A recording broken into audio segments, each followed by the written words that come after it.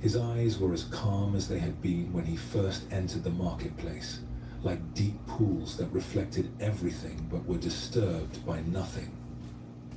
"Thank you for sharing your thoughts with me," Huineng said simply, his voice warm and genuine. "I hope the rest of your day brings you much happiness and prosperity." Jiang Wei was taken aback. Jiang Wei. He had thrown his hardest punch and hit nothing but air. "Is that all you have to say?" he asked, his voice filled with frustration. "Aren't you going to defend yourself? Aren't you angry?" "From what should I defend myself?" Huineng asked with what seemed like genuine curiosity. "You have expressed your opinion about me. That is certainly your right. Your words belong to you, just as my peace belongs to me." "But I called you arrogant. I called you a beggar," Jiang Wei stammered, confused by this response he had never encountered before. Huineng nodded thoughtfully, as if considering this information for the first time. "Yes, I heard what you said. But tell me, honored sir, if someone offers you a gift and you choose not to accept it, to whom does the gift belong?" Jiang Wei frowned, confused by the question and frustrated that the conversation had taken this strange turn. "Well, it belongs to the person who offered it, I suppose." "Exactly so," Huineng said with a warm smile that seemed to include not just Jiang Wei, but the entire crowd that had gathered. "You have offered me the gifts of anger and harsh judgment, but I choose not to accept them. Therefore, they remain with you. I hope you will find a better use for them than offering them to strangers." With that, Huineng bowed politely to Jiang Wei, then to the rice merchant, and finally to the small crowd that had gathered. He picked up his bag of provisions and continued peacefully through the marketplace, stopping to make a few more purchases with the same unhurried care he... Just getting ready for bed so I can prepare for whatever I'm doing tomorrow. Might go and do some nature stuff since it's going to be a nice day tomorrow. Hope your day has been well. Jiang Wei stood alone in the... Yeah, it's supposed to be like 77 degrees maybe tomorrow. So I'm going to go to the forest to pick it up. This simple encounter in an ancient marketplace reveals something profound about human freedom that most of us never discover. We spend our lives believing that other people have the power to make us angry, to hurt our feelings, to ruin our day. But this is an illusion that keeps us trapped in emotional reactivity. The truth that Huineng demonstrated is this. There is always a space between what happens to us Weather's been and how we stunning, respond. the nature stuff. So Most people react so quickly that they never notice. So yeah, tomorrow's gonna be nice, and then Friday's gonna be nice too. So yeah, those are the days, and then after that, it's not gonna be as nice. So yeah, I gotta go for those 2 days. But this automation is just a habit, not a law of nature. In that tiny gap between stimulus and response lives our freedom. Needle tech license and no weird When we learn to chips. find that space and rest there, we discover that we are much more powerful than we ever imagined. This starts with simply noticing the gap between event and reaction. The next time someone That's a speaks premium harshly foot right to there. you or treats You never you seen a foot rudely, this nice. try to catch yourself in that moment before you... I don't think you could help my feet much. They're as beautiful as they'll ever get. Yeah, hell yeah. That's what they tell me. They say you should be a foot model. right now. Yeah. No more freebies. Their frustration, their judgments, their fears. Think how much money I'd make if you beautified my foot. And let them keep what belongs to them. This isn't about being I still don't understand people who are into feet. It never made sense to me. capacity to choose your emotional responses rather than having them chosen for you by whoever happens to be having a bad day around you. It's about becoming the author of your own inner experience rather than letting it be written by random external events. When you master this art of non-acceptance, you become truly untouchable. Not because you've built walls around your heart, but because you've learned to let other people's emotions pass through you without sticking. Like Huineng in the marketplace, you can move through life with an open heart and a peaceful mind, touched by everything but My kitty. Are you into feet? He's in the kitchen.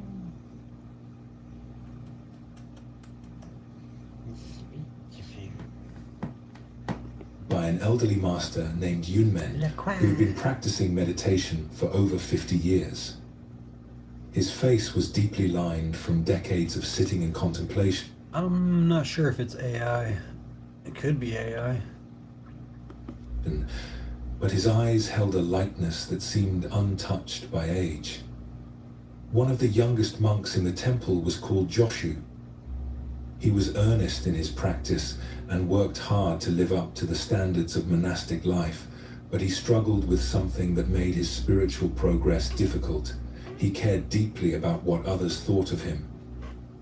During meditation, Joshu's mind would often fill with worries about whether he was progressing fast enough, whether the other monks respected him, whether his understanding was deep enough, whether he belonged That little sassafras.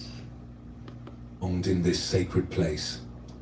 These concerns followed him like shadows, coloring every interaction and stealing his peace. Every morning, following ancient tradition, the monks would walk to the nearby village to collect alms. Hell yeah. They would move through the streets with their begging bowls, accepting whatever food the villagers could spare. It was a humble practice that kept the temple running while maintaining the connection between the monastery and the community it served. On one particular autumn morning, as Joshu walked through the village with his wooden bowl, the morning air crisp with the promise of winter, he overheard two women talking by a stone well. They were washing vegetables for their family's morning meals, their voices carrying clearly in the still mountain air. "Do you see that young monk over there?" one woman said, pointing discreetly in Joshu's direction. She was middle-aged, with graying hair pulled back severely and hands reddened from the cold water. "My cousin, who lives near the temple, told me some interesting things about him." The second woman, younger but with the same sharp expression, looked over at Joshu and nodded with interest. "Oh? What did she say?" "She says he's lazy," the first woman continued, lowering her voice, but not enough to prevent Joshu from hearing every word. "Sleeps late, doesn't work as hard as the others. And look how young he island. What could someone that age possibly know about spiritual matters?" Joshu felt his face burning with shame and anger. Every word was completely untrue. Punk ass He tuxedo kid. rose I named before her dawn every day for meditation, Yin. often sitting longer than anyone else. Yin. Nice. He worked harder than most in the temple That's a gardens, good name. tending vegetables and maintaining the grounds with meticulous care. He had given up a comfortable life with his family to pursue awakening with complete sincerity. "I agree completely," the second woman replied, scrubbing a radish with unnecessary force. Well, I'm getting ready to lay down in a few minutes. So I hope everyone has a good night. This one probably became a monk just to avoid having to work for a living. "Young people today have no dedication." "Exactly," the first woman said, warming to her theme. "It's a disgrace, really. Young The people. temple used to be filled with masters of great wisdom. Now they young take people. anyone who shows up at their gate. Joshu's first impulse was to march over to the women and defend himself, to tell them how wrong they were, to explain his true dedication and the sacrifices he had made. His second impulse was to return immediately to the temple Mau. and hide from any further humiliation. Ginger and white. Instead, Buttface. he forced himself to continue. Buttface, nice. It echoed in his mind like pain. My when I was in elementary school, my friend had this cat, and it had the funniest name for the time. It was very what do you mean? How do you say? Well timed. The cat's name was Poopa Stank, like the band Hoopa Stank. In a large ceramic pot. Butters, but he's a shit. The old so I must master's use both movements were Buttface. slow and deliberate. Yeah, I feel that. He looked up as Joshua approached, and his experienced eyes immediately saw the young monk's distressed state. Cats, yeah, Poopa Stank. I would never want to call my cat that, but I thought it was a really good, funny name. For several minutes, they sat in silence, while Yunmen continued his work with the small tree, gently adjusting its position to catch the slanted autumn sunlight, carefully removing dead needles with loving attention. "Tell me what has disturbed your peace," Yunmen said finally, his voice as gentle as wind through leaves. Joshu related the entire encounter, repeating the women's words exactly as he had heard them. As he spoke, his anger rekindled, his voice... How does it... I mean... Anyways. Smells good in here. Hope you clean your house, man. Judge me without knowing anything about my life or my commitment. Yunmen nodded thought Smells like hot apple cider. with his tree, trimming a small branch with careful precision. After a long pause, he spoke. "Tell me, Joshu, when you practice archery and shoot an arrow at a target, what do you do if you miss?" Joshu was confused by the question, uncertain how it related to his problem. I examine my... Smells like diarrhea because I shit the bed. And if someone else shoots an arrow at that same target and also misses, does their failure affect your next shot? No, Master. Their arrow has nothing to do with mine. Exactly, Yunmen said, his eyes twinkling with gentle humor. Those women shot arrows of criticism at their idea of who you are. But their arrows missed the target completely because they were aiming at an imaginary person. There you go. Your arrows missed me because you were aiming at an imaginary person. That's wise. Make them yours. Now you are wounded by arrows that were never meant for you, shot by people who don't even know you exist. Joshu sat quiet. Another arrow. Miss me, bitch. Like a tight knot slowly beginning to loosen.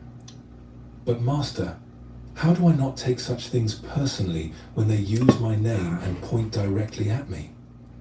Yunmen smiled, setting down his small gardening tools. The same way this pine tree doesn't take it That's a personally. gem. Now that's a gem you can take home and plant. Doesn't need the children's approval to be a tree. It doesn't become less of a tree because of their actions. He looked directly at his student. Your job is to know yourself so clearly that others' mistaken opinions cannot shake your understanding of who you are. Those women created a fictional character in their minds and gave him your name. Why should you be hurt by criticism of someone who doesn't exist? This teaching story reveals something crucial about human suffering that we rarely understand clearly. Most of the emotional pain we experience doesn't come from what actually happens to us, but from the stories we tell ourselves about what those events mean. Joshua heard certain sounds, vibrations in the air that we call words. That was the actual event. But his mind immediately created an elaborate story about what these sounds meant. This proves I'm not good enough. This means I don't belong here. Everyone must think I'm a fraud. This story became the source of his suffering, much more painful than the original experience. This is how the human mind works when it's not trained. It takes neutral events and wraps them in layers of interpretation, meaning, and emotional significance. Someone doesn't return your phone call, and your mind creates a Tom Pomby? I know him. He's famous around these parts. work, and your mind creates a story about your incompetence. Someone seems distracted when you're talking, and your mind creates a story about your lack of importance. But these stories are just that, stories. They're not facts about reality. They're interpretations created by a mind that is trying to protect you, but often creates more problems than it solves. The freedom that young men taught Joshua is the freedom to distinguish between what actually happens and the story. I'm gonna lay down. Good night to the trolls and the homies. Enjoy the Zen lessons. What actually happened here? What were the bare facts? Often you'll discover that the actual event was much smaller and less threatening than your interpretation of it. Someone expressed an opinion. Someone revealed their mood or their limitations. Revealed themselves. Someone showed you their level of understanding. Lack of understanding. These are just facts, like weather patterns, not personal attacks on your essential worth. Most criticism tells you more about the critic than about the person being criticized. Those women at the well weren't really talking about Joshua. They were expressing their own judgments, their own ideas about how young people should behave, their own nostalgia for an imagined past when everything was better. Their words revealed their mental habits, not objective truth about anyone else. When you understand this, criticism becomes much less personal and much more interesting. Instead of asking, "What's wrong with me?" you can ask, "What does this tell me about how this person sees the world?" Instead of defending yourself, you can simply observe the other person's perspective with curiosity, like watching an interesting weather pattern pass through the sky. This doesn't mean dismissing all feedback or becoming arrogant about your own limitations. Useful criticism, offered with genuine care and based on accurate observation, can be valuable for growth. But you learn to distinguish between feedback that comes from wisdom and love and projection that comes from others' unresolved issues. The practice is to develop such a clear understanding of your own nature that you become like Yunmen's pine tree, rooted in truth rather than in other people's opinions. When you know who you are, what your intentions are, how hard you're trying, what your actual strengths and limitations are, then other people's random judgments can't shake your foundation. This kind of self-knowledge doesn't come from thinking about yourself or analyzing your personality. It comes from the simple practice of honest self-observation without judgment. You learn to see yourself clearly, your genuine efforts and your actual mistakes, your real progress and your remaining blind spots, your authentic motivations and your ego-driven reactions. When this self-knowledge becomes solid, you develop what we might call emotional immunity. Not because you stop caring about others or become callous to feedback, but because you're no longer dependent on external validation to know your own worth. You can hear what others say about you without immediately making it about your identity. This creates tremendous inner freedom. You can engage with life fully, take appropriate risks, express yourself authentically because you're no longer terrified of what others might think or say. You know that their reactions to you reveal their inner landscape, not your actual value as a human being. Tonight, as you prepare for rest, if any harsh words or critical comments from your day arise in your mind, practice seeing them as Yunmen taught Joshu to see them. Someone shot arrows at their idea of who you are, but these arrows never touched your true nature. Your worth is not determined by random opinions from people who don't really know you. Let these arrows fall harmlessly to the ground where they belong, and allow your mind to return to the peaceful awareness that is your true home. Feel your body softening as you release the need to carry other people's judgments with you into sleep. You are like that pine tree, rooted in your own nature, unmoved by the stones that children throw.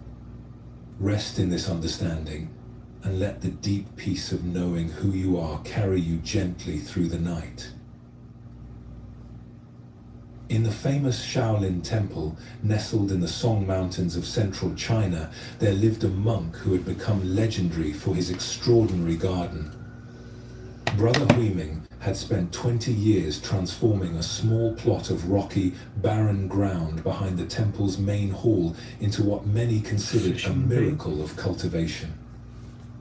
The garden was renowned throughout the region not just for its beauty, but for its remarkable productivity. Even in the harshest seasons, when drought withered other gardens or floods washed away careful plantings, Huiming's plot continued to provide abundant vegetables and herbs for the temple community.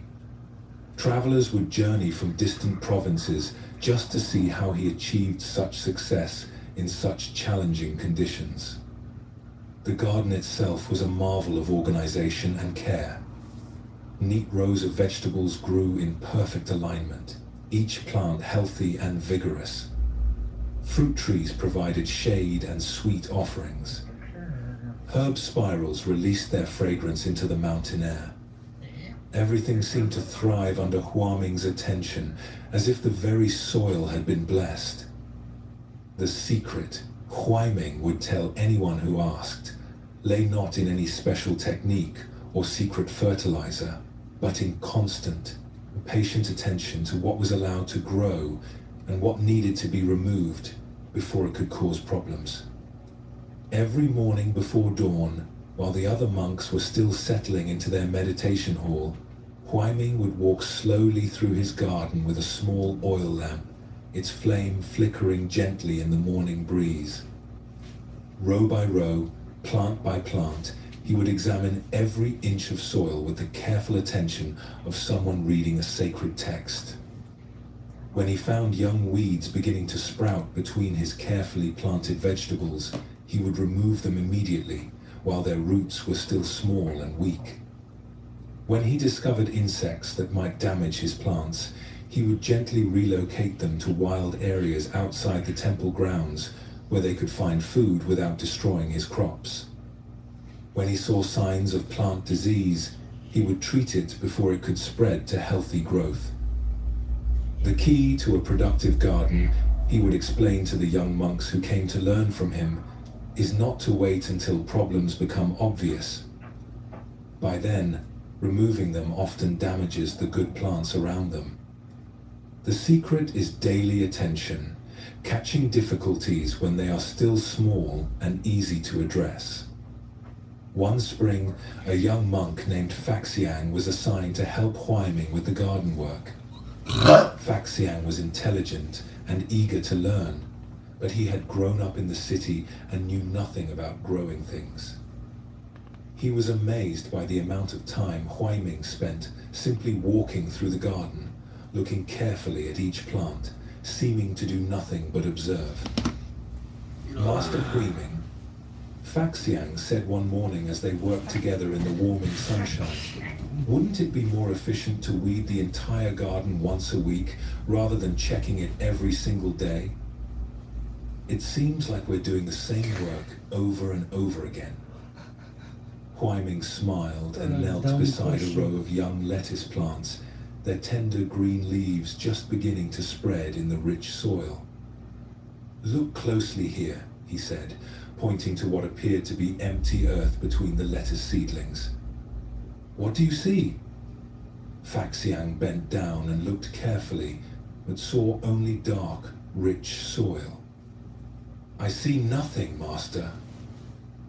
"Exactly," Huaiming said, taking a small pointed stick and gently scraping away a thin layer of earth. There, barely visible to the untrained eye, were tiny green shoots just beginning to emerge from the soil. "These are dandelion seeds that blew in yesterday on the evening wind. Tomorrow, you would see them clearly. In a week, they would be difficult to remove without disturbing the lettuce roots. In a month, they would completely take over this row."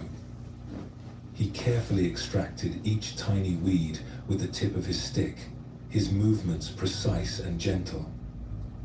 "The mind is exactly like this garden, young brother. Negative thoughts are like weed seeds, constantly blowing in from the outside Weed world through our seeds. conversations, our reading, our interactions with others. If we wait until these thoughts are fully grown before we deal with them, they become much harder to remove, and the process often disturbs our inner peace." Faxiang was beginning to understand, but Huaiming continued his lesson as they moved to the next row. "Every day, people will say things that could plant seeds of anger in your mind. You will hear gossip that could grow into harsh judgment of others. You will encounter situations that could sprout into worry or fear about the future. The practice is to catch these mental weeds when they first appear, before they can establish themselves and spread." That afternoon, Faxiang had his first opportunity to apply this teaching. While working quietly in the garden, pulling actual weeds from around the tomato plants, he overheard two visiting monks talking in low voices near the garden gate. They were discussing the temple's abbot, and their words were not kind. "The old master is getting soft," one was saying to the other. "Did you see how gently he corrected that young monk who was sleeping during morning meditation? In my old temple, such behavior would have resulted in immediate punishment." "I agree," the second visitor replied. "The discipline here isn't what it used to be. These young monks need a firmer hand, or they'll never develop real commitment to the practice." Immediately, Faxiang felt a small seed of agreement beginning to sprout in his mind. Yes, he thought, perhaps the abbot was too lenient. Perhaps the discipline here wasn't strict enough compared to other places. Perhaps he wasn't being challenged enough in his own practice. Perhaps.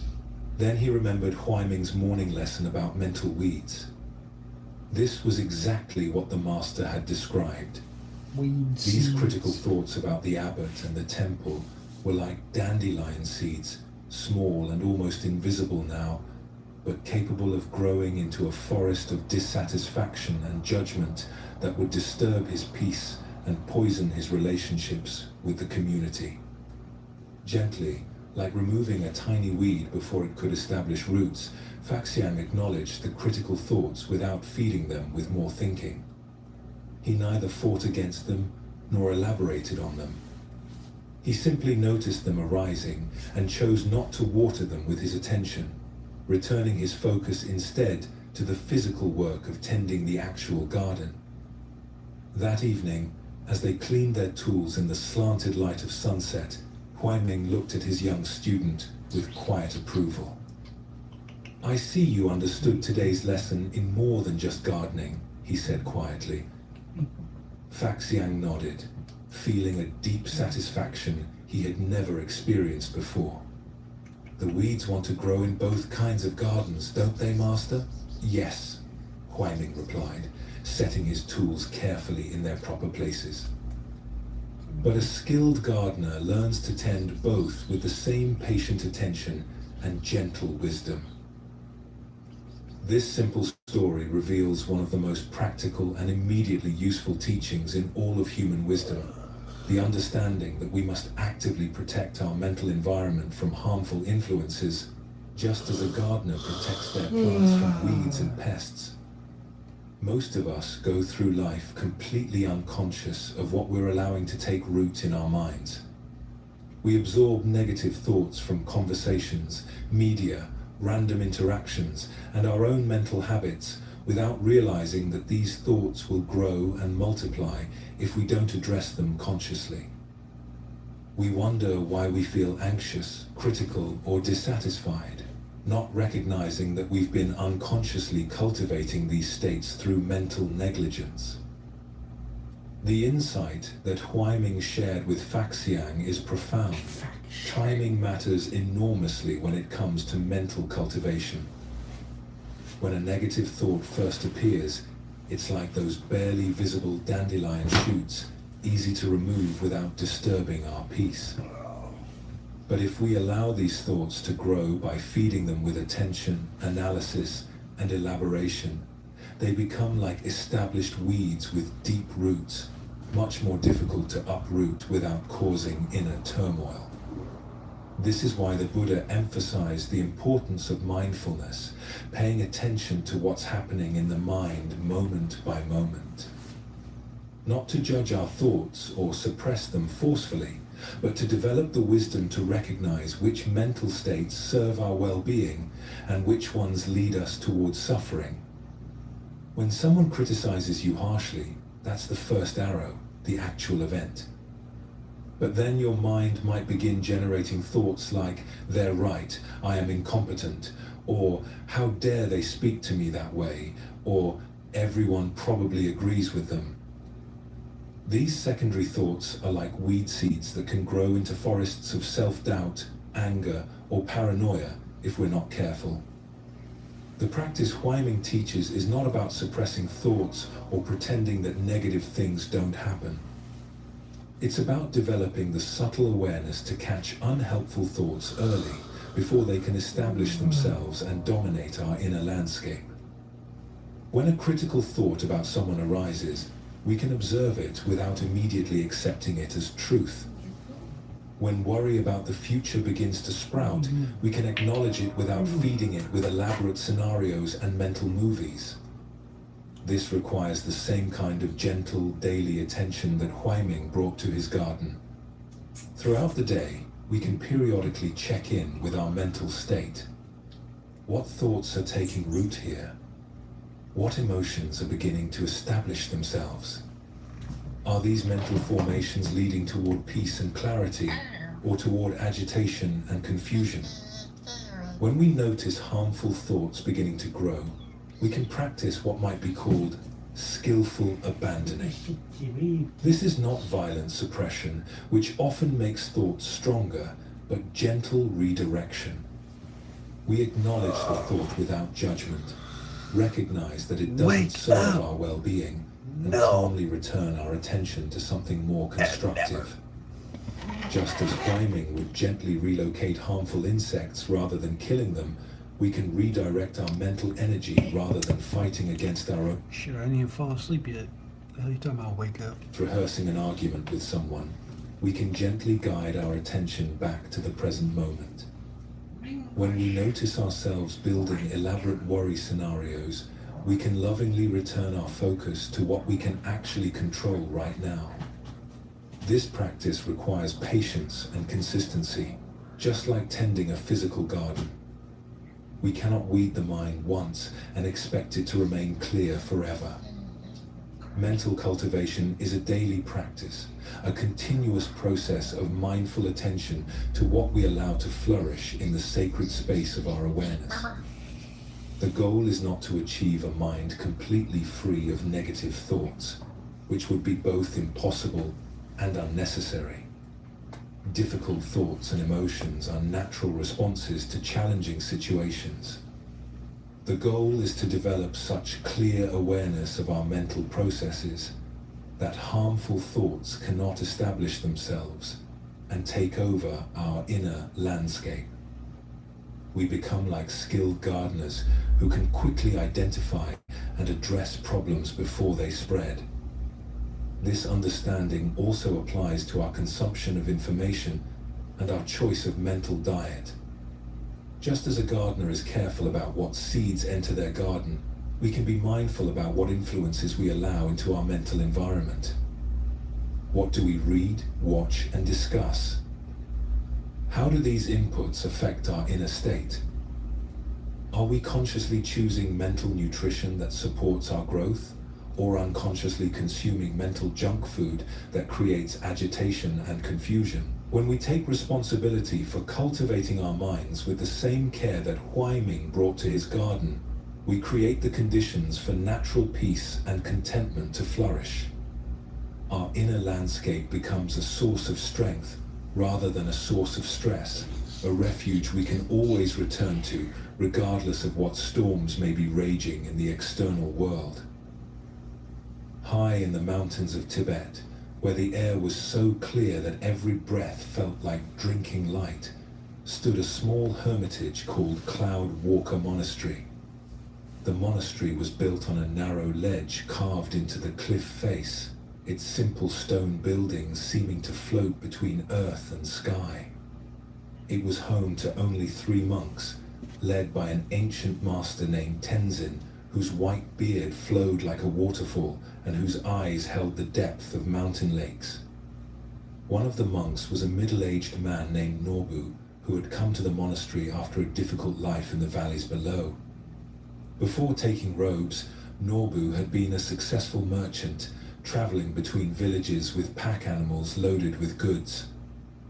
But he had lost everything through a combination of bad weather, bandit attacks, and the betrayal of a business partner he had trusted like a brother. Even after 2 years of monastic life, Norbu struggled with persistent mental visitors that seemed to arrive uninvited. During meditation, his mind would often drift into memories of his former wealth, anger at the partner who had cheated him, and deep worry about whether he had made the right decision in leaving worldly life behind. These thoughts had become so familiar that he barely noticed them anymore, like background noise that colored his entire experience of monastery life. The patterns were always the same. In the morning, as he tried to settle into meditation, memories of his prosperous past would arise. The fine clothes he once wore, the respect he had commanded in the marketplace, the security of knowing he could provide for his family. These memories brought a bittersweet longing that made his simple monastic life feel small and limited. By afternoon, the memories would shift to anger. He would relive scenes of discovering his partner's betrayal, imagine conversations where he confronted the man more forcefully, rehearse arguments he wished he had made. The anger felt righteous and energizing, but it also left him feeling hollow and disconnected from his spiritual practice. Evenings brought worry and self-doubt. Had he been a fool to trust his partner? Was he being a fool now to think he could find peace in monastic life? Maybe he should return to the world and try to rebuild what he had lost. Maybe he wasn't cut out for this contemplative path. Maybe he was just running away from his failures rather than facing them courageously. These mental patterns had become so habitual that Norbu rarely questioned them. They felt like natural responses to his circumstances, automatic features of his inner landscape that he had no choice but to endure. One afternoon, while Norbu was sweeping the monastery's small courtyard and lost in particularly painful memories about his business failure, Master Tenzin approached and sat quietly on a simple wooden bench nearby. The old master often did this, simply sitting in companionable silence while the monks went about their daily work, his presence both unobtrusive and deeply calming. After several minutes of shared silence, with only the sound of Norbu's broom against stone and the distant cry of mountain eagles, Tenzin spoke in his soft, clear voice. "Tell me, Brother Norbu, what do you see when you look up at that sky?" Norbu paused in his sweeping, and looked up. Above them stretched a vast expanse of brilliant blue, dotted with white clouds that drifted slowly across the mountain peaks like sailing ships on an azure sea. I see clouds, Master. Many beautiful clouds against the blue sky. How many clouds can you count?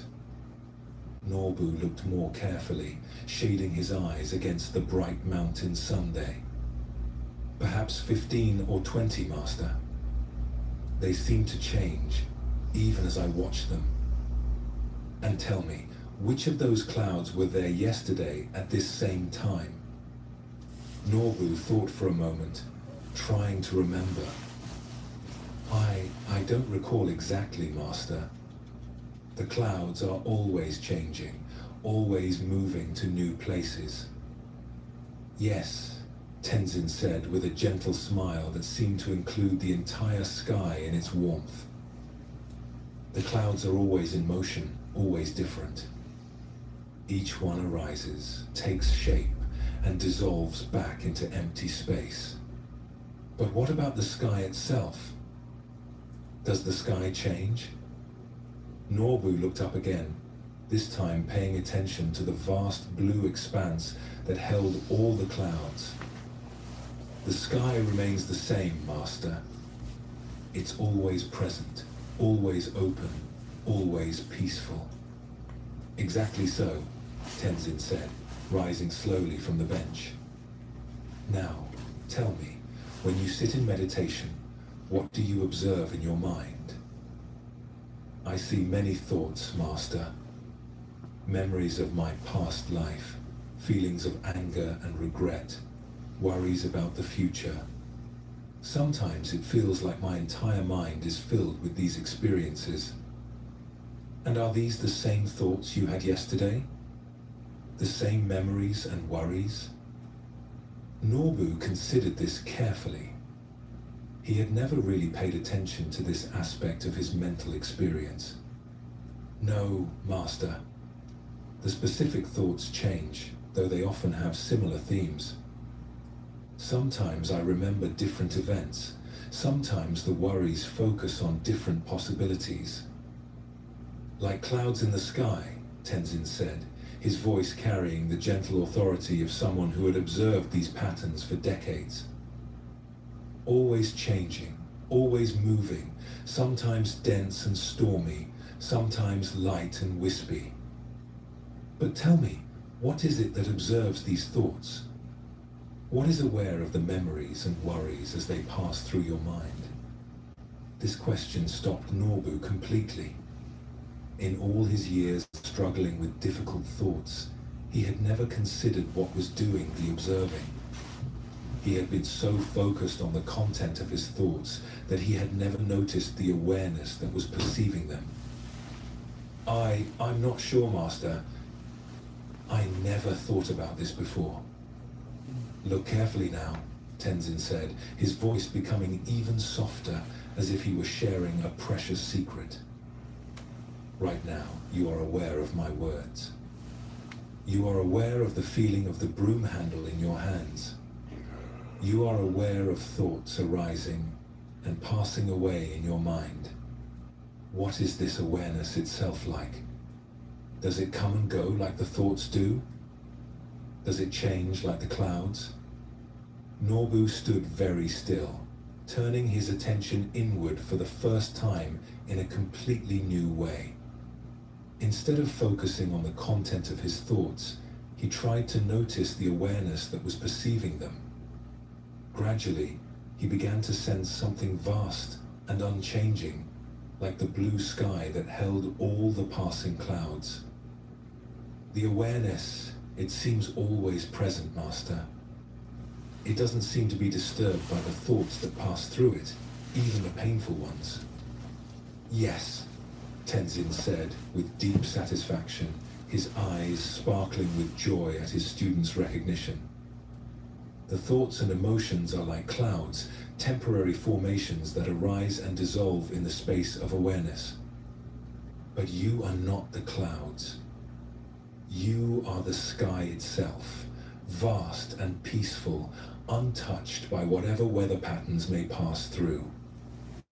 He gestured toward the mountain peaks around them, their snow-covered summits gleaming in the afternoon sunday.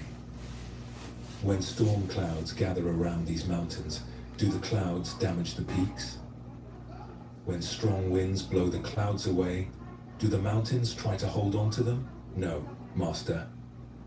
The mountains simply allow the weather to come and go naturally.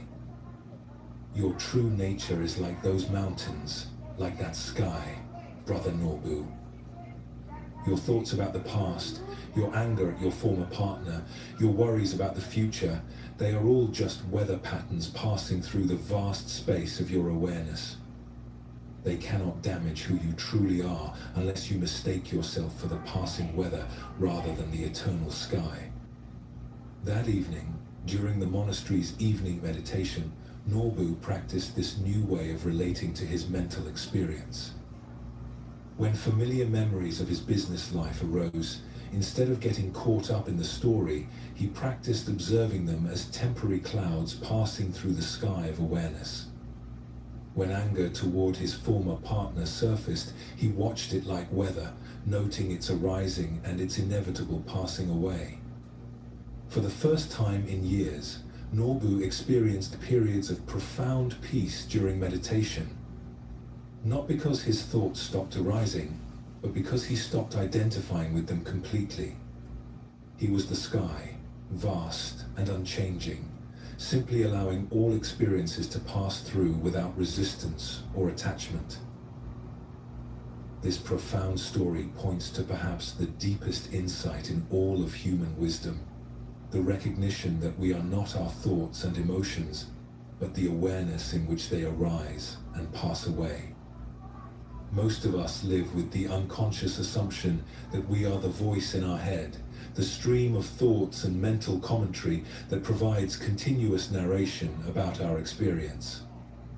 We identify so completely with this mental activity that we forget there is something deeper, something that remains constant while all these mental formations come and go.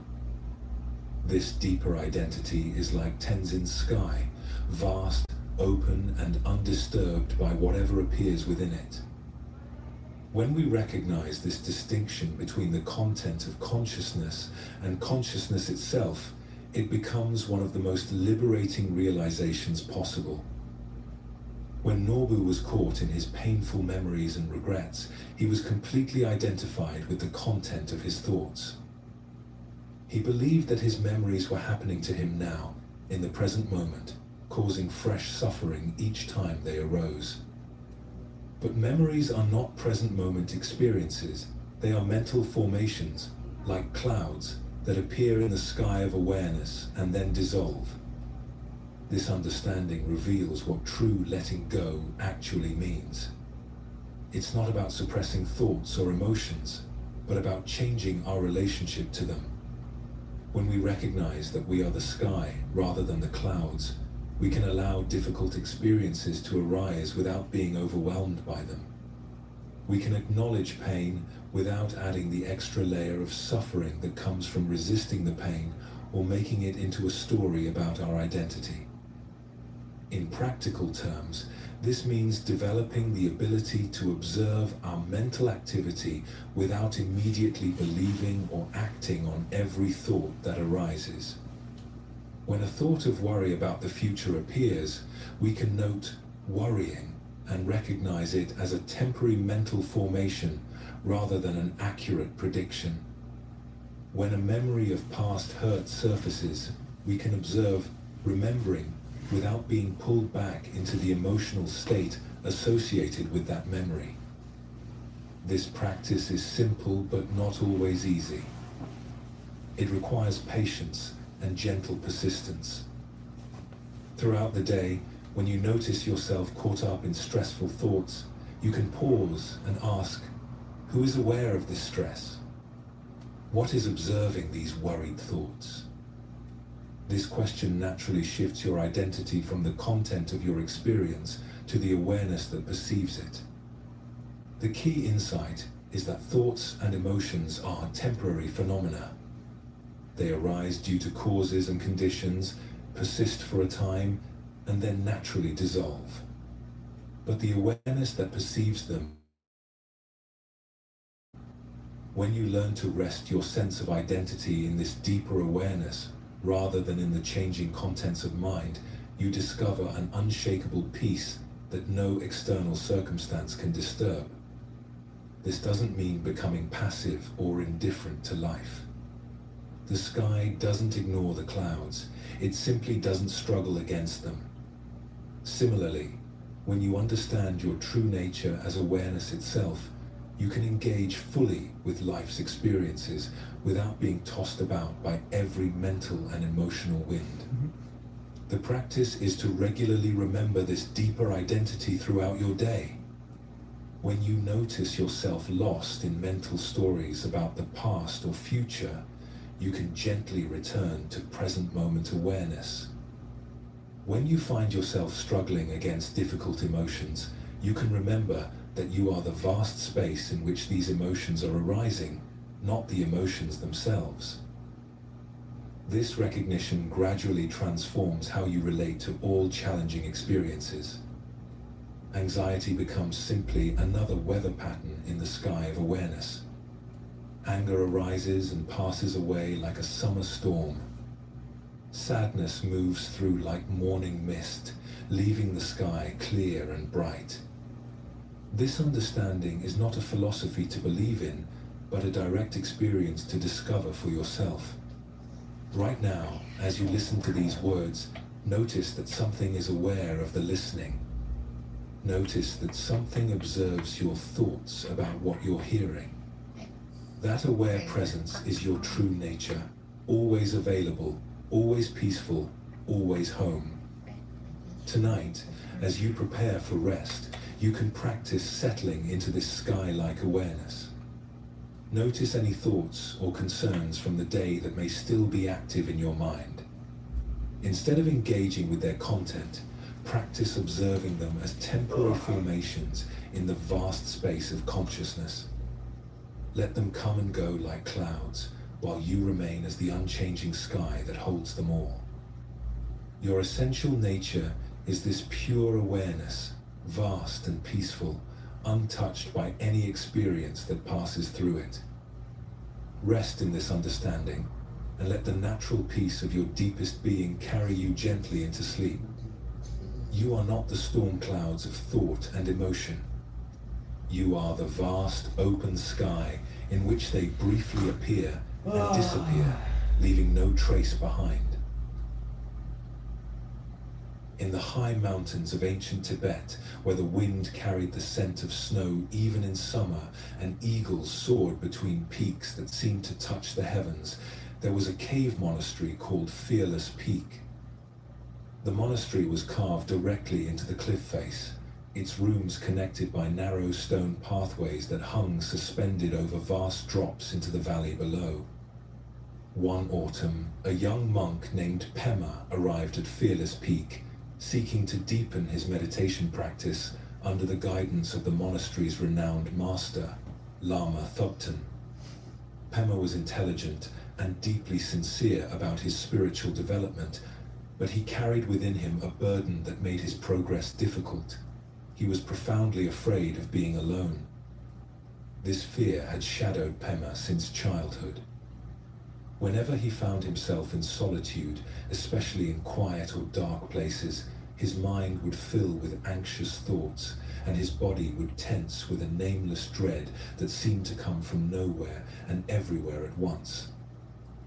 During group meditations, he felt peaceful and focused, drawing strength from the presence of others. But when he tried to practice alone in his small stone cell, fear would overwhelm him, making concentration impossible.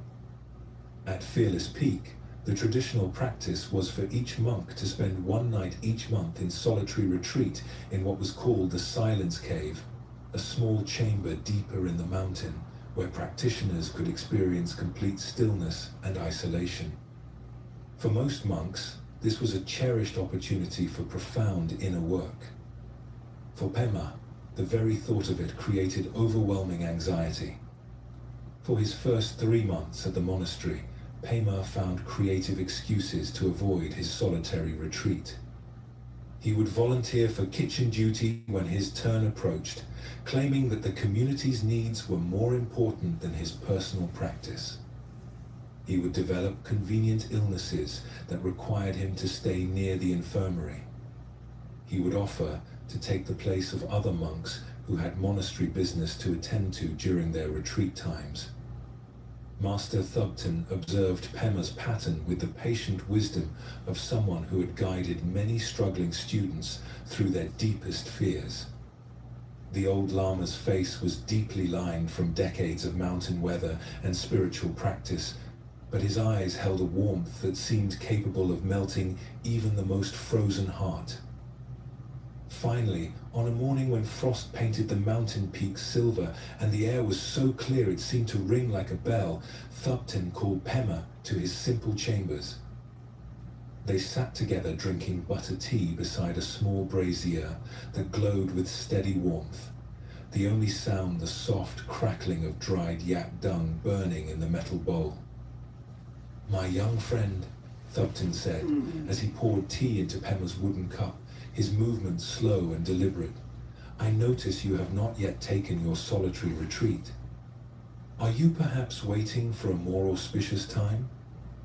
Pema's face flushed with shame. He had hoped his avoidance had gone unnoticed, but he should have known that nothing escaped the master's gentle attention. "Lama Thubten, I find it very difficult to be alone. When I am by myself, especially in silent places, I become extremely afraid. I don't understand why, but the fear is so overwhelming that I cannot meditate at all." Thubten nodded with deep understanding, his eyes reflecting no judgment, only compassion. "Fear is like a faithful dog, isn't it? It follows us everywhere, trying to protect us from dangers both real and imaginary. Tell me, what exactly are you afraid will happen when you are alone in the cave?" Pema thought carefully, trying to put his terror into words. "I'm not sure, Master.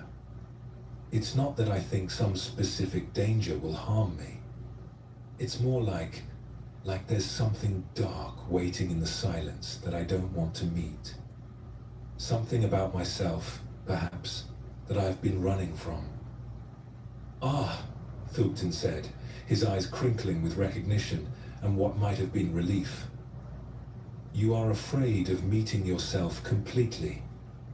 This is actually very common, and in truth, it shows wisdom.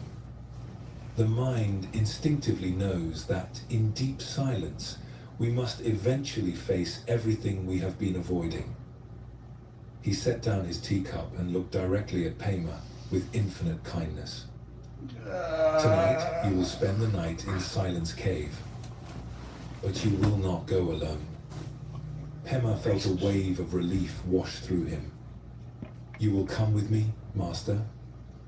"No," Thubten replied gently, his smile warm as sunlight. "You will go with your fear. Instead of trying to avoid it or overcome it, you will invite it to be your companion for the night. You will make friends with this faithful dog that has been trying so hard to protect you." That evening, as darkness settled over the mountains like a soft blanket studded with stars, Pema made his way along the narrow stone path to Silence Cave. His hands were trembling as he lit the small oil lamp and settled onto the meditation cushion in the center of the chamber. The cave was completely silent, except for the faint whisper of his own breathing and the almost inaudible flicker of the lamp's flame. Almost immediately, the familiar fear began to rise like water filling a vessel. His heart started beating faster. His breath became shallow and quick. The shadows cast by the lamp seemed to move and dance in threatening ways, and every instinct in his body screamed at him to flee back to the safety and companionship of the main monastery. But then he remembered Master Thubten's unusual instructions. Instead of fighting the fear or trying to push it away, Pema spoke to it quietly, as if addressing an old friend who had come to visit. "Hello, fear," he whispered into the darkness, his voice barely audible above his own heartbeat. "I know you're trying to protect me, and I'm grateful for that. Thank you for caring about my safety all these years. But I'm going to sit here tonight, and I'd like you to sit with me." The fear seemed surprised by this approach. Instead of the usual struggle and resistance it encountered, it found acceptance and even gratitude. Gradually, Pema began to sense the fear differently. It was like a small, frightened child who had been trying to get his attention through the only method it knew, creating anxiety and panic in an attempt to keep him safe from some ancient, half-remembered danger. As the night deepened and the oil in his lamp slowly burned lower, Pema continued his gentle dialogue with the fear. He acknowledged its presence without judgment. He thanked it for its years of vigilant service. He assured it that he was safe here in this sacred space, that there was nothing in the silence that could truly harm him. "I understand now," he said softly to the fear as the flame flickered in the lamp's bronze reservoir. "You've been trying to protect me from feeling alone and abandoned, haven't you? You learned long ago that being alone meant being unsafe, and you've been trying to save me from that ever since." Slowly, remarkably, the fear began to soften. Instead of the sharp, electric terror he had always known, Pema felt something more like sadness, a deep loneliness that had been hiding behind the anxiety for as long as he could remember. As he allowed himself to feel this loneliness fully, without trying to escape from it or fix it, something unexpected happened.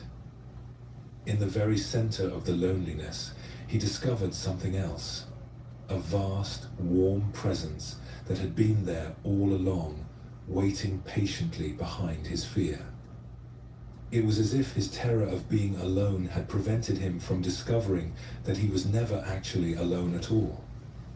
There was always this deeper presence, this unchanging awareness that accompanied him everywhere, more intimate than his own breath. When the lamp finally flickered out near dawn, Pema sat in complete darkness and complete peace, no longer afraid of the silence or the solitude. He had met his fear with such complete acceptance that it had transformed into its opposite, a profound recognition of the constant companionship of his own deepest nature. This beautiful story reveals something profound about the nature of fear and how we can transform our relationship with it.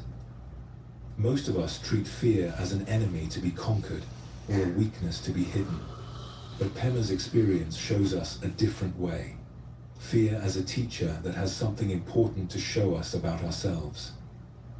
Fear often develops as a protective mechanism, usually in childhood, when our young minds create strategies to keep us safe from real or perceived dangers. A child who feels abandoned might develop a fear of being alone. A child who is criticized harshly might develop a fear of making mistakes. A child who witnesses conflict might develop a fear of expressing their own needs. These protective strategies serve their purpose for a time, but they often outlive their usefulness. What once kept us safe as children can become a prison that limits our freedom as adults. The mind that learned to fear being alone continues to create anxiety around solitude long after we're capable of taking care of ourselves. The mind that learned to fear failure continues to prevent us from taking necessary risks long after we've developed the resilience to handle setbacks. The key insight in Pema's story is that fighting against fear often makes it stronger, while approaching it with curiosity and compassion can transform it completely. When we resist fear, we're essentially telling it that it's dangerous, which confirms its message that something is wrong. But when we welcome fear, as Pema learned to do, we discover that it's usually trying to protect us from something that's no longer actually threatening. This approach requires tremendous courage, but it's a different kind of courage than we usually imagine. It's not the courage to be fearless, but the courage to be present with fear. It's not the courage to conquer our emotions, but the courage to meet them with understanding. When you feel afraid, you can try Pema's approach. Instead of immediately trying to get rid of the fear or talk yourself out of it, you can acknowledge it directly. Hello, fear. I notice you're here. What are you trying to protect me from? Often, just this simple recognition begins to shift something. Fear loses much of its power when it's met with awareness rather than resistance. You might discover, as Pema did, that your fear is guarding something precious. Maybe your fear of rejection is protecting your deep desire to be loved. Maybe your fear of failure is protecting your longing to contribute something meaningful. Maybe your fear of being alone is protecting your need for connection and belonging. When you see fear this way, it becomes possible to appreciate its positive intention while gently questioning whether its protective strategy is still necessary. You can thank your fear for trying to keep you safe while reassuring it that you're now capable of handling the situation it's worried about. This same approach works with shame, fear's close cousin. Shame is often fear's way of trying to prevent us from being rejected by others. It whispers that we're not good enough, smart enough, worthy enough, hoping that by keeping us small and hidden, it can protect us from the pain of criticism or abandonment. But shame, like fear, often outlives its usefulness. The child who learned that being seen was dangerous grows into an adult who hides their gifts from the world. The child who learned that making mistakes brought harsh punishment becomes an adult who never tries anything challenging. The antidote to shame is the same as the antidote to fear: gentle awareness and self-compassion. Instead of fighting against shameful feelings or trying to convince yourself they're wrong, you can acknowledge them with kindness. I notice shame arising. This part of me is trying to protect me from rejection. Thank you for caring about my well-being.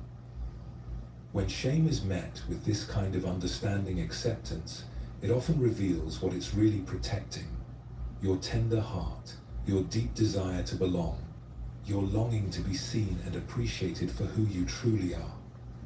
These are beautiful, human needs that deserve compassion, not judgment. Both fear and shame lose their grip on us when we stop seeing them as enemies and start seeing them as messengers. They're usually pointing towards something important, a wound that needs healing, a need that requires attention, or a part of ourselves that has been exiled and wants to come home. The practice is to approach these difficult emotions the way Pema learned to approach his fear, with curiosity, kindness, and patience. Not trying to fix them or get rid of them, but creating space for them to be present and to share what they have to teach us. This kind of inner work takes time and gentleness. You can't force emotional healing any more than you can force a flower to bloom by pulling on its petals. But you can create the conditions for transformation by offering your own difficult emotions the same compassion you would offer a frightened child. In a small village at the foot of Mount Fuji, where cherry trees lined the streets and the sound of temple bells drifted through the morning air, there lived a potter whose workshop had been passed down through 5 generations of his family. The potter's name was Kenji, and he was known throughout the region for creating vessels of extraordinary beauty and perfect craftsmanship. Kenji had learned his art from his father, who had learned from his father before him, in an unbroken lineage of masters stretching back over 2 centuries. Every technique, every secret of the clay and the fire had been carefully preserved and transmitted. The family's reputation was built on creating flawless works that were treasured by tea masters and collectors throughout Japan. This legacy was both Kenji's greatest pride and his heaviest burden. From childhood, he had been taught that anything less than perfection was failure, that a single flaw could destroy the honor of generations of master craftsmen. He worked with meticulous care, discarding countless pieces that contained even the smallest imperfection. One day, a young man named Hiroshi came to Kenji's workshop asking to become an apprentice. Hiroshi was the son of a farmer, with rough hands and no experience with clay, but his eyes held a deep love for beautiful things and a sincere desire to learn. Kenji agreed to teach him, though he wondered if someone from such humble beginnings could ever master the refined art his family had perfected. Hiroshi threw himself into learning with wholehearted enthusiasm. He arrived at the workshop before dawn and stayed until well after sunset, practicing the basic movements again and again. His early attempts were clumsy and crude, but he approached each failure with good humor and determination. As months passed, Hiroshi's skill improved steadily. His vessels became more elegant, his glazes more sophisticated. But he had one persistent problem. No matter how careful he was, many of his pieces developed small cracks during the firing process. Some cracked while cooling in the kiln. Others developed hairline fractures days or weeks later. Each time Hiroshi discovered a crack in one of his pieces, he would bring it to Kenji with deep shame, apologizing profusely for his failure and begging to understand what he was doing wrong. Kenji would examine the piece, point out the technical flaws that had led to the crack, and then watch as Hiroshi smashed the vessel against the stone floor of the workshop, his face dark with self-reproach. A true craftsman creates only perfect pieces, Hiroshi would say as he swept up the shards. These failures dishonor the tradition you've shared with me. This pattern continued for over a year. Hiroshi's uncracked pieces became increasingly beautiful, but his shame over the flawed ones grew deeper. He began to see each crack as evidence of his fundamental unworthiness, proof that he would never measure up to the standards of the masters who had come before him. One morning, Kenji arrived at his workshop to find Hiroshi sitting on the floor, surrounded by the broken shards of what had clearly been his finest work yet. The pieces showed remarkable skill and artistic vision, but a single crack had run down one side of the main vessel. Hiroshi's eyes were red with tears of frustration and disappointment. "I can't do this anymore, Master," Hiroshi said without looking up. "I've been trying for more than a year, and I still can't create a perfect piece. Maybe I'm just not meant to be a potter. Maybe I should return to farming where my failures won't dishonor an ancient tradition." Kenji looked at the beautiful shards scattered across his workshop floor, then at his despairing student. Something in the young man's genuine anguish touched a place in Kenji's heart that had been closed for many years. Without saying a word, he walked to a special cabinet that Hiroshi had never seen opened. From the cabinet, Kenji removed a tea bowl unlike anything Hiroshi had ever seen. It was clearly very old, its surface marked by a network of fine golden lines that caught the morning light like captured sunbeams. The entire piece seemed to glow with warmth and character. "This bowl," Kenji said softly, "was made by my great-great-grandfather, the founder of our family tradition. It is our most treasured possession, worth more than everything else in this workshop combined." Hiroshi looked at the bowl in amazement, but also confusion. "Master, forgive me, but it's covered in cracks." "Yes," Kenji said, his voice filled with a gentleness Hiroshi had never heard before. This bowl was broken completely during an earthquake when my great-great-grandfather was still alive.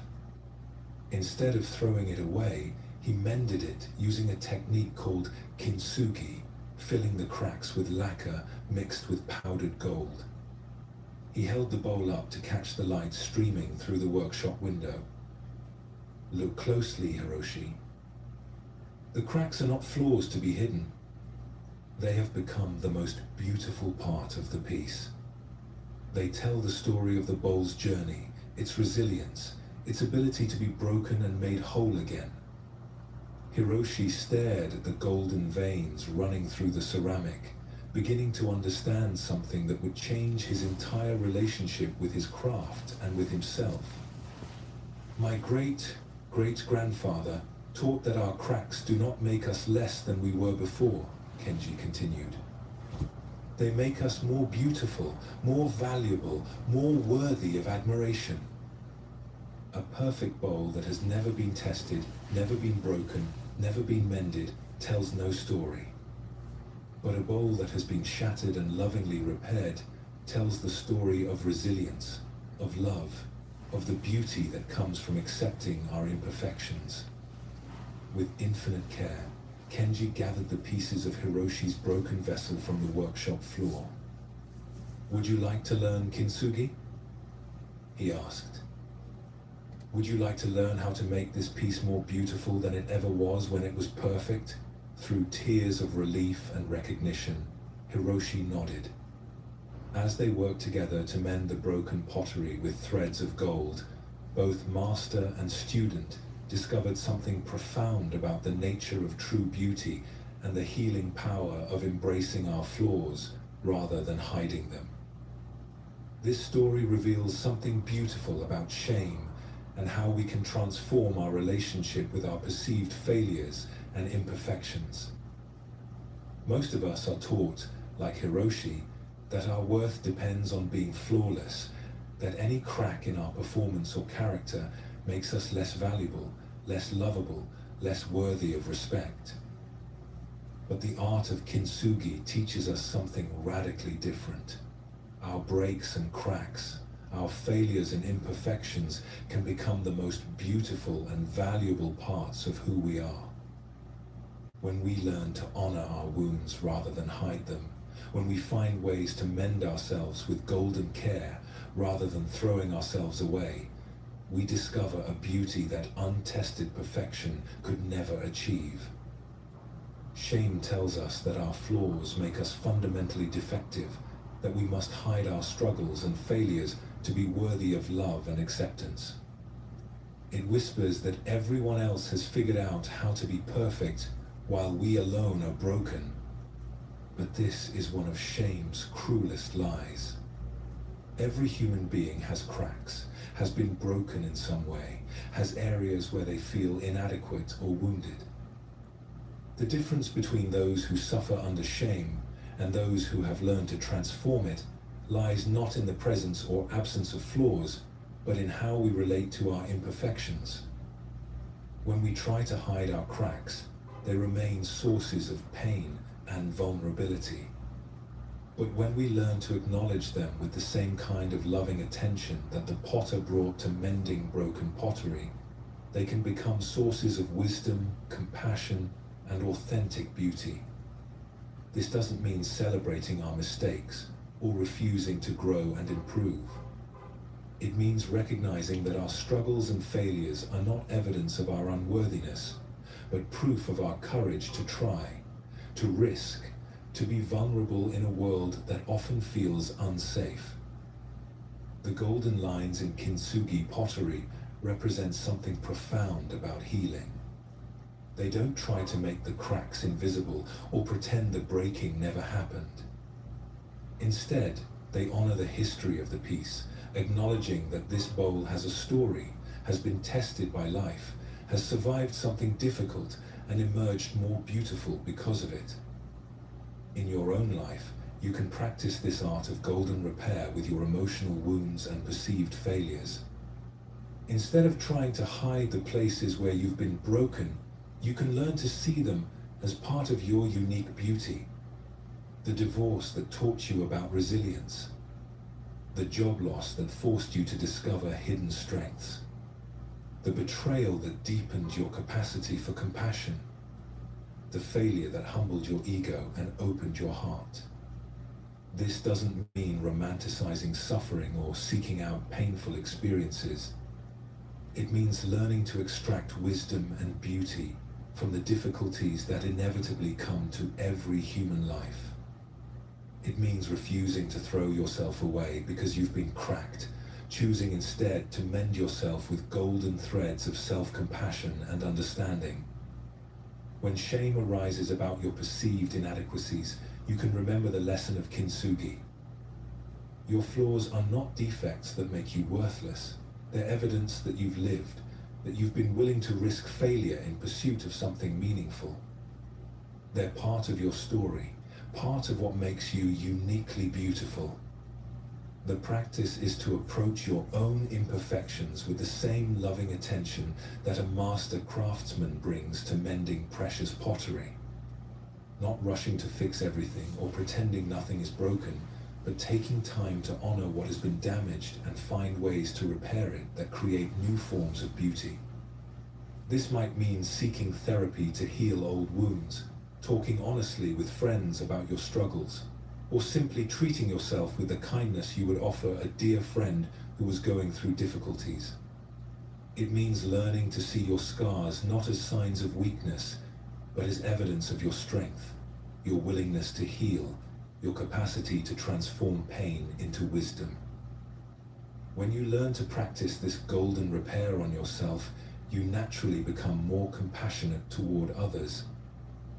You begin to see that everyone is walking around with their own invisible cracks, their own hidden struggles, their own need for gentle mending.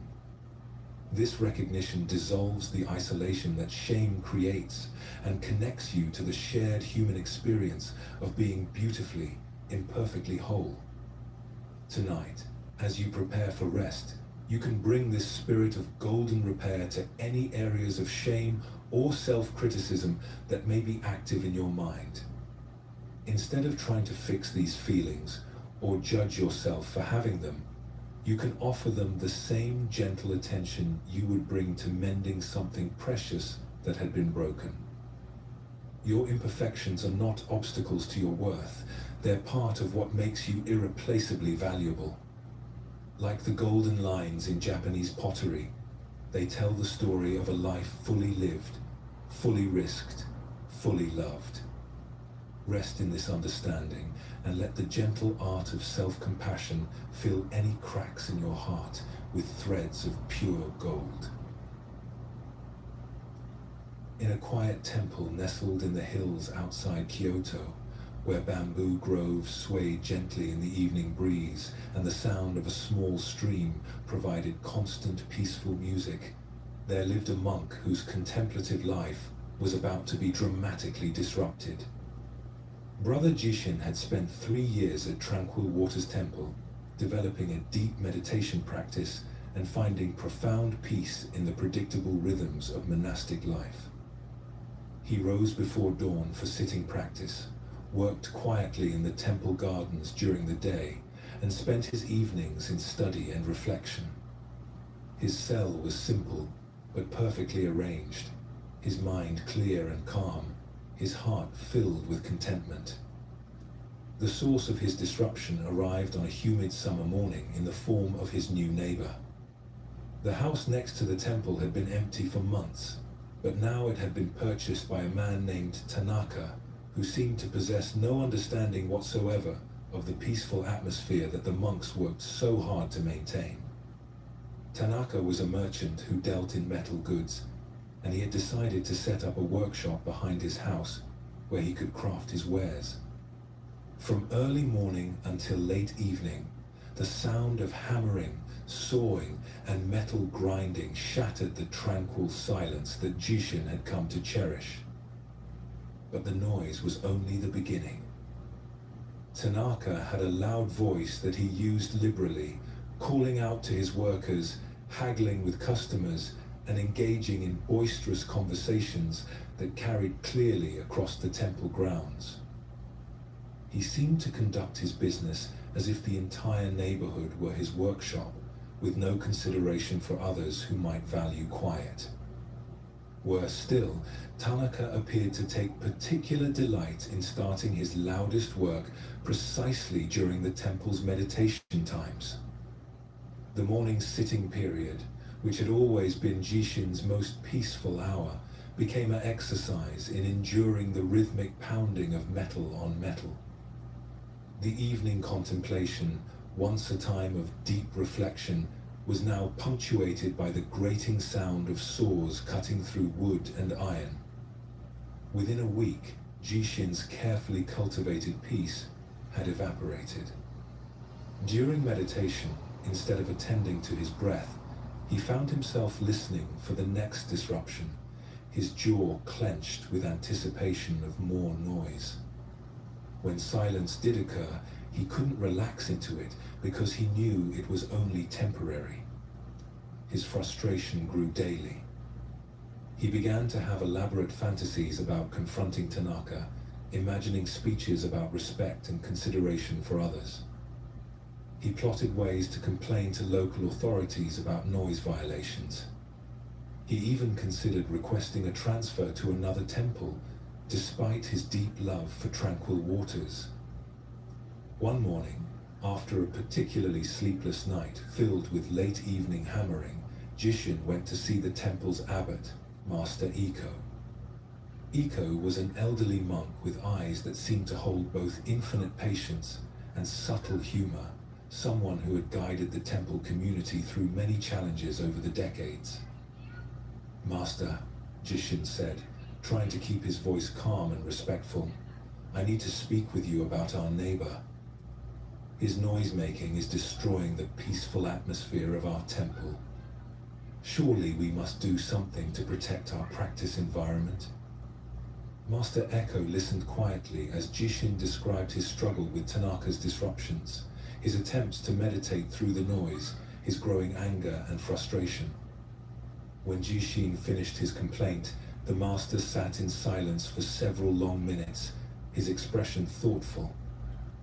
"Tell me, Brother Jishin," Iko said finally, "what do you think this man is here to teach you?" Jishin was taken aback by the question. "Teach me?" "Master, he's not teaching anything. He's preventing me from learning by destroying our quiet environment." "Really?" Eiko asked, his eyes twinkling with gentle amusement. "You have been practicing meditation for 3 years in perfect silence. You have developed the ability to concentrate when conditions are ideal. But what happens when conditions are not ideal? What happens when life does not cooperate with your preferences?" Jishin felt something shift inside him, a small crack in his certainty about who was right and who was wrong in this situation. "This merchant," Iko continued, "has appeared at exactly the right time to show you where your practice is still incomplete. Any student can find peace in a perfectly quiet environment. But can you find peace when life is noisy, chaotic, and uncooperative? Can you maintain equanimity when others don't behave as you think they should?" The master gestured toward the window, where the faint sound of Tanaka's morning work was already beginning.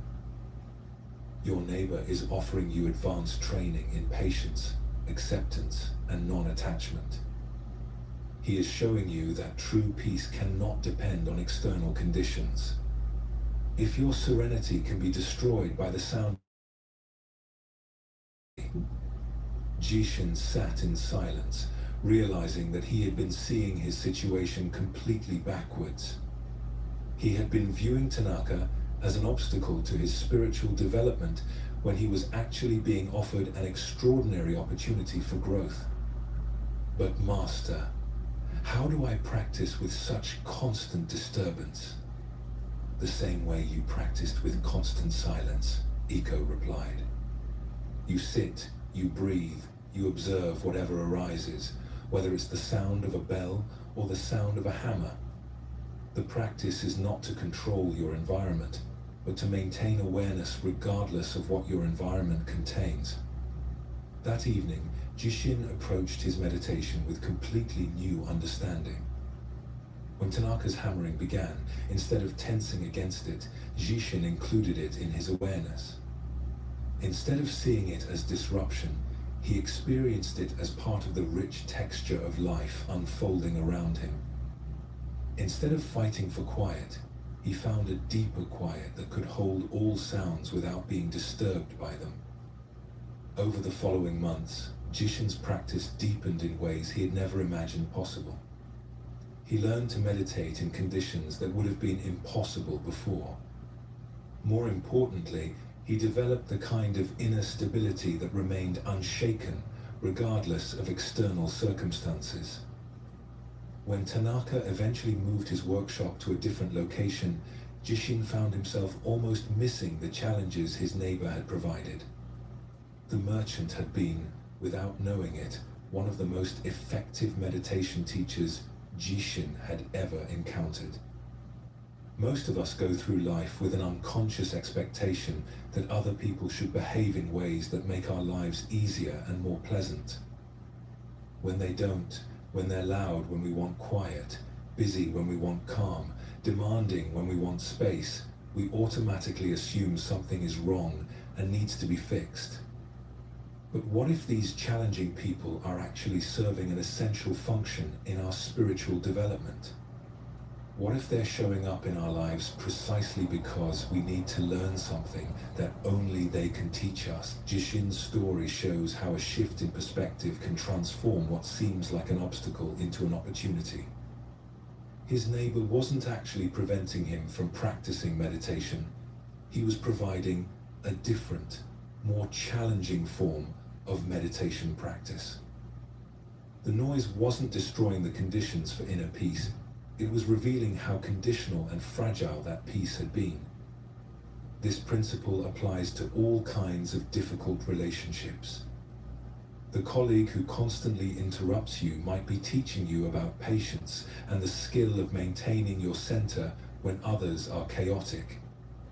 The family member who criticizes you might be showing you where you're still dependent on external approval for your sense of worth. The friend who's always late might be offering you lessons in acceptance and letting go of the need to control others' behavior. When someone triggers a strong emotional reaction in you, that reaction is valuable information. It's pointing toward an area where you're still attached, still dependent on external circumstances being a certain way for you to feel okay. The person who annoys you is showing you exactly where your inner freedom is limited. When you can see every difficult person as a teacher who has volunteered to play the challenging role in your life's curriculum, something remarkable happens. You stop taking their behavior so personally. You become curious about what you're meant to learn rather than angry about what you're experiencing. You develop gratitude for the growth opportunities that life provides, even when they come in uncomfortable packages. In the fertile valleys of southern China, where terraced fields climbed hillsides like giant steps and ancient irrigation channels carried mountain water to countless crops, there lived a farmer named Huang Wei, who had inherited both his land and his approach to farming from 4 generations of ancestors. Huang Wei's family had always been known for their abundant harvests, but Huang Wei himself was determined to do even better than his forebears. He had read about new farming techniques from distant provinces, studied the timing of planting and harvesting in unprecedented detail, and developed elaborate plans for maximizing the productivity of every inch of his land. Unlike his father and grandfather, who had farmed according to the natural rhythms of the seasons and the subtle signs they read in weather patterns and soil conditions, Huang Wei tried to impose his will upon the land. He planted crops when his calculations said they should be planted, regardless of whether the soil felt ready. He forced irrigation when his schedule demanded it, even if the natural water table was low. He pushed his workers and animals to maintain the pace he had determined was optimal, regardless of their natural energy cycles. For the first few years, Huang Wei's approach seemed successful. His meticulous planning and relentless effort produced good harvests, and he began to think that his scientific approach was superior to the old-fashioned methods his family had always used. But gradually, problems began to emerge. Crops that were forced to grow out of their natural timing became more susceptible to diseases. Soil that was overworked began to lose its fertility.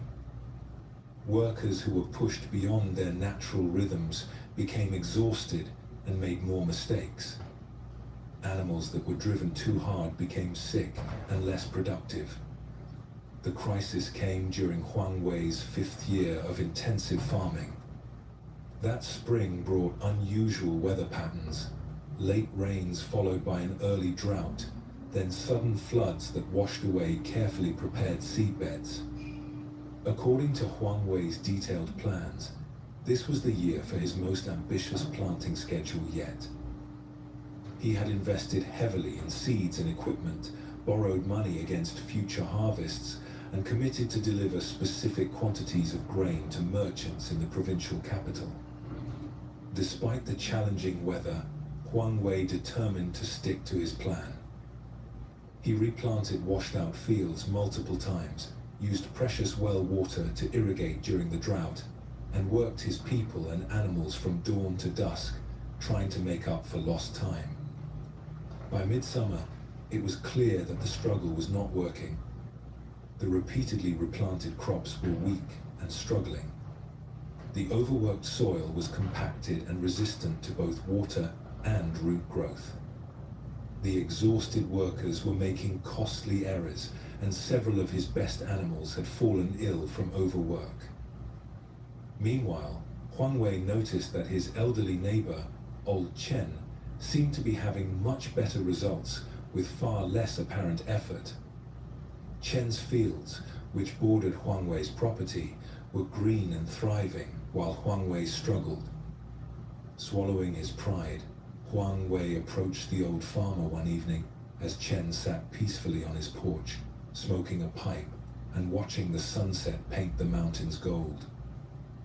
"Honored uncle," Huang Wei said, using the respectful term for an elder, "I have been observing your fields, and I confess I don't understand how you achieve such good results. What techniques are you using? What is your planting schedule?" Old Chen chuckled softly, his weathered face creasing with gentle amusement. "I use the same techniques my grandfather taught me, and his grandfather taught him. I plant when the earth is ready, harvest when the crops are ripe, and rest when the land needs rest. But what about efficiency? What about maximizing productivity?" Huang Wei asked, his voice reflecting his frustration with his own struggles. "Come," Chen said, rising slowly from his chair. "Let me show you something." He led Huang Wei to a small stream that ran between their properties. The water moved smoothly around rocks and fallen logs, finding the easiest path through the landscape. Where the stream was wide and shallow, the water spread out and flowed gently. Where the banks narrowed, it moved more quickly. When it encountered a large boulder, it didn't try to push through, but flowed around, always finding a way forward. "Watch the water," Chen said quietly. "Does it fight against the rocks? Does it struggle to flow uphill? Does it exhaust itself trying to be somewhere other than where it is?" Huang Wei watched the stream for several minutes, beginning to understand something he had never considered before.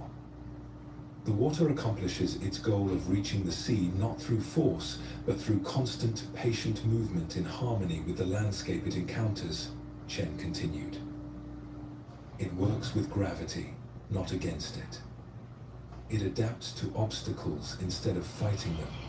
It finds the natural path rather than insisting on an artificial one. They walked slowly through Chen's fields as the old farmer explained his approach. He planted different crops in different areas based on subtle variations in soil composition and drainage. He rotated his plantings not according to a rigid schedule, but based on what each field seemed to need. He worked with the natural energy cycles of his workers and animals, recognizing that sustainable productivity came from sustainable practices. This spring's unusual weather was challenging for everyone, Chen said as they stopped beside a thriving field of rice. But instead of fighting against it, I asked myself, what is this weather trying to teach me? What opportunities might it be offering? He pointed to a section of his land that had been flooded early in the season. Instead of immediately replanting it with his original plan, Chen had observed how the water naturally pooled in that area and decided to create a small pond for raising fish. The fish not only provided food and income, but also fertilized the surrounding soil with their waste. Young farmers often think that success comes from imposing their will upon the land, Chen said as they completed their tour. But wise farmers learn to dance with the land, to work with its nature rather than against it. The earth is not our enemy to be conquered, but our partner in the dance of growth and harvest. Over the following months, Huang Wei gradually transformed his approach to farming. Instead of rigid schedules, he learned to read the subtle signs that indicated when crops were ready for each stage of development. Instead of pushing his workers to exhaustion, he discovered that well-rested people were more creative and efficient. Instead of forcing maximum production from every field every year, he implemented rotations that allowed the soil to restore its fertility naturally. The immediate result was less stress and more enjoyment in his daily work. The long-term result was healthier soil, more resilient crops, and ultimately higher productivity achieved through sustainable methods. Most importantly, Huang Wei discovered the deep satisfaction that comes from working in harmony with natural forces rather than constantly struggling against them. This story reveals something profound about how we can approach not just farming, but every aspect of our lives. Most of us have been conditioned to believe that success comes from force, from pushing harder, from overcoming resistance through sheer willpower. But nature teaches us a different way, the path of intelligent cooperation with the forces already at work in our lives. Old Chen's stream offers a perfect metaphor for this alternative approach. Water accomplishes its goal of reaching the sea not through struggle, but through persistent movement in harmony with the landscape it encounters. It doesn't waste energy fighting against obstacles, but finds creative ways to flow around them. It doesn't exhaust itself trying to move uphill, but follows the natural pull of gravity. This is what wise teachers mean when they speak of living according to nature or following the natural way. It's not about becoming passive or giving up our goals, but about learning to distinguish between effort that works with life's natural patterns and struggle that works against them. In our personal lives, this might mean recognizing our natural energy rhythms and working with them rather than against them. Some people are naturally more creative in the morning, others in the evening. Some work best in intense bursts followed by periods of rest. Others prefer steady, consistent effort. When we honor these natural patterns, instead of forcing ourselves into artificial schedules, we often find we accomplish more with less stress. It also means learning to read the subtle signs that indicate when we're ready for different kinds of growth or change. Just as Chen knew when his fields were ready for planting, we can learn to sense when we're ready for new challenges, when we need rest and restoration, when it's time to let go of something that's no longer serving us. The Buddha's teaching about the middle way points to this same wisdom. It's the path between the extremes of indulgence and deprivation, between pushing too hard and not trying at all. It's the sweet spot where effort feels natural rather than forced, where we're moving toward our goals but not at the expense of our well-being. One of the most practical applications of this teaching is learning to work with our emotions rather than fighting against them. When we're feeling sad, instead of immediately trying to cheer up, we can ask what this sadness might be trying to tell us. When we're feeling afraid, instead of forcing ourselves to be brave, we can explore what this fear is trying to protect. When we're feeling angry, instead of suppressing it or acting it out, we can investigate what boundary might need attention. This doesn't mean wallowing in difficult emotions or using them as excuses for harmful behavior. It means learning to treat our emotional life like Chen treated his farming, with attention, respect, and willingness to work with what's actually happening rather than what we think should be happening. The same principle applies to our relationships with others. Instead of trying to control or change people, we can learn to accept them as they are while making wise choices about how to respond to their behavior. Instead of forcing relationships to be what we want them to be, we can appreciate what they actually offer while maintaining healthy boundaries. Living according to nature also means accepting the cycles and seasons of life. Just as Chen understood that fields need periods of rest to maintain their fertility, we can learn to honor the times in our lives when we need to step back, reflect, and restore our energy rather than constantly pushing for external achievement.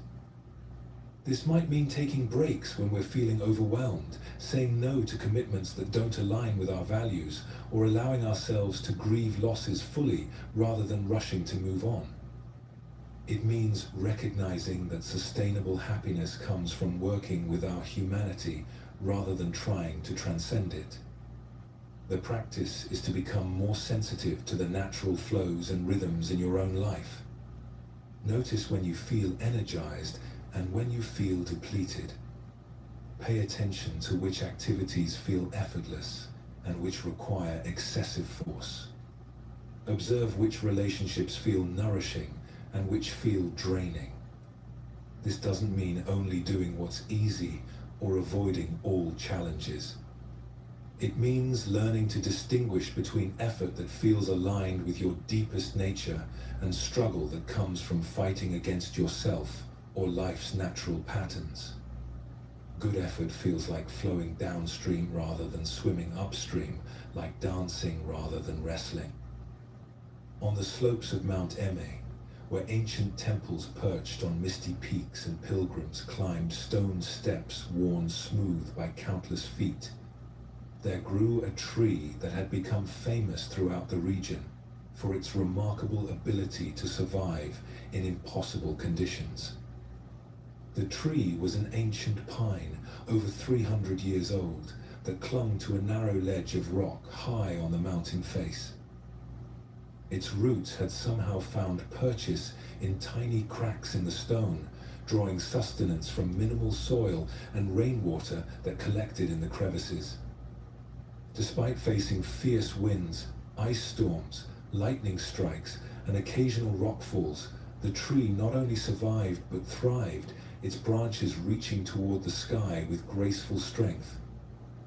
Pilgrims would often stop to marvel at this tree, wondering how it managed to flourish in such challenging conditions. Many would sit beneath its sparse shade to rest and contemplate the lessons it might offer about resilience and endurance. One summer, a young monk named Dao Ming was making his first pilgrimage to the sacred mountain. Dao Ming was going through a particularly difficult period in his life. He had recently lost his master to illness, felt uncertain about his spiritual progress, and was struggling with doubts about his chosen path. Everything in his life seemed hard, requiring tremendous effort just to maintain basic equilibrium. When Dao Ming reached the famous tree, he was exhausted from the climb and discouraged by his own struggles. He sat beneath its branches and looked up at its strong, flexible limbs swaying gently in the mountain breeze. "How do you do it?" he asked aloud, feeling somewhat foolish for talking to a tree, but desperate for guidance. "How do you stay strong when everything is against you?" To his surprise, an elderly woodcutter who had been gathering fallen branches nearby overheard his question and approached with a gentle smile. "You're asking the tree how it survives," the old man said, settling down beside Dao Ming on the rocky ledge. "I've been watching this tree for 60 years, and I think I can tell you its secret." The woodcutter's name was Lao Jiang, and he had spent his entire life in these mountains. His weathered hands and keen eyes spoke of decades of observing the natural world with close attention. "Look carefully at how this tree grows," Lao Jiang said, pointing to the pine's unusual shape. "See how its trunk curves and bends? Notice how its branches don't all reach straight up like trees in easier places, but extend in whatever direction they can find light and space." Dao Ming looked more closely and saw that the tree's form was indeed unusual.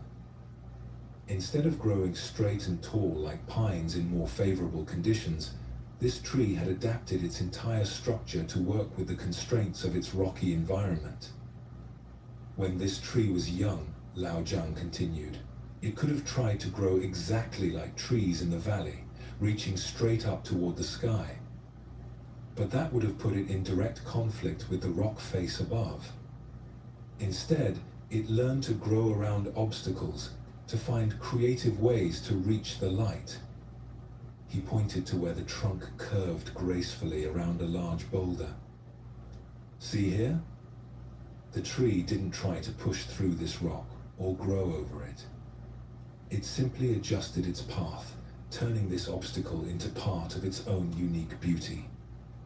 Lao Jiang stood and walked to where the tree's roots disappeared into cracks in the stone. "And look at the roots. They don't fight against the rock. They find every tiny opening, every hairline crack, and follow those spaces deeper into the mountain. They work with the stone, not against it." "But how does it stay flexible in such harsh conditions?" Dao Ming asked. "When the storms come, how does it avoid breaking?" "Ah," Lao Jiang said, his eyes lighting up with enthusiasm for his favorite subject. "Watch the branches during the next wind gust." As if summoned by his words, a strong mountain breeze swept across the ledge. Dao Ming watched in fascination as the tree's branches swayed and bent dramatically, some nearly touching the rock face before springing back to their original position. "Rigid trees break in storms," Lao Jiang explained. "But flexible trees dance with the wind. This old pine has learned to bend so far it almost touches the ground, but it never breaks because it doesn't resist the force of the storm. It moves with it." Over the next hour, Lao Jiang shared what 60 years of mountain observation had taught him about the relationship between survival and adaptability. He showed Dao Ming how the tree's needles had grown smaller and thicker than normal pines to conserve water in the dry mountain air. How its bark had developed extra thickness to protect against temperature extremes. How it had learned to make the most of brief growing seasons by storing energy efficiently during favorable periods. "This tree teaches us something important about living wisely," Lao Jiang said as they prepared to part ways. "Life will always present us with conditions we cannot control. Storms will come. Resources will sometimes be scarce. Obstacles will appear in our path. We cannot change these realities." He placed his hand gently on the pine's curved trunk. "But we can learn from this tree's example. We can develop flexibility instead of rigidity." we can find creative ways around obstacles instead of exhausting ourselves trying to break through them. We can put our roots down deep in whatever soil we find ourselves in, rather than constantly wishing we were planted somewhere else. Dao Ming felt something shift in his understanding of his own struggles. He had been approaching his challenges like a tree trying to grow straight up through solid rock, using force and resistance. What if, instead, he could learn to bend and adapt like this ancient pine? The tree doesn't struggle against the mountain, Lao Zhang continued. It makes the mountain its partner. It finds ways to thrive precisely because of the challenges, not in spite of them. Its unique beauty comes from the very difficulties that would have destroyed a less flexible tree. As Dao Ming continued his pilgrimage that day, he carried with him a new understanding of what it meant to live according to nature. Not fighting against his circumstances, but learning to work creatively within them. Not resisting the storms of life, but developing the flexibility to bend without breaking. Not wishing he was somewhere else, but putting down deep roots in whatever soil he found himself in. Years later, when other young monks came to him with their struggles, Dao Ming would often tell them about the pine tree on Mount Emei, and how it taught him that true strength comes not from rigidity, but from the wisdom to adapt, to bend, and to find beauty in the very conditions that seem most challenging. This beautiful story reveals another dimension of living according to nature, the cultivation of adaptive wisdom that allows us to thrive in whatever conditions we encounter, rather than constantly fighting for conditions to be different. The pine tree on Mount Emei demonstrates something profound about resilience. Its strength doesn't come from being hard and unyielding, but from being flexible and creative in response to challenges. Instead of trying to grow like a tree in ideal conditions, it developed its own unique form that worked with the constraints of its environment. This teaches us something important about how to approach our own life circumstances. Most of us spend enormous energy wishing our situation were different, fighting against conditions we cannot control, or trying to force our lives to match some ideal image we have in our minds. But this approach often leads to frustration and exhaustion, like a tree trying to grow straight through solid rock. The alternative that nature teaches is adaptive creativity. When we encounter obstacles, instead of seeing them as problems to be eliminated, we can ask, how can I work with this? What new possibilities might this challenge open up? How can I find a way around this that creates something beautiful and unique? This doesn't mean settling for less or giving up our dreams. The pine tree never stopped reaching toward the light, it just found a creative path to get there. Similarly, we can maintain our deepest aspirations while remaining flexible about how we achieve them. In practical terms, this might mean adapting our career goals when certain doors close, finding new ways to express our creativity when our original plans don't work out, or discovering unexpected forms of love and connection when relationships don't unfold as we expected. The tree's flexibility in storms offers another crucial lesson about emotional resilience. When difficult emotions arise, fear, anger, sadness, disappointment, we often try to resist them or fix them immediately. But the tree teaches us that sometimes the wisest response is to bend with the emotional storm, allowing ourselves to feel deeply without being broken by the experience. This kind of emotional flexibility means neither suppressing our feelings nor being completely overwhelmed by them, but finding the middle path of acknowledging what we're experiencing while maintaining our essential stability. Like the pine's branches that can bend almost to the ground but always spring back, we can allow ourselves to feel deeply while trusting in our fundamental resilience.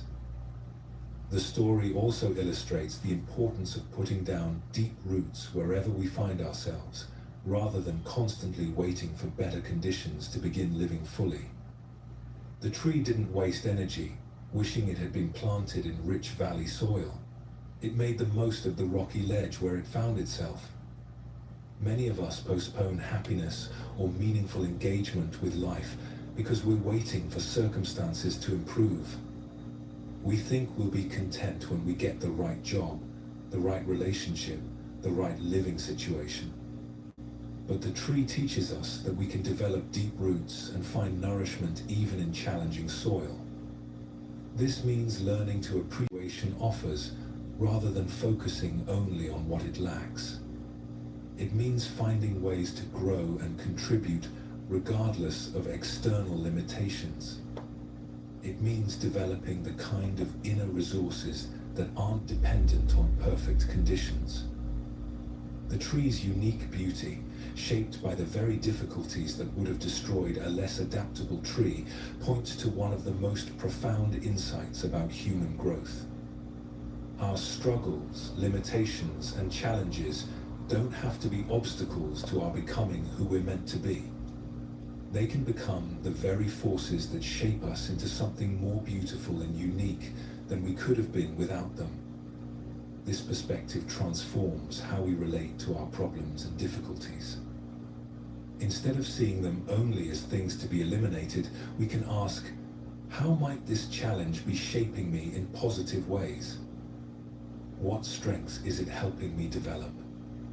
What unique beauty might emerge from learning to thrive in these particular conditions? The practice is to cultivate what we might call adaptive presence, the ability to respond creatively to whatever life presents, rather than rigidly insisting that life conform to our expectations. This means developing flexibility of mind and heart, finding ways to work with reality rather than against it, and trusting that we can find beauty and meaning even in conditions that are far from ideal. When storms come in your life, whether they're external challenges or internal emotional upheavals, you can remember the lesson of the ancient pine. Bend, but don't break. Adapt, but don't give up your essential nature. Find creative ways around obstacles rather than exhausting yourself trying to break through them. Most importantly, remember that your unique beauty may emerge precisely from the challenges you face, not in spite of them. The conditions you might wish were different could be the very forces that are shaping you into someone more resilient, compassionate, and wise than you could have become in easier circumstances. Tonight, as you settle into rest, you can practice this adaptive presence with whatever you're experiencing right now. Instead of fighting against tiredness, stress, or any difficult emotions that may be present, you can allow yourself to bend with them, trusting in your fundamental resilience and your capacity to find your way to peace. Like the pine tree's roots finding nourishment in tiny cracks in stone, you can find sustenance and stability even in challenging conditions. Rest in this trust and let the natural wisdom of adaptation carry you gently into sleep. In a small temple high in the mountains of Tibet, where the air was so thin that every breath was a conscious act, and the silence so deep it seemed to ring like a bell, there lived a monk whose life was about to be transformed by forces completely beyond his control. Brother Tenzin had spent 15 years at Pemaling Monastery, developing a profound meditation practice and finding deep satisfaction in the simple rhythms of monastic life. His days were filled with prayer, study, and contemplation. His small cell contained everything he needed: a sleeping mat, a few robes, his wooden bowl, and several cherished texts that had guided his spiritual development. Tenzin had never been a wealthy man, even before becoming a monk, but the monastery had always provided for his basic needs. There was simple food, adequate shelter, and the precious opportunity to dedicate his life to spiritual practice without worldly concerns. He felt genuinely grateful for this simple abundance and believed he had learned to appreciate life's essential gifts. One autumn morning, everything changed. A devastating earthquake struck the region, lasting only minutes but leaving destruction that would reshape the landscape forever. When the terrible shaking finally stopped and the dust settled, Tenzin emerged from the ruins to discover that his world had been completely transformed. The monastery's main buildings had collapsed. The library, with its irreplaceable ancient texts, lay buried under tons of stone. The kitchen, the meditation hall, the rooms where the monks had lived for generations, all were reduced to rubble. Most heartbreaking of all, several of the older monks, including Tenzin's beloved teacher, had been killed in the collapse. In a matter of minutes, Tenzin had lost almost everything he held dear. His teacher, his books, his comfortable cell, the predictable routines that had given structure to his life. Even the monastery's food stores were buried under debris, leaving the surviving monks without provisions as winter approached. For the first few days after the earthquake, Tenzin felt overwhelmed by grief and loss. He wandered through the ruins, trying to comprehend the magnitude of what had been destroyed. Everything that had given his life meaning seemed to have been swept away in an instant. The future that had once seemed secure now appeared uncertain and frightening. The surviving monks, only 7 of the original 23, gathered each evening to share their meager resources and discuss their situation. Some talked of leaving to find shelter in other monasteries. Others spoke of returning to lay life, unsure how to continue their spiritual practice without the structure and community they had depended upon. On the 4th night after the earthquake, as Tenzin sat alone among the ruins looking up at stars that seemed brighter than ever before, something unexpected began to shift in his understanding. Perhaps it was the silence, deeper now than it had ever been when the monastery was full of activity. Perhaps it was the clarity that sometimes comes in moments of complete loss. But gradually, Tenzin began to see his situation differently. He realized that he was still alive when he easily might not have been. His body was unhurt, while others had been severely injured. His mind, though grieving, was still capable of thought and reflection. The teachings his teacher had given him over the years lived on in his memory and understanding, untouched by the earthquake. As this recognition deepened, Tenzin felt a strange sensation arising in his heart. Despite the devastation around him, despite the uncertainty of his future, he began to feel grateful. Not grateful for the earthquake or the destruction, but grateful for what remained, for what could never be taken away. He was grateful for each breath in the thin mountain air. Grateful for the warmth of the small fire the monks had managed to build from salvaged wood. Grateful for the companionship of his fellow survivors, their shared vulnerability creating a bond deeper than they had known when life was comfortable. Most surprisingly, Tenzin found himself grateful for the earthquake itself, not because he wanted destruction, but because it had stripped away everything non-essential and revealed what truly mattered. Without his books, he discovered how much wisdom lived in his own heart. Without his comfortable cell, he appreciated the vast openness of sleeping under the stars. Without the monastery's routines, he found a more intimate connection to the natural rhythms of day and night.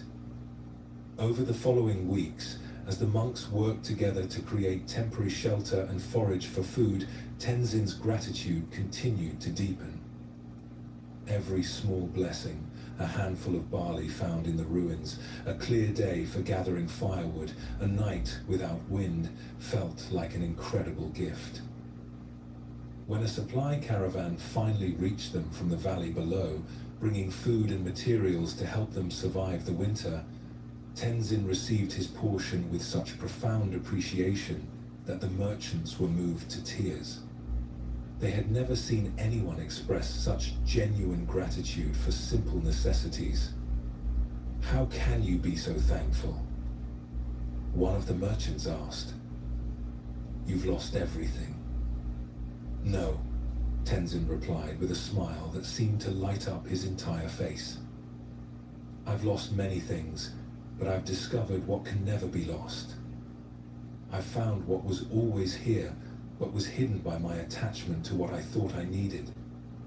Through the hardest winter of his life, living in makeshift shelters and eating the simplest food, Tenzin experienced a joy and contentment deeper than any he had known during his comfortable years in the monastery. He had learned to find abundance in scarcity, wealth in simplicity, security in uncertainty. When spring came and plans were made to rebuild the monastery, Tenzin chose to remain in the mountains, living in a simple cave and supporting himself through the generosity of local villagers. He had discovered that true richness had nothing to do with external conditions and everything to do with the grateful recognition of life's essential gifts. Years later, people would travel great distances to visit the monk who had learned to find treasure in catastrophe, and they would leave carrying something of his radiant appreciation for the simple miracle of being alive. This powerful story reveals how gratitude can become a transformative force that completely changes our relationship to life's difficulties. Tenzin's experience shows us that genuine appreciation is not dependent on favorable circumstances, but can actually flourish most brilliantly when external conditions are most challenging. The earthquake that destroyed Tenzin's comfortable life also revealed something profound about the nature of happiness and security. As long as he was surrounded by familiar comforts, he couldn't see how much of his contentment came from sources that could never be threatened. It took the loss of everything external for him to discover the wealth that had always existed within his own being. This is what we might call the alchemy of gratitude, the mysterious process by which appreciation can transform even the most difficult experiences into sources of wisdom and strength. When we learn to feel grateful not just for what we have, but for what we are, for the simple fact of being conscious and alive, we discover a source of joy that no external circumstance can touch. Tenzin's gratitude wasn't a denial of his loss or a pretense that the earthquake had been good. He genuinely grieved for his teacher and his fellow monks. He felt the difficulty of his new circumstances. But within this honest acknowledgement of pain, he found something else. Profound appreciation for everything that remained, everything that was still possible, everything that could never be taken away. This kind of gratitude requires a fundamental shift in how we define abundance and security. Most of us have been conditioned to believe that we need certain external conditions to be happy. Enough money, the right relationships, good health, comfortable living situations. When these conditions are threatened or lost, we feel that our well-being has been damaged. But Tenzin's experience points to a different understanding. True security comes not from controlling external circumstances, but from developing such deep appreciation for existence itself that we can find abundance regardless of what we possess materially. When we learn to be grateful for consciousness, for the ability to experience beauty, for the capacity to love and be loved, we tap into a source of wealth that no earthquake can destroy. This doesn't mean becoming passive about improving our circumstances or helping others who are suffering. Tenzin didn't stop working to create shelter and find food. He approached these practical tasks with a transformed heart. Gratitude doesn't eliminate the need for wise action, It transforms the spirit in which we act, replacing anxiety and grasping with appreciation and trust. The practice of transformative gratitude begins with recognizing what we usually take for granted. The fact that we can see color and hear music. The reality that we can think and feel and choose. The miracle that our hearts beat without our conscious control, that our bodies heal from injuries, that consciousness arises fresh each morning after the mysterious absence of sleep. When we really pay attention to these fundamental gifts, we begin to understand what Tenzin discovered. We are surrounded by abundance at every moment, but we usually focus on what we lack rather than appreciating what we have. This shift in attention is like discovering that we've been living in a palace while thinking we were in a prison. This kind of gratitude also extends to our difficulties and challenges. Not because we enjoy suffering, but because we can learn to appreciate how our struggles have contributed to our growth, our compassion, our wisdom. The relationship that ended taught us about our capacity for love. The job we lost forced us to discover hidden strengths. The illness showed us what really matters. When we can find genuine appreciation for the role that difficulties have played in shaping who we are, we discover what Tenzin found, that there are no purely negative experiences, only experiences we haven't yet learned to receive as gifts. This transformative gratitude naturally leads to what the Buddha called great compassion, the recognition that all beings are struggling with similar challenges, all seeking happiness, all deserving of kindness. When we're truly grateful for our own life, including its difficulties, we naturally want to help others find the same appreciation and peace. On the slopes of Mount Fuji, where cherry blossoms announced each spring with breathtaking beauty, and ancient pilgrimage paths wound between groves of towering cryptomeria trees, there lived an old man named Kenji, who had become known throughout the region as the Grateful Pilgrim. Kenji had not always been known for his appreciation and contentment. In his younger years, he had been a successful but restless businessman, always seeking the next opportunity, the next achievement, the next acquisition that might finally bring him lasting satisfaction. He had accumulated wealth, status, and recognition, but somehow the happiness he sought remained elusive. Now, at the age of 78, Kenji spent his days walking the ancient pilgrimage routes around Mount Fuji, not seeking anything particular, but simply appreciating the journey itself. Travelers who encountered him on the mountain paths were often struck by his radiant contentment and his ability to find wonder in the smallest details of each day. One spring morning, as Kenji rested beside a small shrine overlooking a valley filled with blooming cherry trees, he was approached by a young businessman named Hiroshi who was clearly in distress. Hiroshi's expensive clothes were dusty from hurried travel, his face was lined with worry, and his constantly checking his mobile phone suggested a mind preoccupied with urgent concerns.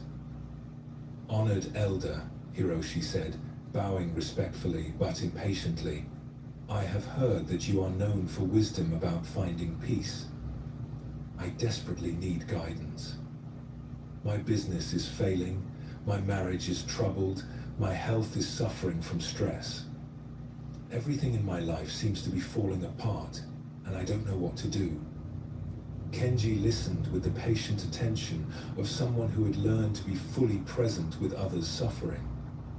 When Hiroshi finished describing his difficulties, the old man was quiet for several minutes, simply watching the cherry blossoms drift on the morning breeze. "Tell me," Kenji said finally, "about your journey up the mountain this morning. What did you notice on your way here?" Hiroshi looked puzzled. I was focused on reaching you as quickly as possible. I didn't really notice anything specific." "I see," Kenji said with gentle understanding.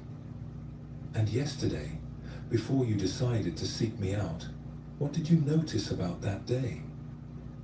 Yesterday was terrible, Hiroshi replied immediately. More bad news about the business, another argument with my wife, a visit to the doctor that raised more concerns about my blood pressure. Nothing good happened at all. Kenji nodded thoughtfully. Nothing good, he repeated softly. Tell me, did you eat yesterday? Well, yes, but... And did you sleep last night? Yes, though not well. And when you woke this morning, were you able to breathe freely? Of course, but I don't understand what. And on your climb up the mountain today, did your legs carry you where you wanted to go? Hiroshi was beginning to see where this was leading. Yes, they did. And your eyes, Kenji continued gently, were they able to see the path, the trees, the sky? Yes. And when you speak to me now, can you hear my words? And can I hear yours? Yes, but what does this have to do with my problems? Kenji smiled with infinite kindness. My young friend, you told me that nothing good happened yesterday, and yet yesterday you received thousands of gifts so basic and essential that life would be impossible without them. You've been surrounded by miracles so constant that you've stopped noticing them. He gestured toward the vista spread before them. In your urgency to reach me, you walked past countless cherry blossoms that will never exist again in exactly this form. You missed the sound of birds welcoming the morning, the feel of cool mountain air filling your lungs, the simple miracle of being alive on a spring day on this beautiful mountain. Hiroshi looked around as if seeing his surroundings for the first time.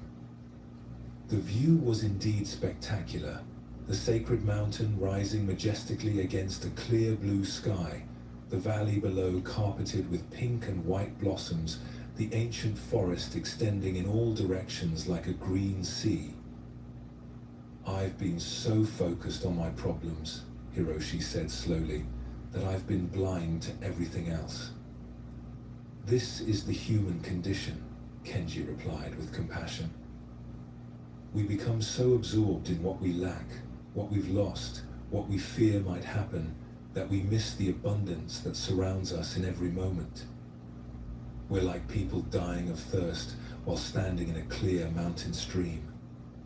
Over the next hour, Kenji shared the story of his own transformation.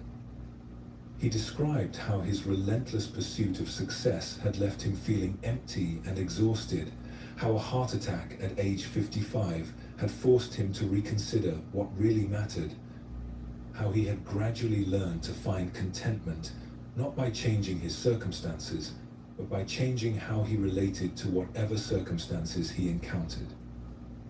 I spent 40 years of my life waiting to be happy, Kenji said as they watched clouds drift across the mountain peaks. Waiting for the next promotion, the next acquisition, the next achievement that would finally bring me satisfaction. But happiness was always just out of reach, always dependent on something that hadn't happened yet. He picked up a small stone from the path and held it in his weathered palm. One day, sitting in a hospital bed after my heart attack, I realized that I had been looking for treasure in some distant place while ignoring the jewels scattered at my feet. I began to practice something very simple. Each morning, before thinking about my problems or my goals, I would spend a few minutes appreciating things that were so basic I had always taken them for granted.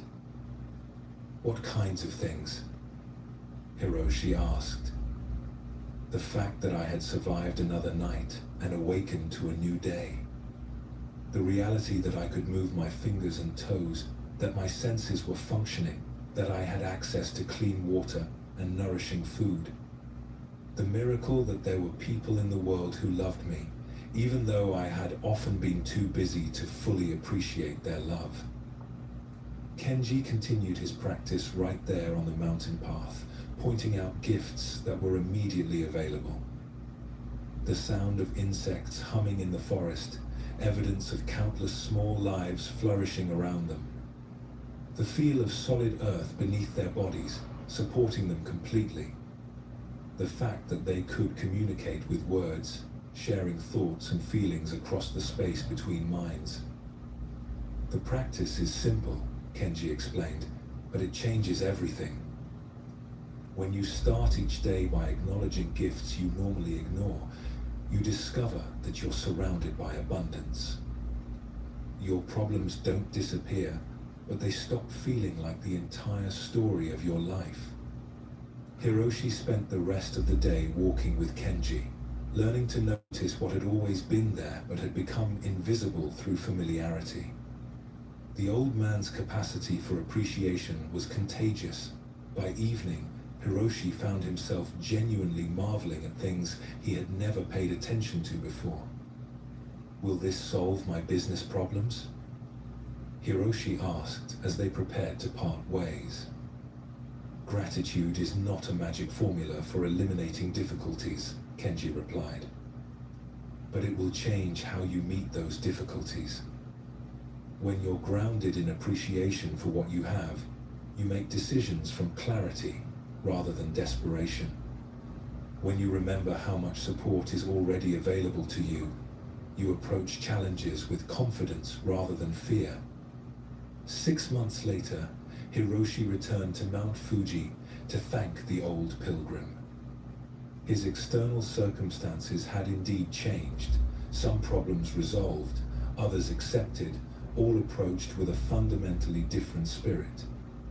But more importantly, he had discovered what Kenji had found, that happiness was not something to be achieved in the future, but something to be recognized in the present, hidden in plain sight, among the ordinary miracles of daily existence.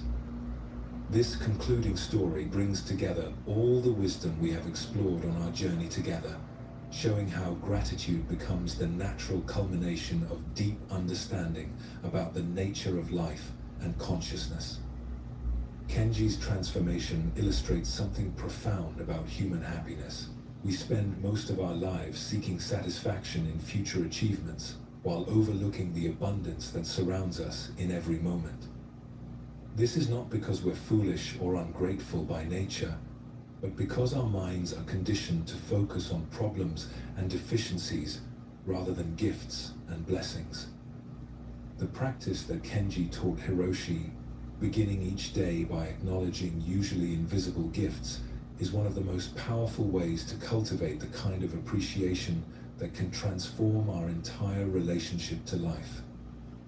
When we regularly notice what we typically take for granted, our breathing, our senses, our ability to think and feel, the people who love us, we begin to understand that we are immersed in abundance at every moment.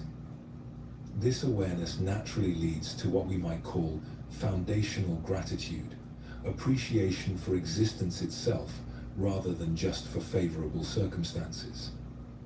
When we're grateful at this fundamental level, our happiness becomes much more stable because it's based on what is always available rather than on what comes and goes. This brings us full circle to where our journey began, with the understanding that true peace comes from within rather than from external conditions. All the practices we have explored together, developing firm purpose, becoming emotionally untouchable, protecting our inner garden, transforming fear and shame, learning from every encounter, living ethically, flowing with natural rhythms, all of these culminate in the recognition that we already have everything we need for contentment.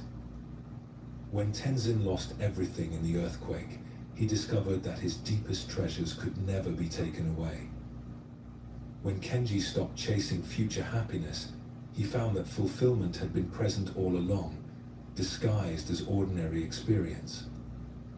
This is the ultimate teaching, that the peace we seek is not something we must create or achieve, but something we can recognize right now, in this moment, with whatever circumstances we are currently experiencing. This doesn't mean pretending that difficulties don't exist or that all circumstances are equally pleasant.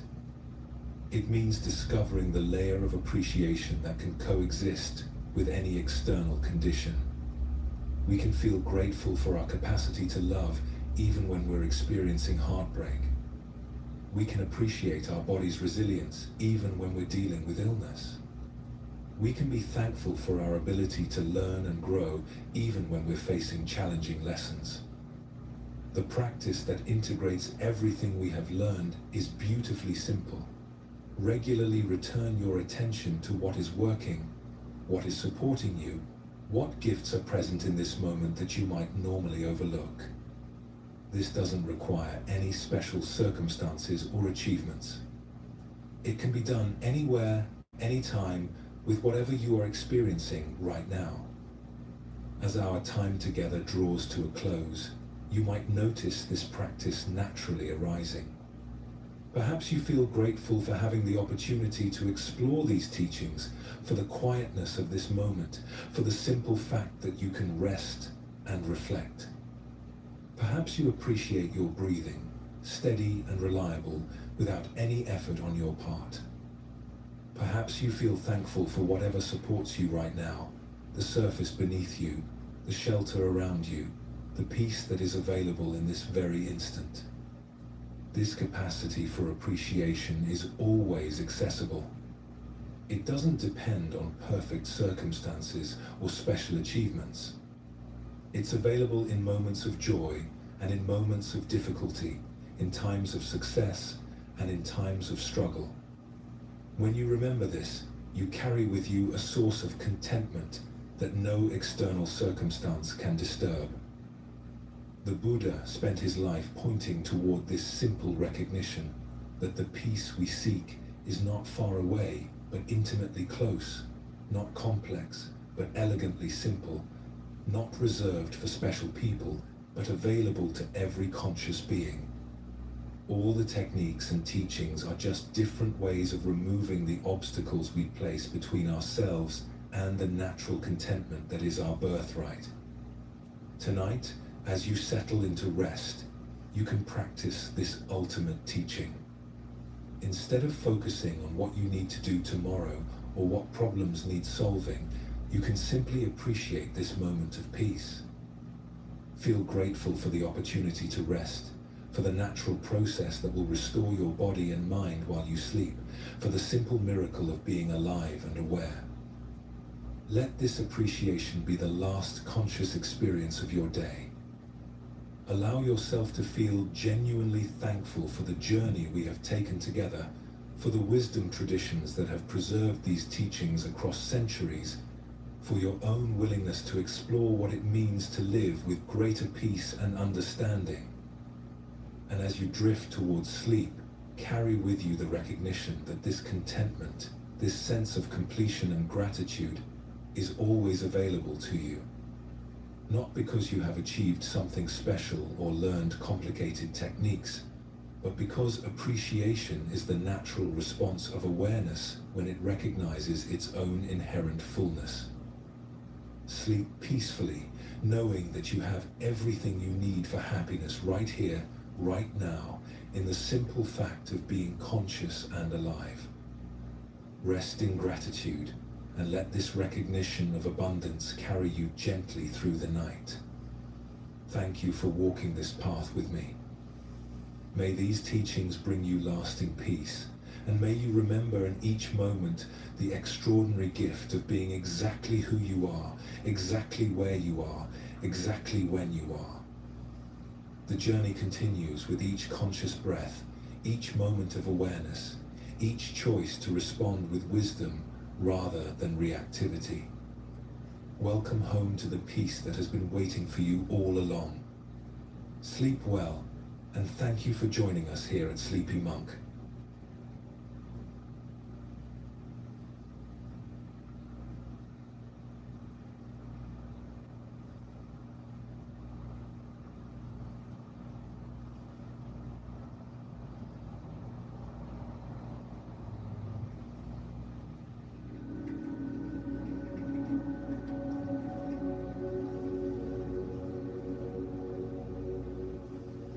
For thousands of years, Zen masters have understood something profound about the human heart.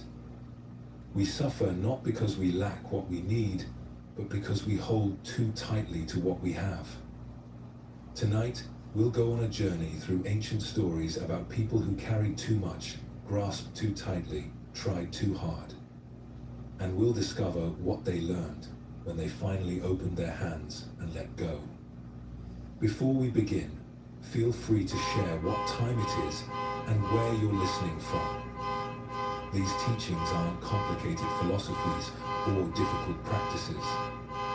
They're simple truths about what happens when we stop fighting against life and learn to move with it instead. As you listen, allow your body to settle deeper into the support beneath you. There's nowhere else you need to be right now. Nothing you need to accomplish.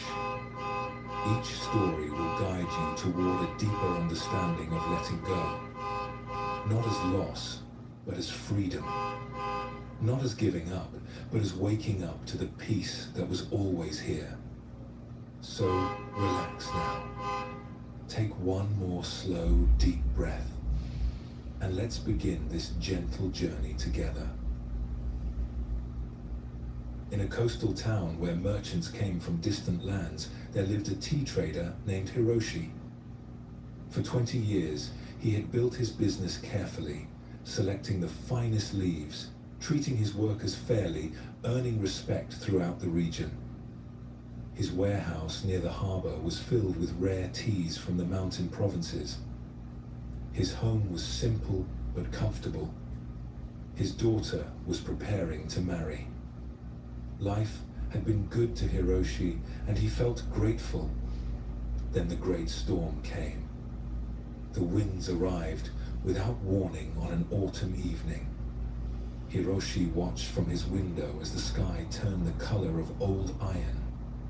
Rain fell so heavily, it seemed the ocean itself had lifted into the air. By morning, the warehouse was gone. The harbor was destroyed. Ships lay broken against the rocks like discarded toys. Hiroshi stood in the ruins of his warehouse, water still pooling around his feet. Every chest of tea had been swept away or ruined. 20 years of careful work, gone in a single night. He felt his legs weaken beneath him. In the months that followed, Hiroshi rebuilt what he could. His reputation remained intact. His skills were unchanged. Customers still trusted him. He found new suppliers and arranged new shipments. Within a year, his business was functioning again, though on a smaller scale. But something had changed inside him. Every day, Hiroshi would find his mind drifting back to that night.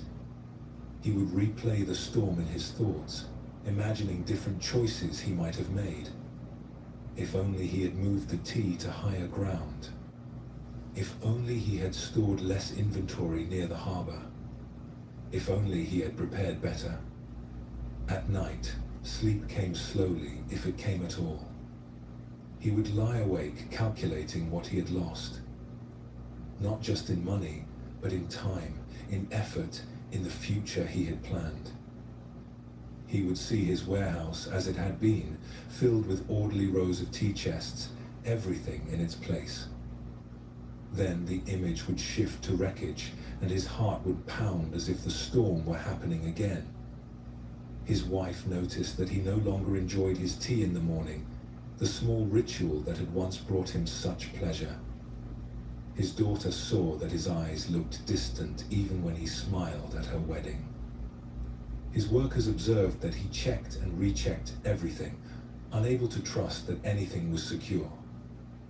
One day, an old monk named Soyen came to Hiroshi's shop to buy tea. Soyen had been traveling through the region and had heard about Hiroshi's reputation for quality. As Hiroshi prepared the tea, his hands moved with practiced skill, but his face carried a heaviness that caught the monk's attention. "You make tea with great care," Soyen observed, "but you don't seem to take any joy in it." Hiroshi looked up, surprised that this stranger could see so clearly. Something in the monk's gentle presence made him want to speak honestly. "I used to love this work," Hiroshi said quietly. "But after the storm, after losing everything, I can't seem to find the same feeling. Every day I remember what I had, what I lost. The memory sits on my chest like a stone." Soyen nodded slowly. "Tell me, where is this storm now?" Hiroshi looked confused. "Master, it happened a year ago. It's in the past." "Then where is it?" Soyen asked again, not unkindly. "In my memory, I suppose." "Ah. And this memory, is it the same as the actual storm?" Roshi paused. "No. The storm was wind and water. The memory is just thoughts." "Yet which one disturbs your sleep?" Soyen asked. "The wind and water that ended a year ago, or the thoughts that continue now?" Hiroshi sat down slowly on a stool behind his counter. He had never considered this distinction before. The storm itself had been terrible, but brief. The suffering he carried now came entirely from his mind's endless replaying of that night, his constant measuring of what was against what had been. "I've been carrying the storm with me," he said softly. "Every day, all day." "Yes," Soyen replied. "And is there room in your hands for new tea when they're full of old storms?" Hiroshi looked down at his hands. They were empty, but they didn't feel empty. He realized he had been holding so tightly to what he had lost that he couldn't fully grasp what he had now. "The storm took your tea," Soyen continued, sipping the cup Hiroshi had prepared.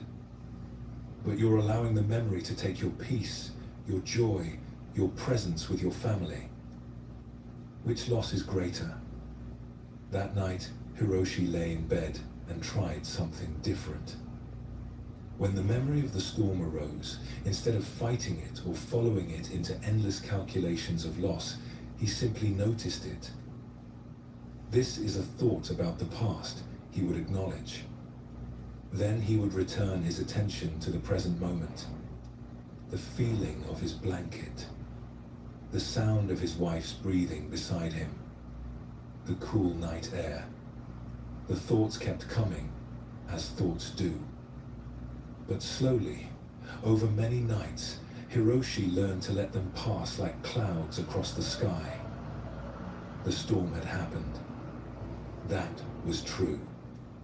He had lost a great deal. That was also true. But the storm was not still happening. The loss was not still occurring. Only his mind insisted on making it present. Months later, Soyen passed through the town again and stopped at Hiroshi's shop. The merchant looked different. His face had relaxed.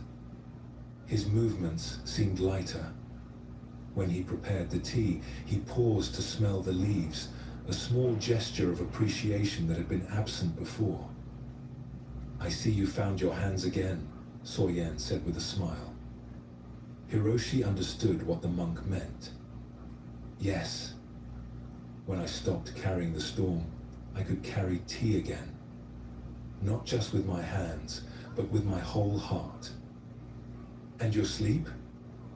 Soyen asked. "Better. When I lie down now, I don't bring the warehouse with me. I bring only this body, this breath, this moment. The past visits sometimes, but I no longer invite it to stay." This story shows us something important about the nature of burdens. Hiroshi's actual loss was significant and real. The storm had taken his tea, damaged his business, disrupted his plans. These were genuine difficulties that required practical responses. And Hiroshi handled these practical matters well. He rebuilt, found new suppliers, continued his work. But alongside the practical challenges, Hiroshi created an additional burden that served no purpose. He carried the memory of loss as if it were happening continuously. He replayed the storm in his mind thousands of times, each replay adding fresh suffering to old events. The Buddha taught that pain is inevitable, but suffering is optional. Pain is what happens when life brings difficulties. We feel the loss, the disappointment, the disruption.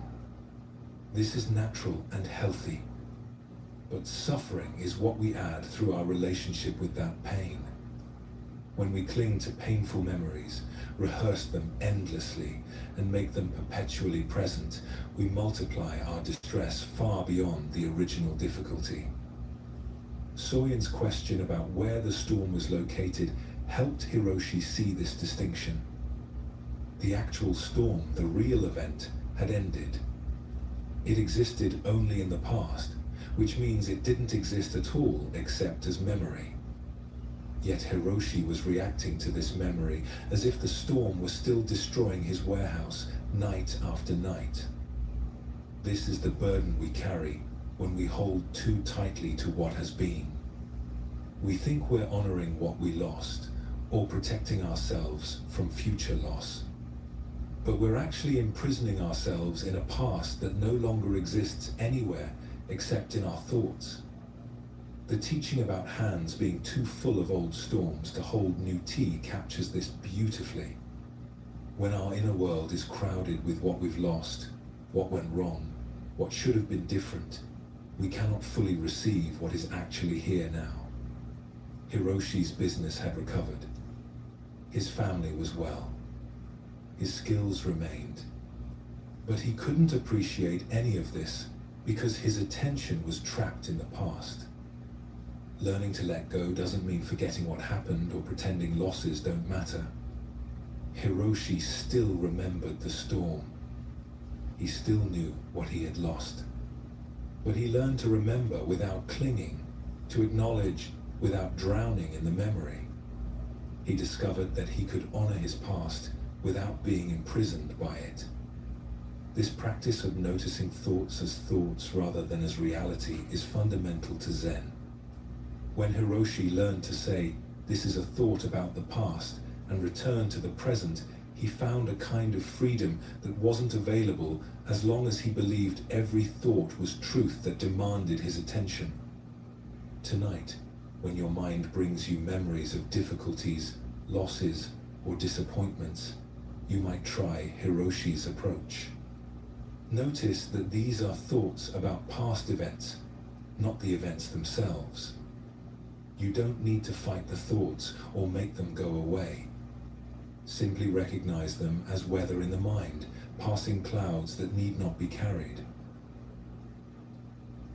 In the hills above the town where Hiroshi lived, there was a monastery where monks studied the ancient texts and practiced meditation.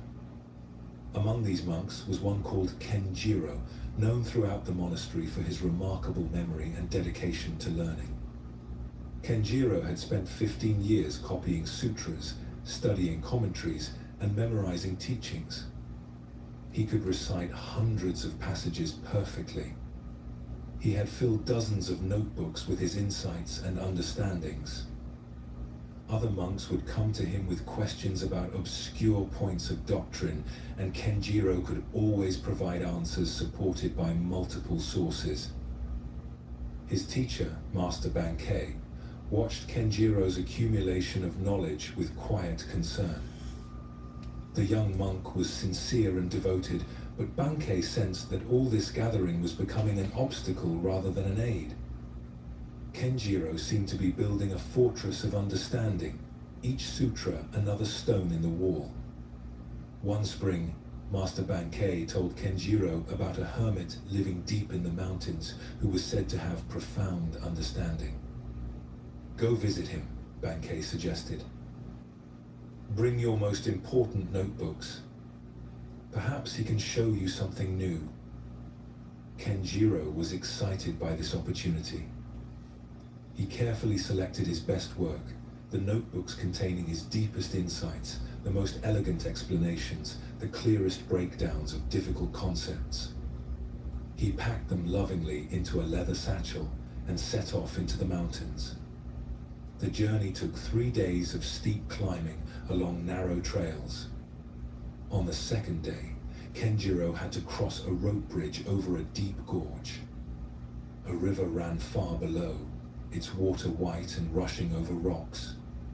The bridge was old, but seemed sturdy enough. Kenjiro was halfway across when he heard a crack. One of the ropes had frayed through. The bridge lurched sideways, and Kenjiro grabbed the remaining ropes desperately. His satchel slipped from his shoulder.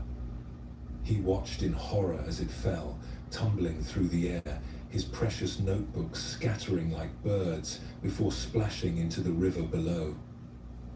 He made it across the bridge and collapsed on solid ground, breathing hard. Then the reality sank in. 15 years of work. Gone. Every carefully copied sutra. Every insight he had recorded. Every understanding he had cultivated. All of it swept away in seconds. Kenjiro sat by the trail and wept. He felt as if his entire identity had fallen into that gorge.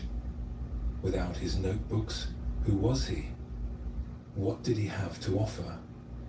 His accumulated knowledge had been his treasure, his contribution, his worth. Now he had nothing. Eventually, he continued to the hermit's cave, though he felt he had no reason to anymore. What could he discuss without his references? How could he demonstrate his understanding without his notes? The hermit was an ancient man named Soku, living in a simple cave with only a sleeping mat and a water bowl. When Kenjiro explained what had happened, expecting sympathy, Soku's face broke into a wide smile. "Wonderful," Soku said. "Now we can begin." Kenjiro stared at him. "Begin what?" "I've lost everything." "You've lost your collection," Soku corrected gently. "Not everything. Tell me, before you read your first sutra, before you copied your first text, what were you?" "I was nothing. I was ignorant." "Were you?" Soku asked. "You had no awareness? No capacity to understand? No Buddha nature?" Kenjiro started to answer, then stopped. He had always assumed that wisdom came from accumulation, from building understanding piece by piece, until you had enough. But Soku was suggesting something different. "The notebooks you lost," Soku continued, "what were they made of?" "Paper. Ink. And the insights written on them? Words. Concepts. Explanations. And the understanding you seek, is it made of paper and ink?" Kenjiro sat in silence. He had spent 15 years treating wisdom as if it was something that could be possessed, stored, displayed. He had confused the map with the territory, the description with the reality. "Sit with me," Soku invited. "Not as a learned monk with much knowledge, but as you are right now, with empty hands." They sat together in silence. At first, Kenjiro's mind raced, trying to fill the emptiness with memories of his lost work. But gradually, as the afternoon light shifted in the cave mouth, something else emerged. Without his notebooks to refer to, Kenjiro found himself simply present. Without his accumulated knowledge to organize and protect, he discovered a different kind of awareness. Not the busy knowing that catalogues and compares, but a quiet, spacious presence that needed nothing added to it.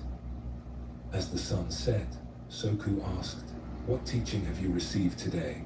Kenjiro thought carefully before responding. I learned that I had been collecting descriptions of the moon while ignoring the moon itself. I had been so busy gathering words about awakening that I had no attention left for awakening. And now? Soku asked. Now I have nothing to carry. Nothing to protect. Nothing to prove. Kenjiro paused, noticing how light he felt. It's strange. I should feel devastated. But instead, I feel free. Soku nodded. The river was very kind to you today. It took away what was hiding your true nature. Kenjiro stayed with Soku for a month, learning a different kind of practice. Instead of accumulating understanding, he learned to rest in awareness itself. Instead of collecting teachings, he learned to embody them. When he finally returned to his monastery, he brought nothing but himself. Master Bankei noticed the change immediately. Kenjiro walked differently, lighter somehow. His eyes were clearer. When other monks came to him with questions now, instead of reciting memorized answers, he would pause, listen deeply, and respond from direct understanding rather than from his collection of knowledge. Master, a young monk asked Bankei one day, what happened to Kenjiro in the mountains? He seems like a different person. He lost what he thought he needed, Bankei replied, and found what was there all along. This story of Kenjiro reveals another kind of burden we carry, one that's especially subtle because it disguises itself as something good. Spiritual accumulation can become as much of a trap as any material possession. Kenjiro's devotion to learning was genuine. His desire to understand was sincere. But over time, his practice had shifted from being about awakening to being about collecting proof of awakening. He had become attached to his spiritual resume, his identity as a learned monk, his ability to demonstrate knowledge. The river that took Kenjiro's notebooks did him an enormous service. It forced him to discover the difference between understanding that comes from accumulation and understanding that comes from direct seeing. The first kind requires constant effort to maintain. The second is always present, requiring only that we stop obscuring it. Soku's questions helped Kenjiro realize what he had been doing. By asking what Kenjiro was before he read his first sutra, Soku pointed to a kind of original completeness that exists prior to all accumulation. This doesn't mean knowledge is useless, but that it serves us best when it doesn't become something we identify with and cling to. Kenjiro's discovery that losing everything made him feel free rather than devastated reveals something profound about the nature of burden. Much of what we carry feels heavy not because it's valuable, but because we've made it part of our identity. When it's taken away, we fear we'll be nothing. But what we often find is that we're actually lighter, more present, more ourselves. This teaching connects directly to the practice of letting go that supports deep rest. Many of us carry our spiritual practice itself as a burden. We worry about whether we're meditating correctly, making sufficient progress, understanding deeply enough. We turn the path to freedom into another source of anxiety and self-judgment. Like Kenjiro sitting with empty hands in Soku's cave, you might discover that the awareness you seek doesn't need to be built or accumulated. It's already here, always has been, waiting beneath your collections and achievements. The peace you long for isn't something to gather, but something to uncover by letting go of what hides it. This is what the Buddha meant when he taught about attachment being the root of suffering. Not that we shouldn't have possessions or knowledge or memories, but that when we cling to these things as if our well-being depends on them, we create our own suffering. We make ourselves small by building walls of what we own, what we know, what we've achieved. The good news is that letting go isn't something we must force or achieve. It's more like what happened to Hiroshi and Kenjiro. They both reached a point where they could finally see what they'd been doing. And in that seeing, the burden naturally released. As your breathing slows now and your body settles deeper into rest, you don't need to carry anything with you into sleep. Not the day's concerns, not your spiritual progress, not your accumulated wisdom or worries. For these hours, you can be like Kenjiro after the river took his notebooks. Empty-handed, but complete. Unburdened and free. In a valley known for its fertile soil, there lived a farmer named Takeo who had recently inherited his father's land. Takeo was young and eager to prove himself worthy of this inheritance. He had watched his father farm for years and thought he understood the work well enough. His father had made farming look effortless. He would plant seeds, water them regularly, and trust the earth to do its work. The harvests had always been abundant. Takeo assumed that if he simply followed the same methods but applied more care, more attention, more vigilance, his harvests would be even better. In his first spring as sole keeper of the land, Takeo planted his rice with meticulous care. He measured the exact depth of each planting. He counted his steps between rows to ensure perfect spacing. He recorded the amount of water he gave each section of the field.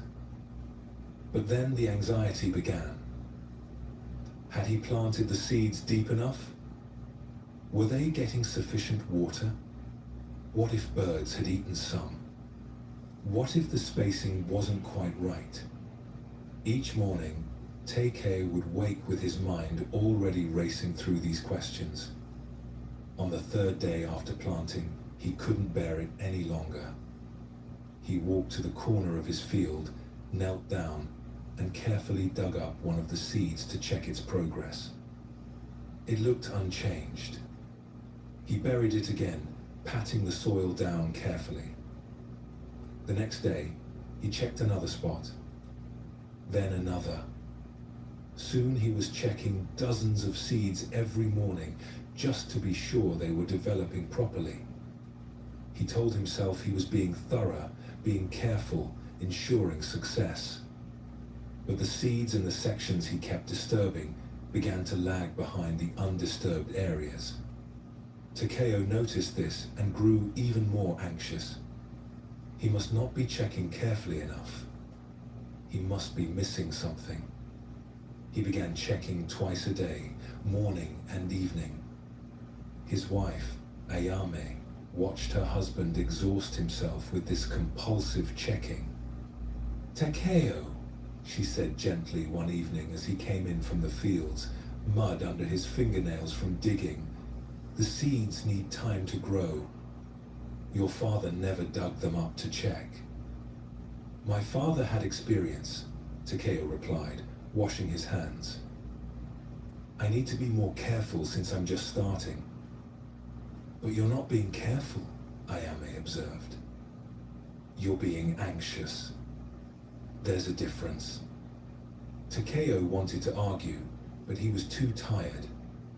That night, he lay awake imagining all the things that could go wrong. What if the seeds rotted? What if they dried out? What if his constant checking was somehow harming them? This last thought made him even more anxious, which made him want to check them again to be sure.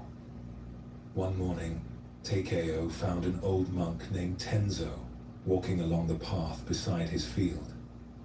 The monk had a walking stick and was moving slowly, appreciating the morning bird song. Takeo recognized him as someone his father had occasionally consulted about the rhythms of nature. "Your father's fields look troubled this year," Tenzo observed, though not unkindly. Takeo felt defensive but curious. What do you mean? Come, walk with me, Tenzo invited. They walked to the edge of the field where the rice was growing. Some sections looked healthy and green. Others looked sparse and struggling. The pattern was clear to Tenzo's experienced eye. Tell me about your planting, Tenzo said. Takeo explained his careful measurements, his detailed record keeping, his constant checking to ensure everything was developing properly. Tenzo listened patiently. Then he knelt down and scooped up a handful of soil. What does the seed do to grow? He asked. It sends down roots and sends up a shoot, Takeo answered, wondering where this was going. And what does the seed need from you to do this? Water, sunlight, good soil. And what does it need from your worry? Tenzo asked, looking up at Takeo with gentle eyes. Takeo had no answer. What does it need from your checking and digging and measuring its progress every day? I suppose. Nothing, Takeo admitted quietly. Tenzo stood up, letting the soil fall through his fingers. The seed already knows how to become rice. Your father understood this. He provided what was needed, then trusted the seed's wisdom. But you keep digging it up, interrupting its work, because you don't trust that growth is happening unless you can see it. But how can I know it's working if I don't check? Can you see your hair growing right now? Tenzo asked. No, yet it grows. Can you feel your fingernails extending? No, yet they extend. Growth happens in darkness, in hiddenness, in its own time. When you keep exposing the seed to check its progress, you're not helping. You're preventing the very thing you're trying to encourage.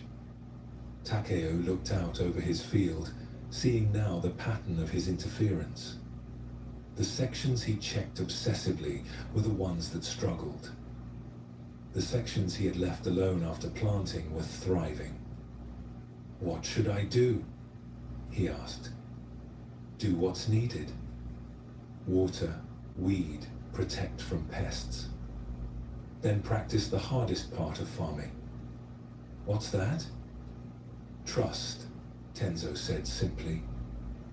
Trust that the seed is doing its work, even when you can't see it. Trust that growth has its own intelligence. Trust that your constant checking doesn't add to the seed's wisdom, it only disturbs it. That day, Takeo stopped digging up his seeds. It was harder than he expected. His hands itched to check. His mind invented reasons why he needed to verify progress. But each time the urge arose, he would remember Tenzo's words about seeds knowing how to become rice. He turned his attention to the tasks that actually helped, maintaining consistent watering, removing weeds, repairing the irrigation channels. These were active efforts, but they worked with the seed's nature rather than against it. Weeks passed. The rice grew. Takeo noticed that as he stopped interfering, the plants seemed to thrive.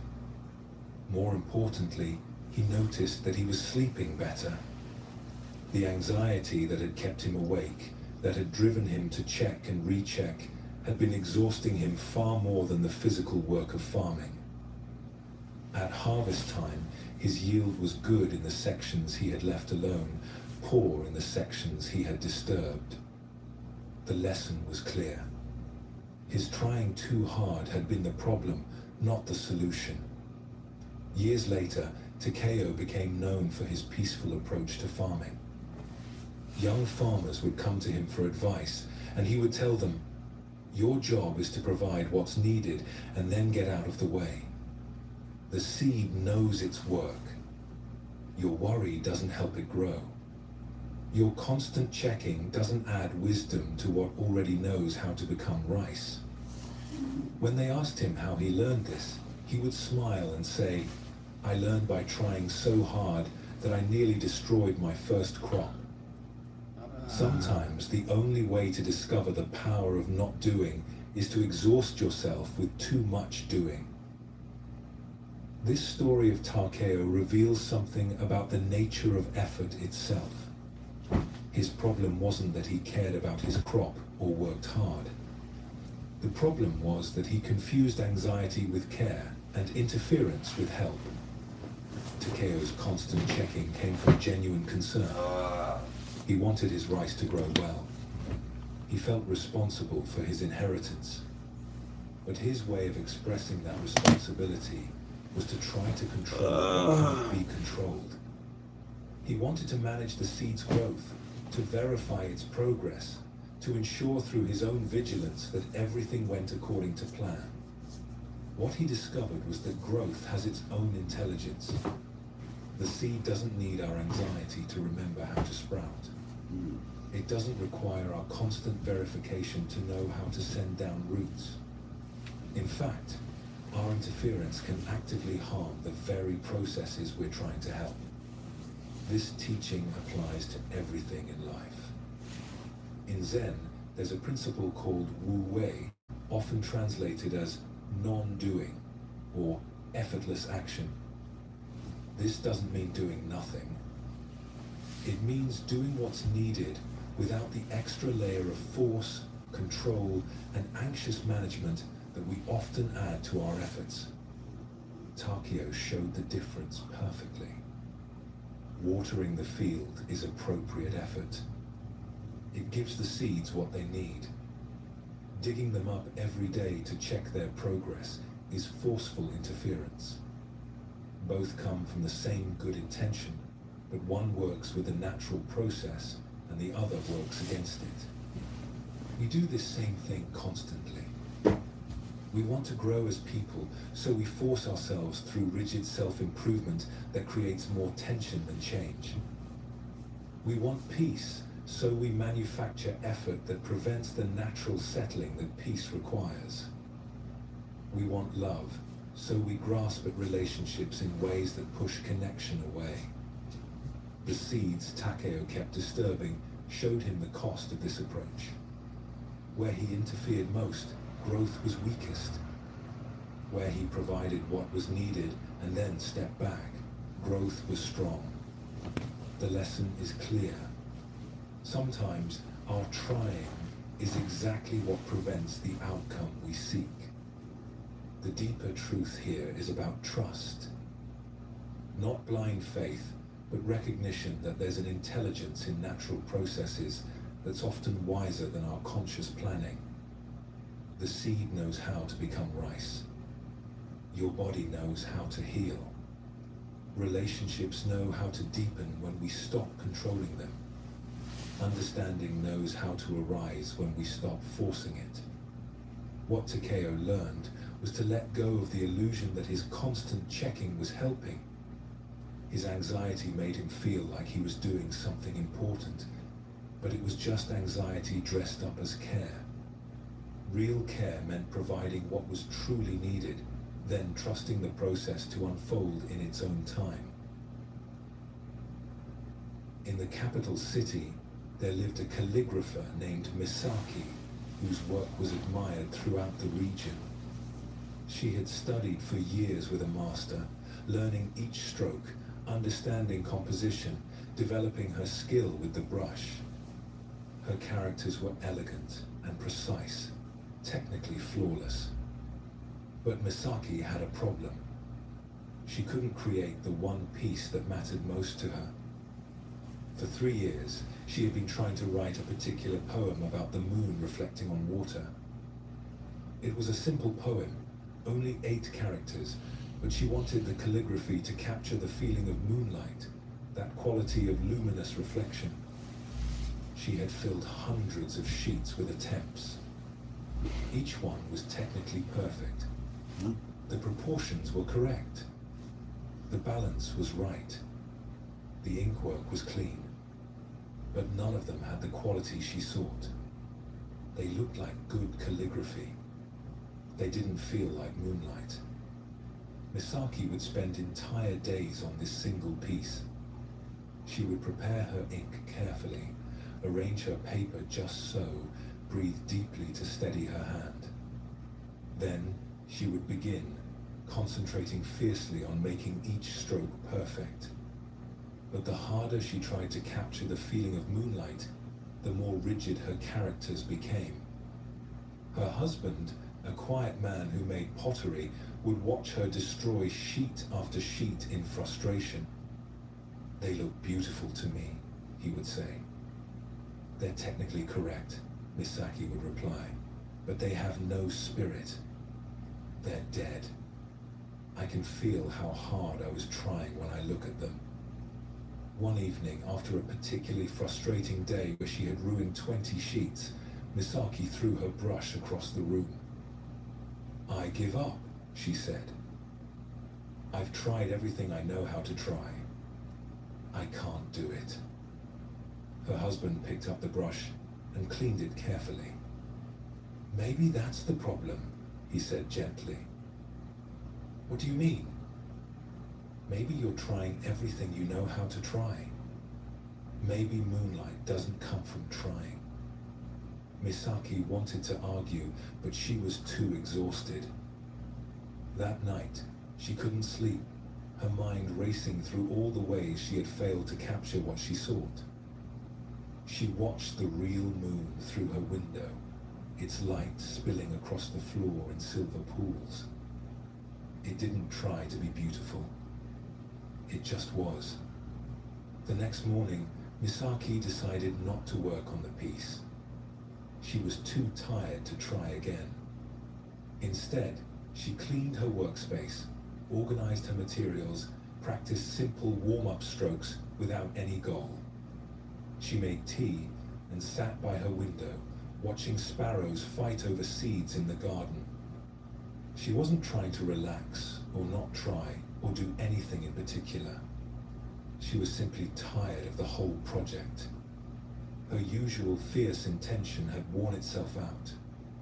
In its place was something quieter, less forceful.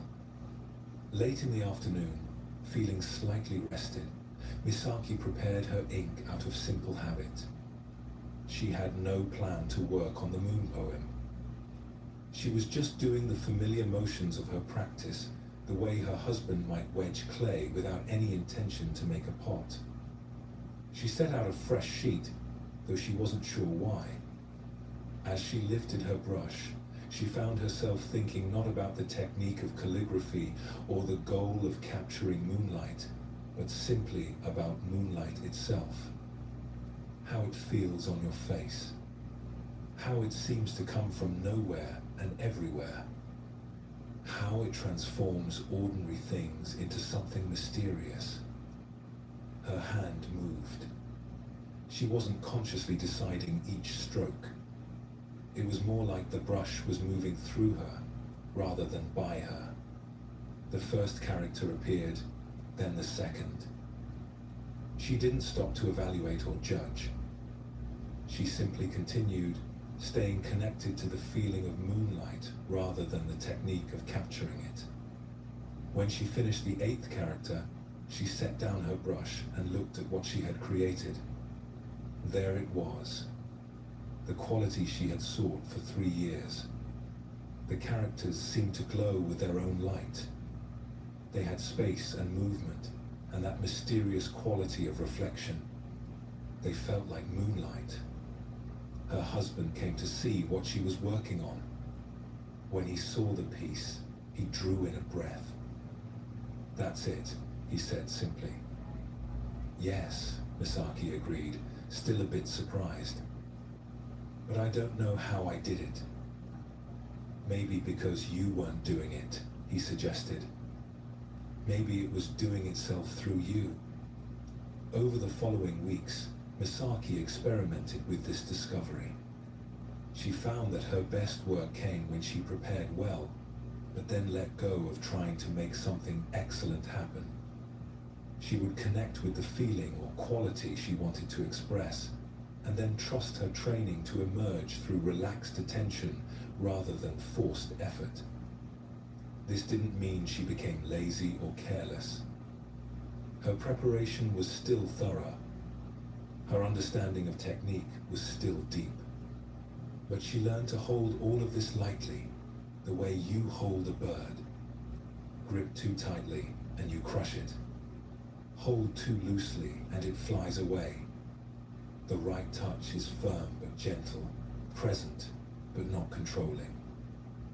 Students began to seek her teaching, and she found herself trying to explain what she had learned.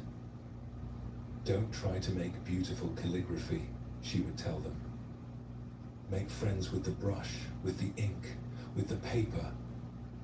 Let the characters emerge from relationship rather than from force. But Master Misaki, one student asked, how do we learn technique if we don't try hard? Learn technique with full effort during practice, Misaki explained. Train your hand, develop your skill, understand the principles. But when it comes time to create something real, set all that training aside. Trust that it will be there when you need it. Your job is to get out of its way. Years later, Misaki's work was collected by wealthy patrons and hung in temples. When asked about her success, she would say, I was a much better calligrapher before I learned to try less. Or perhaps it's more accurate to say, I became a real calligrapher only when I stopped trying to become one. Misaki's journey with her moon poem teaches us about the paradox at the heart of mastery.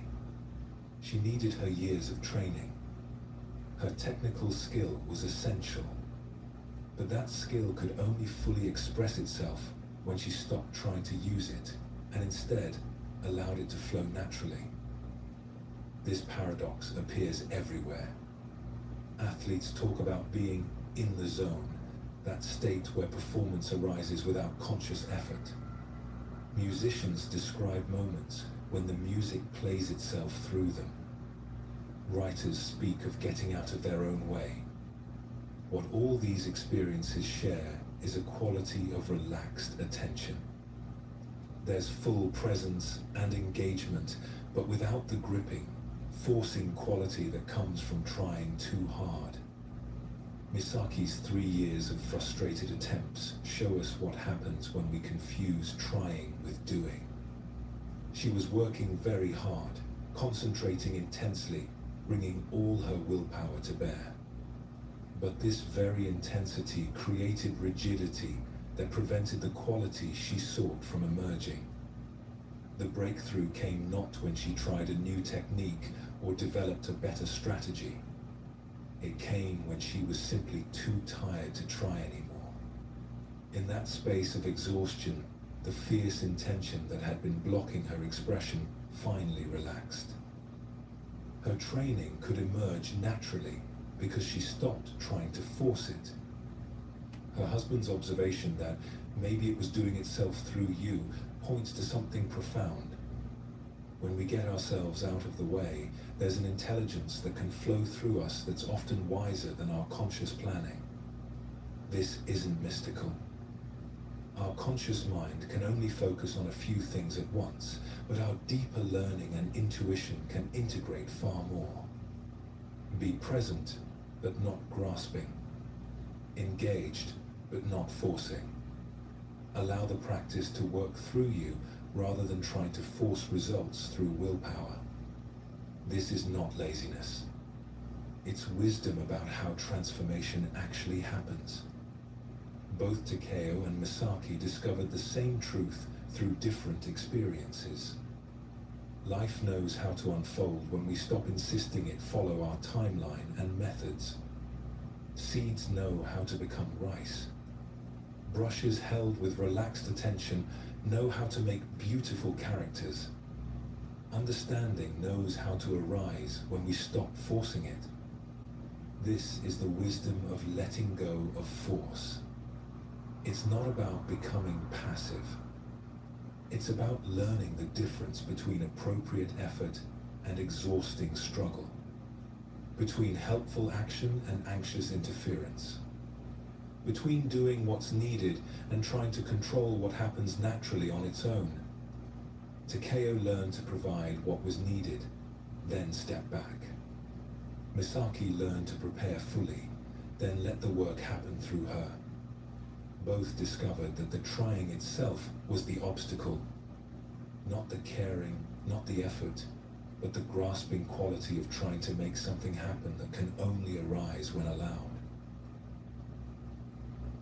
Master Kenshin had spent 30 years building his monastery. It sat on a hillside overlooking a valley, with carefully tended gardens, a meditation hall with cypress pillars, a library containing hundreds of precious texts, and living quarters for 20 monks. The monastery was known throughout the province as a place of deep practice and genuine learning. Kenshin loved the monastery not for pride or status, but because it served its purpose well. Students could practice in peace here. The gardens provided vegetables for the kitchen. The library offered wisdom from generations of teachers. Everything had been built with care and maintained with devotion. One autumn night, a fire started in the kitchen. A novice had left embers unattended in the cooking stove. By the time anyone noticed, flames were already climbing the walls. The monks formed lines with buckets, but the old wood buildings burned quickly. By dawn, nothing remained but ash and stone foundations. The monks stood in the courtyard as the sun rose, looking at the ruins. Some were crying. Others stood in shocked silence. They had lost not just buildings, but irreplaceable texts, personal belongings, the tools of their craft. Years of careful creation, gone in a single night. Kenshin walked slowly through the remains, his robes covered in soot. His face showed sadness, but not despair. When he reached the spot where the meditation hall had stood, he stopped and sat down on a blackened stone. The monks gathered around him, waiting for him to speak. They expected anger, or at least deep grief. Instead, Kenshin looked up at the morning sky, which was particularly beautiful after the smoke had cleared. "Look," he said quietly, gesturing upward. "The sky is still here." The monks looked at him with confusion. Some wondered if the shock had disturbed his mind. "The hills are still here," Kenshin continued, pointing to the valley. "The river still flows. The birds are singing. The sun rose this morning as it always does." "But Master," one monk said, his voice breaking, "everything we built is gone." "Yes," Kenshin agreed. "The buildings are gone. But tell me, what did we actually lose?" The question seemed absurd. They had lost everything. One monk gestured at the ruins. The meditation hall, the library, our living quarters, years of work. "Those were forms," Kenshin said gently.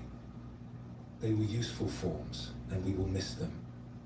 But they were never what mattered most. What did we really come here to find?" The monks were quiet. They had come seeking peace, understanding, freedom from suffering. They had come to learn to see clearly. "Did the fire burn your Buddha nature?" Kenshin asked. "Did it destroy your capacity for awareness? Did it take away your ability to be present, to be kind, to see through illusion?" Slowly, understanding began to dawn on some faces. "We built those buildings to support our practice," Kenshin continued. "But if we think the buildings were the practice itself, we missed the whole point. We can practice under this sky as well as we could under a roof. Actually, perhaps better, because now there's no confusion about what we're really doing here. He stood up and brushed ash from his robes. Everything that can be destroyed will be destroyed eventually. We knew this in theory. Now we know it in fact. The fire was a teacher. It showed us what remains when everything else burns away. One of the younger monks asked, "But Master, what about all the texts, the teachings written by our lineage masters? Those can never be replaced." Kenshin smiled. If the teachings were only in those books, they weren't really teachings. They were just words on paper. The real teaching is always alive, always being transmitted, always here in this moment. Did you learn nothing from those texts that you can't carry forward? The monk realized he had memorized many passages. More importantly, he had absorbed many principles. The understanding wasn't in the books. It was in him. "We'll rebuild," Kenshin said simply. "But first, we'll practice here in the ruins. We'll learn what it means to have nothing and be free. Then, when we do rebuild, we'll know the difference between what serves practice and what we just thought we needed." In the weeks that followed, life at the monastery continued without buildings. The monks practiced meditation sitting in the open courtyard. They cooked on outdoor fires. They slept under temporary shelters made of branches and cloth. It was uncomfortable at times, but something interesting happened. Without the structure and routine that the buildings had supported, the monks had to be more present to each moment. Without the library to consult, they had to rely on their own understanding. Without the security of solid walls, they had to find security within themselves.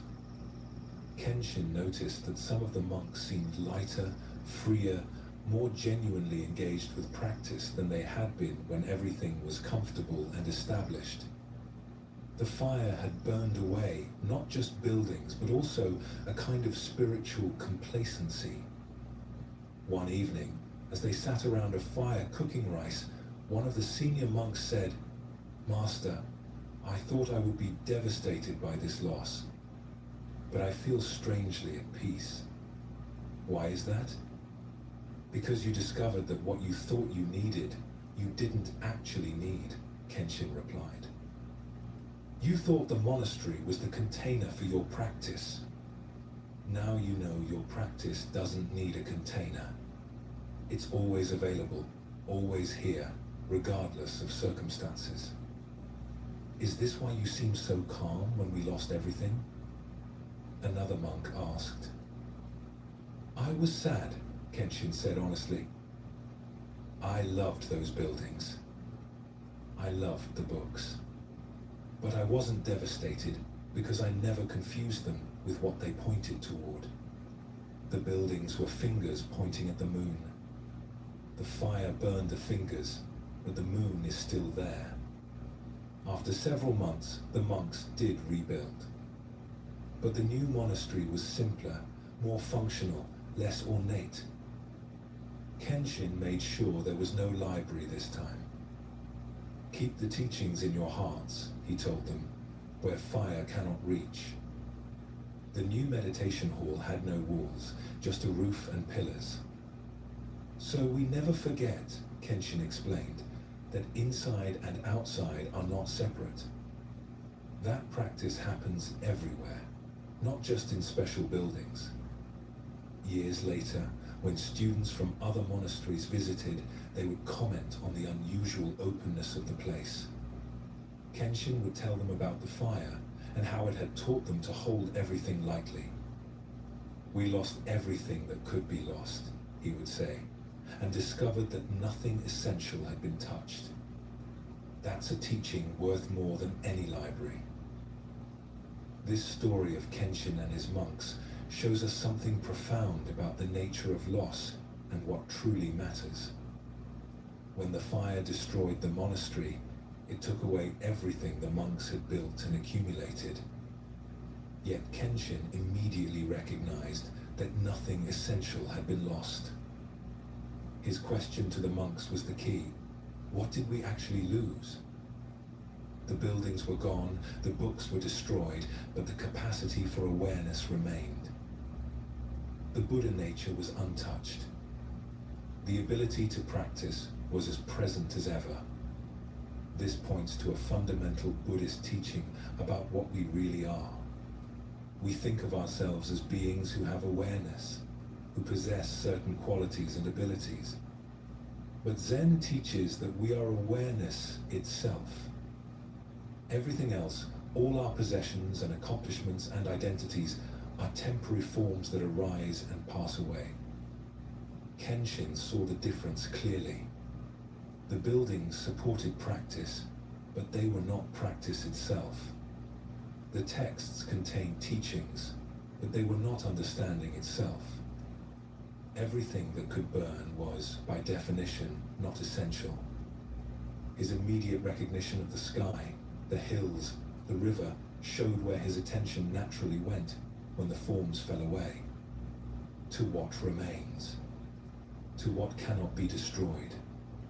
To the fundamental ground of being that's here, whether we have buildings or not. The image of buildings being fingers pointing at the moon is classic Zen. The teachings, the practices, the structures we create are all meant to point towards something beyond themselves. But we often get so focused on the finger that we never look at what it's pointing toward.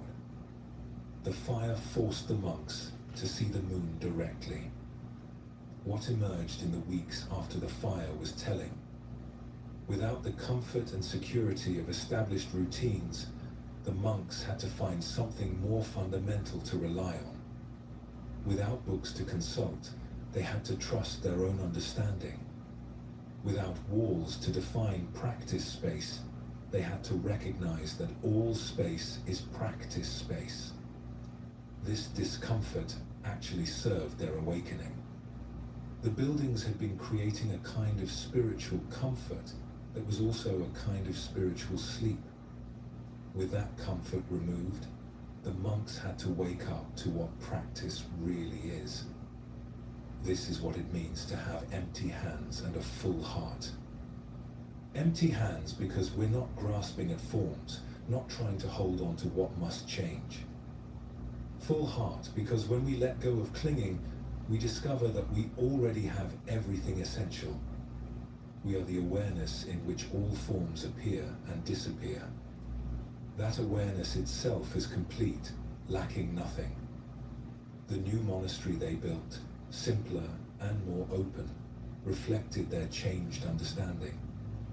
They no longer needed to create a special sacred space separate from the world. They had learned that practice happens everywhere, in all circumstances, because the awareness that practices is not dependent on conditions. Not because you don't care. The monks cared deeply about their monastery. But because you recognize that what you truly are, what gives you the capacity for peace and presence, doesn't depend on what you hold. There was a young potter named Yuki who had recently completed her apprenticeship with a master ceramicist. She had learned every technique, studied every glaze, understood the principles of form and function. Her master declared her ready to work independently, and Yuki set up her own small workshop on the edge of town. For her first independent piece, Yuki wanted to create something extraordinary. She had in mind a particular tea bowl, one that would demonstrate everything she had learned and establish her reputation as a serious artist. She sketched it carefully, planned every detail, mixed her clay with perfect proportions. She threw the bowl on her wheel with skill and precision. The form was exactly as she had envisioned. She trimmed it carefully, let it dry to leather hardness, then applied a glaze she had been developing for months. The color would be extraordinary, she was certain of it. With great ceremony, she placed the bowl in her kiln and started the fire. According to all her training, the firing would take 3 days. 3 days of carefully maintained temperature, of gradual heating and cooling, of patience while transformation occurred in the darkness of the kiln. But Yuki found herself unable to wait. On the first day, she opened the kiln door just a crack to peek inside. The bowl looked unchanged. She closed the door quickly, worried she had disrupted the process. On the second day, she opened it again, just to check. Still no visible transformation. By the third day, she was consumed with curiosity and anxiety. What if the glaze hadn't worked? What if something had gone wrong? What if she had wasted all this effort on a piece that would be ruined? She needed to know. She opened the kiln completely, several hours before the proper time. Cool air rushed into the hot interior. She reached in with tongs and pulled out the bowl. The moment the cold air hit the hot clay, she heard a sound like a sigh. A crack appeared, running from rim to base. Then another. Within seconds, her perfect bowl had split into pieces.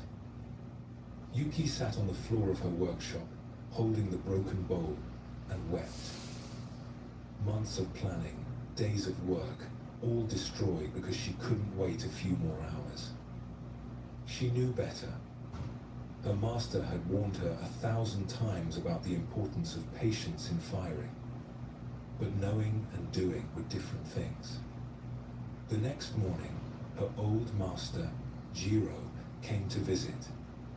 He had heard about Yuki setting up her own workshop and wanted to see how she was doing. He found her sitting among the pieces of her broken bowl, her eyes red from crying.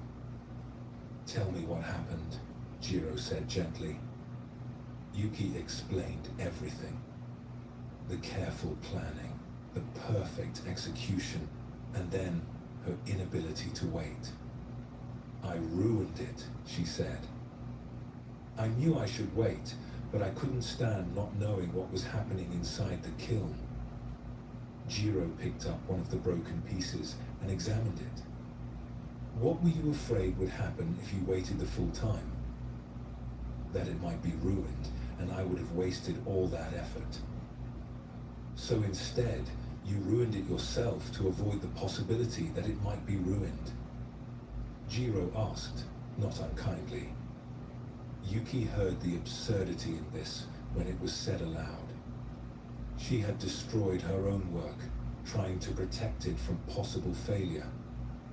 "Tell me," Jiro continued, "when the bowl was in the kiln, were you with it?" "No, I was out here, worrying." "So, while the transformation was happening, you were absent from it, lost in your worry about what might be happening?" Yuki nodded. "And now that you've opened the kiln too early, are you present to what is?" Yuki looked at the broken bowl in her hands and realized she was still lost in thoughts about what should have been, what could have been. She wasn't even fully experiencing this moment of loss. "The kiln teaches what life teaches," Jiro said. "Transformation happens in its own time, in darkness, out of our sight.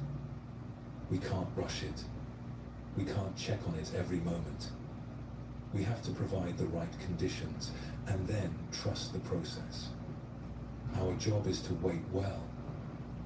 "What does it mean to wait well?" Yuki asked. "To be present while waiting. To trust while not knowing. To let time do its work without interference." Jiro set down the broken piece. "You weren't really waiting. You were suffering your impatience. There's a difference." Over the following weeks, Jiro visited Yuki often, teaching her what he called the art of waiting. He showed her that waiting wasn't passive, but active. It required consciousness, presence, and trust. "When you put a bowl in the kiln," he explained, "you're not doing nothing while it fires. You're maintaining temperature, tending the fire, being present to the process even though you can't see inside. That's active waiting. He taught her to notice the difference between anxious checking and aware attending. Anxious checking came from lack of trust and made the time feel longer. Aware attending came from understanding the process and made the time feel natural. Yuki made another bowl. This one was simpler, less ambitious. She prepared it carefully and placed it in the kiln. Then, instead of pacing and worrying, she sat near the kiln and practiced what Jiro taught. She felt the heat radiating from the bricks. She listened to the sound of the fire. She trusted that in the darkness, transformation was happening. When the proper time came to open the kiln, she felt calm. Whether the bowl succeeded or failed, she had done her part. She had waited well. The outcome would be what it would be. She opened the kiln and pulled out the bowl. It was beautiful. The glaze had worked perfectly, creating colors and patterns she had only imagined. But more important than the beauty of the bowl was what Yuki had learned in the making of it. "I understand now," she told Jiro. The waiting itself was part of the creation. My impatience wasn't just uncomfortable. It was actively working against what I was trying to make. Yes, Jiro agreed.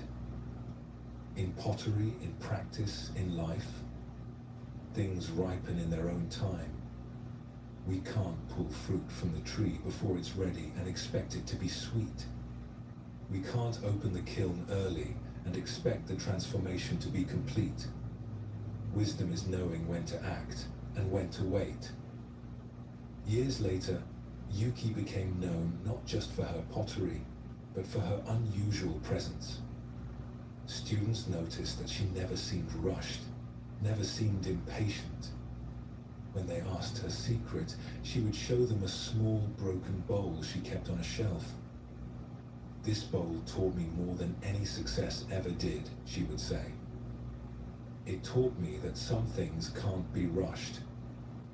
That transformation happens in darkness and time.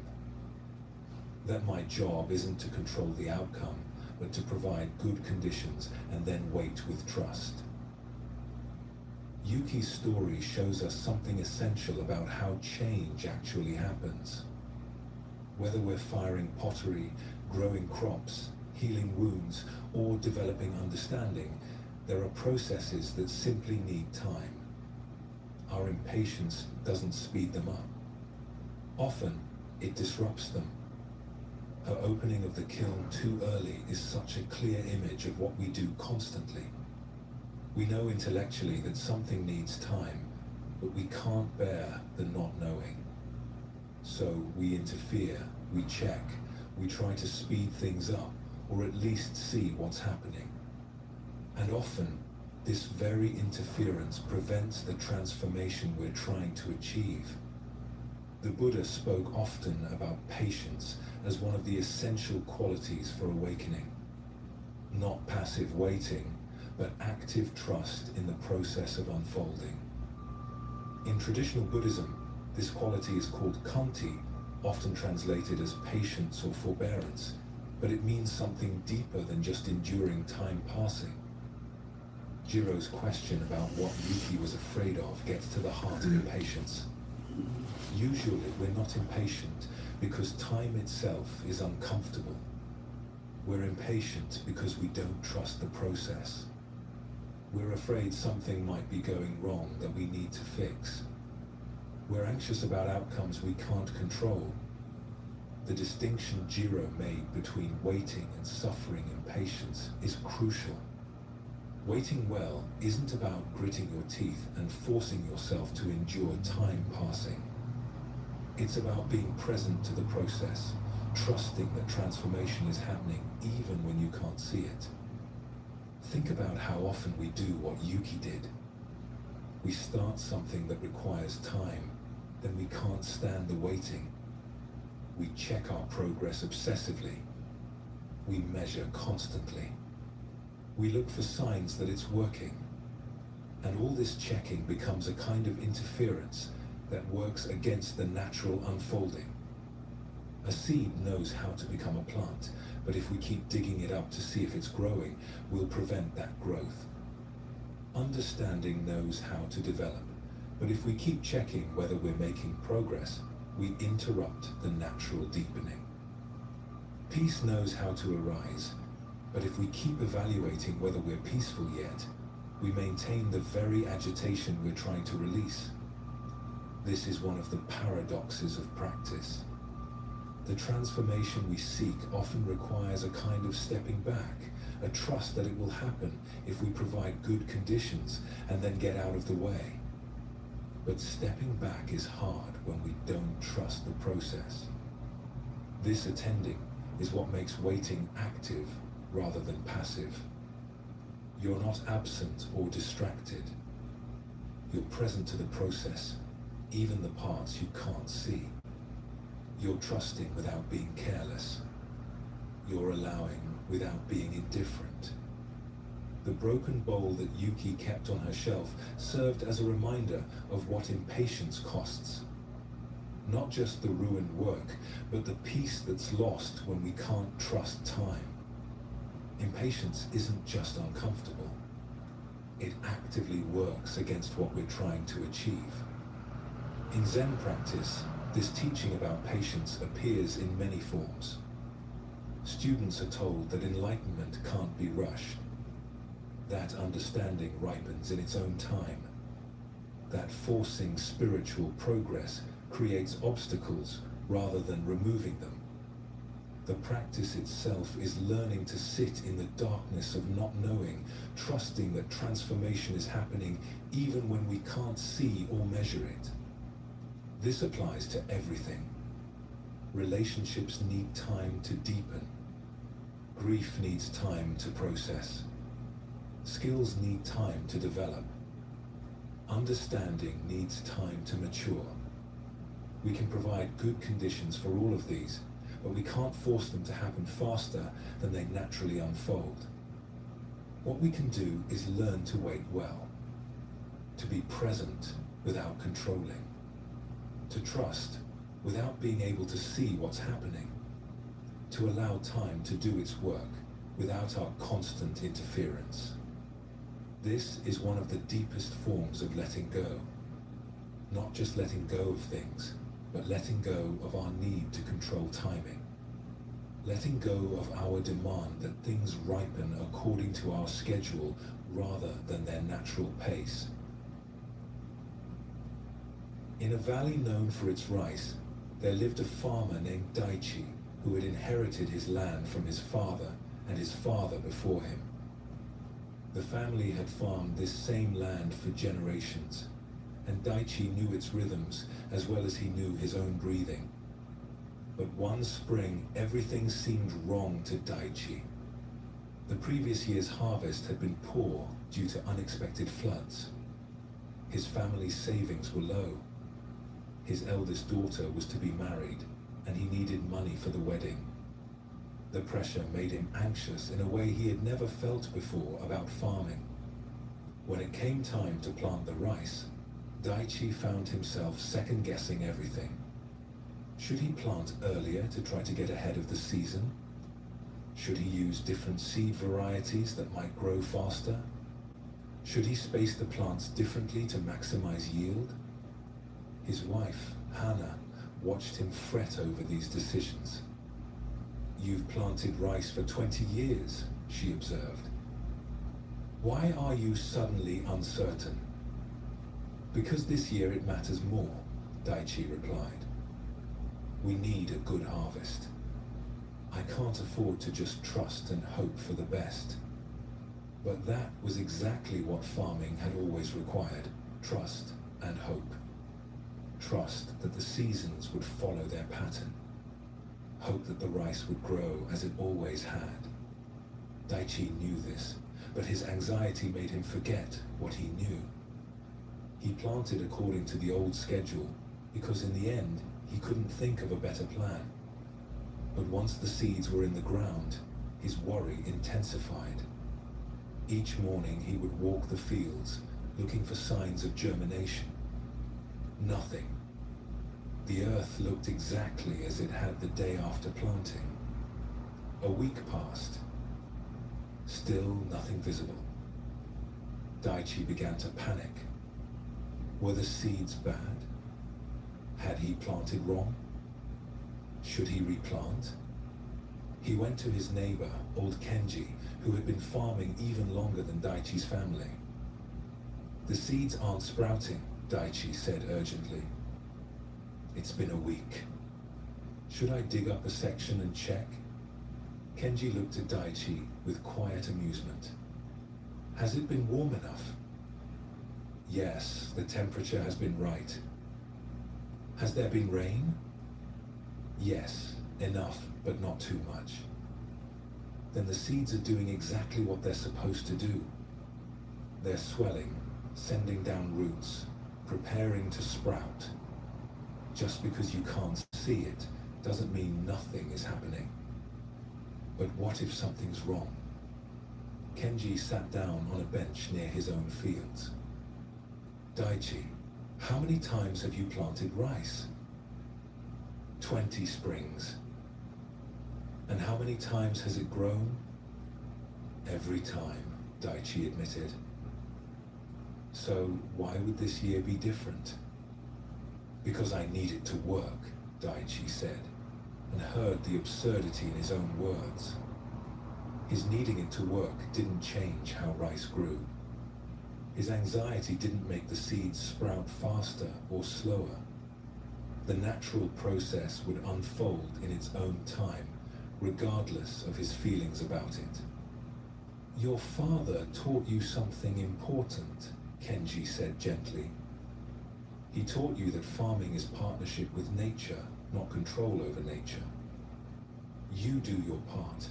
Prepare the soil, plant at the right time, provide water. Then you wait. Not passively, not anxiously, but with trust in the process that's been working for thousands of years." Daichi sat with his neighbor in silence for a while, watching the wind move across Kenji's fields where rice was already showing green shoots. Those fields had been planted a week before his own. In 7 days, his fields would look like this. He needed to trust time. Over the following weeks, Daichi practiced what he came to think of as farmer's faith. Not blind belief that everything would turn out perfectly, but trust in the basic process. Rain would come. Sun would shine.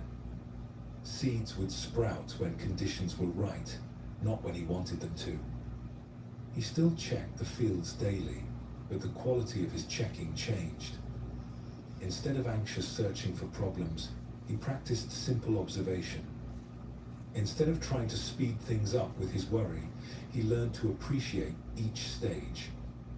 The soil preparing, the first green shoots, the gradual thickening of growth.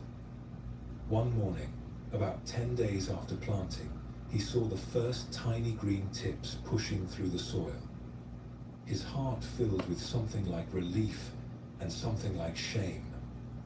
Relief that the rice was growing. Shame that he had doubted the process he knew so well. Hannah found him standing at the edge of the field, just watching the early growth. "The rice doesn't care about our worries," she said, joining him. "It grows according to its nature, not our needs." "I know that," Daichi replied. "I've always known it. But this year I forgot." "What made you remember?" "Kenji reminded me that I've done this 20 times before. That trust isn't blind hope. It's based on understanding how things actually work. Rice grows in its own time. My rushing doesn't help. My worry doesn't change anything. The season progressed as seasons do. There were challenges, a week of too much rain, then a week of too little. Insects that needed managing. weeds that needed pulling. But Daichi met each challenge as it came, without the overlay of panic he had felt at the beginning. At harvest time, the yield was good. Not exceptional, but good. Enough for the wedding, enough to rebuild savings. But what Daichi valued most from that season wasn't the rice. It was what he had learned about trust and timing. The evening after harvest, Kenji came by to help celebrate. Daichi thanked him for the wisdom he had shared back in spring. "I didn't teach you anything new," Kenji said. "You already knew it. You just needed reminding that some things work in their own time, and our job is to work with that time, not against it." "But how do you keep remembering it?" Daichi asked. "How do you not panic when you can't see what's happening underground?" Kenji smiled. "I remember that I've seen spring turn into summer, into fall, into harvest 100 times. Each time, I'm tempted to think, this time will be different. This time, I need to control it. And each time, the seasons prove me wrong. They do their work whether I trust them or not. But my life is better when I do trust them." Years later, when Daichi's own son began farming the land, Daichi would tell him about that spring of worry and what it taught. "You'll be tempted to think you can control everything," he would say. "But farming teaches what life teaches. Some things ripen in their own time.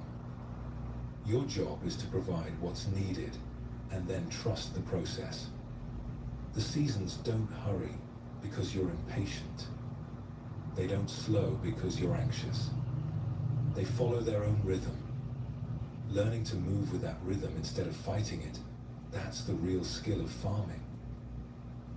Daichi's story shows us how easily we forget what we know when anxiety takes hold. He had 20 years of evidence that rice grows in its time, yet his worry about the harvest made him doubt the entire process. This is what anxiety does. It makes us forget what we understand about how things naturally unfold. His need for a good harvest didn't change how rice grows. His worry didn't make seeds sprout faster. His checking didn't alter the underground process. Yet he felt compelled to do something, to manage, to control. This is the impulse that makes waiting so difficult. The feeling that we should be doing more, checking more, ensuring more. Kenji's simple questions helped Daichi see what he was doing. By asking about all his previous plantings, Kenji reminded him of the foundation for trust. Trust isn't blind faith. It's based on understanding patterns, on knowing how things work, on experience of cycles repeating. This is what the Buddha meant by trust in the Dharma. Not belief in something unseen, but confidence in the natural law of cause and effect. If you plant seeds in good soil, provide water and sunlight, they will grow. Not because you believe hard enough, but because that's what seeds do. The trust is in the nature of things, not in hope or wishful thinking. Daichi's shift from anxious checking to simple observation shows what it means to wait well. He still visited the fields daily. He still paid attention. But the quality of attention changed from trying to control to simply witnessing. From demanding that things be different to appreciating what is. The insight that rice doesn't care about our worries might seem obvious, but it's profound. Most of our anxiety comes from the illusion that our worrying matters to the process. We think if we worry enough, plan enough, check enough, we can influence outcomes. But natural processes unfold according to their own laws, not according to our emotional state. The teaching about seasons following their own rhythm applies to every aspect of life. Healing takes time. Understanding deepens gradually. Relationships develop in stages. Skills mature through practice. We can't rush these processes any more than we can make rice grow faster by worrying about it. What we can do is what Daichi learned. Provide good conditions, then trust the natural unfolding. Our job is to work with time, not against it. To move with natural rhythms instead of trying to impose our own schedule. This is another dimension of letting go. Not just releasing what we're clinging to, but releasing our demand that things happen according to our timeline. Letting go of the illusion that our impatience changes anything except our own peace of mind. Kenji's 100 springs of experience taught him what can only be learned through repeated cycles, that natural processes are reliable. Not always predictable in every detail, but reliable in their basic patterns. Spring follows winter. Seeds become plants. Time does its work, whether we trust it or not. The difference is in how we experience the waiting. When Daichi was anxious and controlling, the waiting was torture. When he learned to trust the process, the same waiting became a kind of rest. The time was the same. The process was the same. Only his relationship to it changed. This is the wisdom both Yuki and Daichi discovered, that how we wait matters more than we realize. We can wait while suffering, or we can wait while trusting. We can fill the time with anxiety, or we can fill it with presence. The outcome unfolds in its own time either way, but our experience of that time transforms completely. Both pottery and farming teach what Zen practice teaches, that transformation happens in darkness and time, out of our sight and beyond our control. Our part is to provide what's needed, then step back and let the natural intelligence of the process do its work. When we can do this, we discover a kind of peace that doesn't depend on being able to see or control what's happening. A peace that comes from trust in the way things naturally unfold. In a village at the foot of a mountain, there lived a healer named Mariko who had studied medicine with the best teachers in the province. She knew every herb, every treatment, every technique for dealing with common ailments.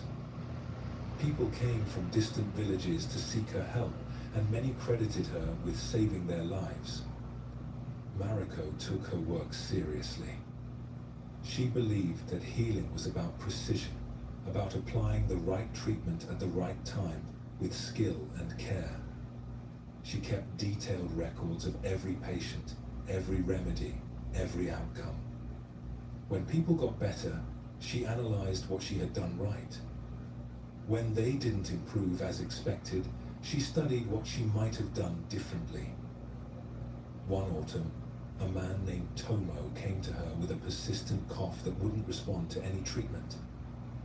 Mariko gave him herbs to clear the lungs. The cough continued. She adjusted the formula, adding different ingredients. The cough persisted. She tried acupuncture, moxibustion, dietary changes.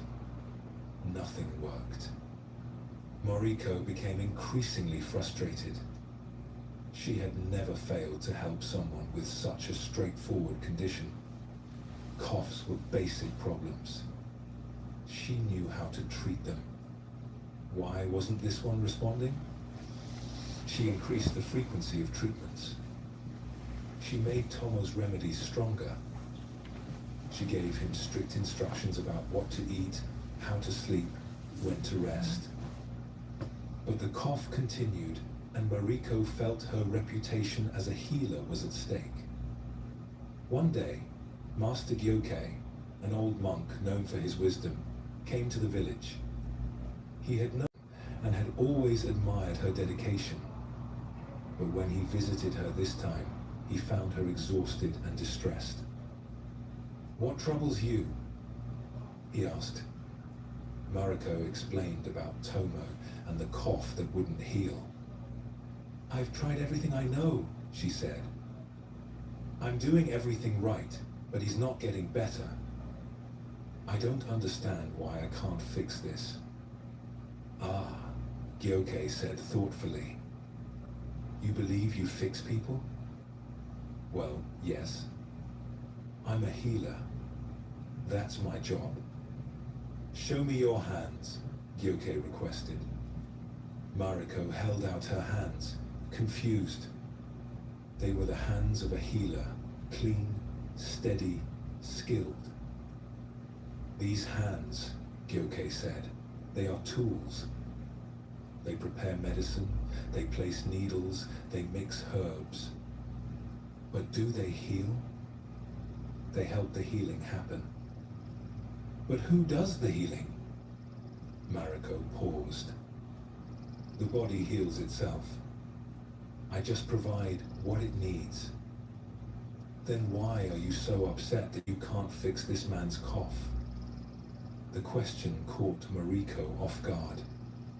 She realized she had been thinking of healing as something she did to people, not something she supported their bodies in doing for themselves. She had been trying to control the outcome through perfect application of technique. Come with me, Gyoke said. They walked to where Tomo lived. Gyoke asked if he could speak with the man, and Tomo invited them to sit. For a while, Gyoke just talked with Tomo about his life, his work as a carpenter, his family.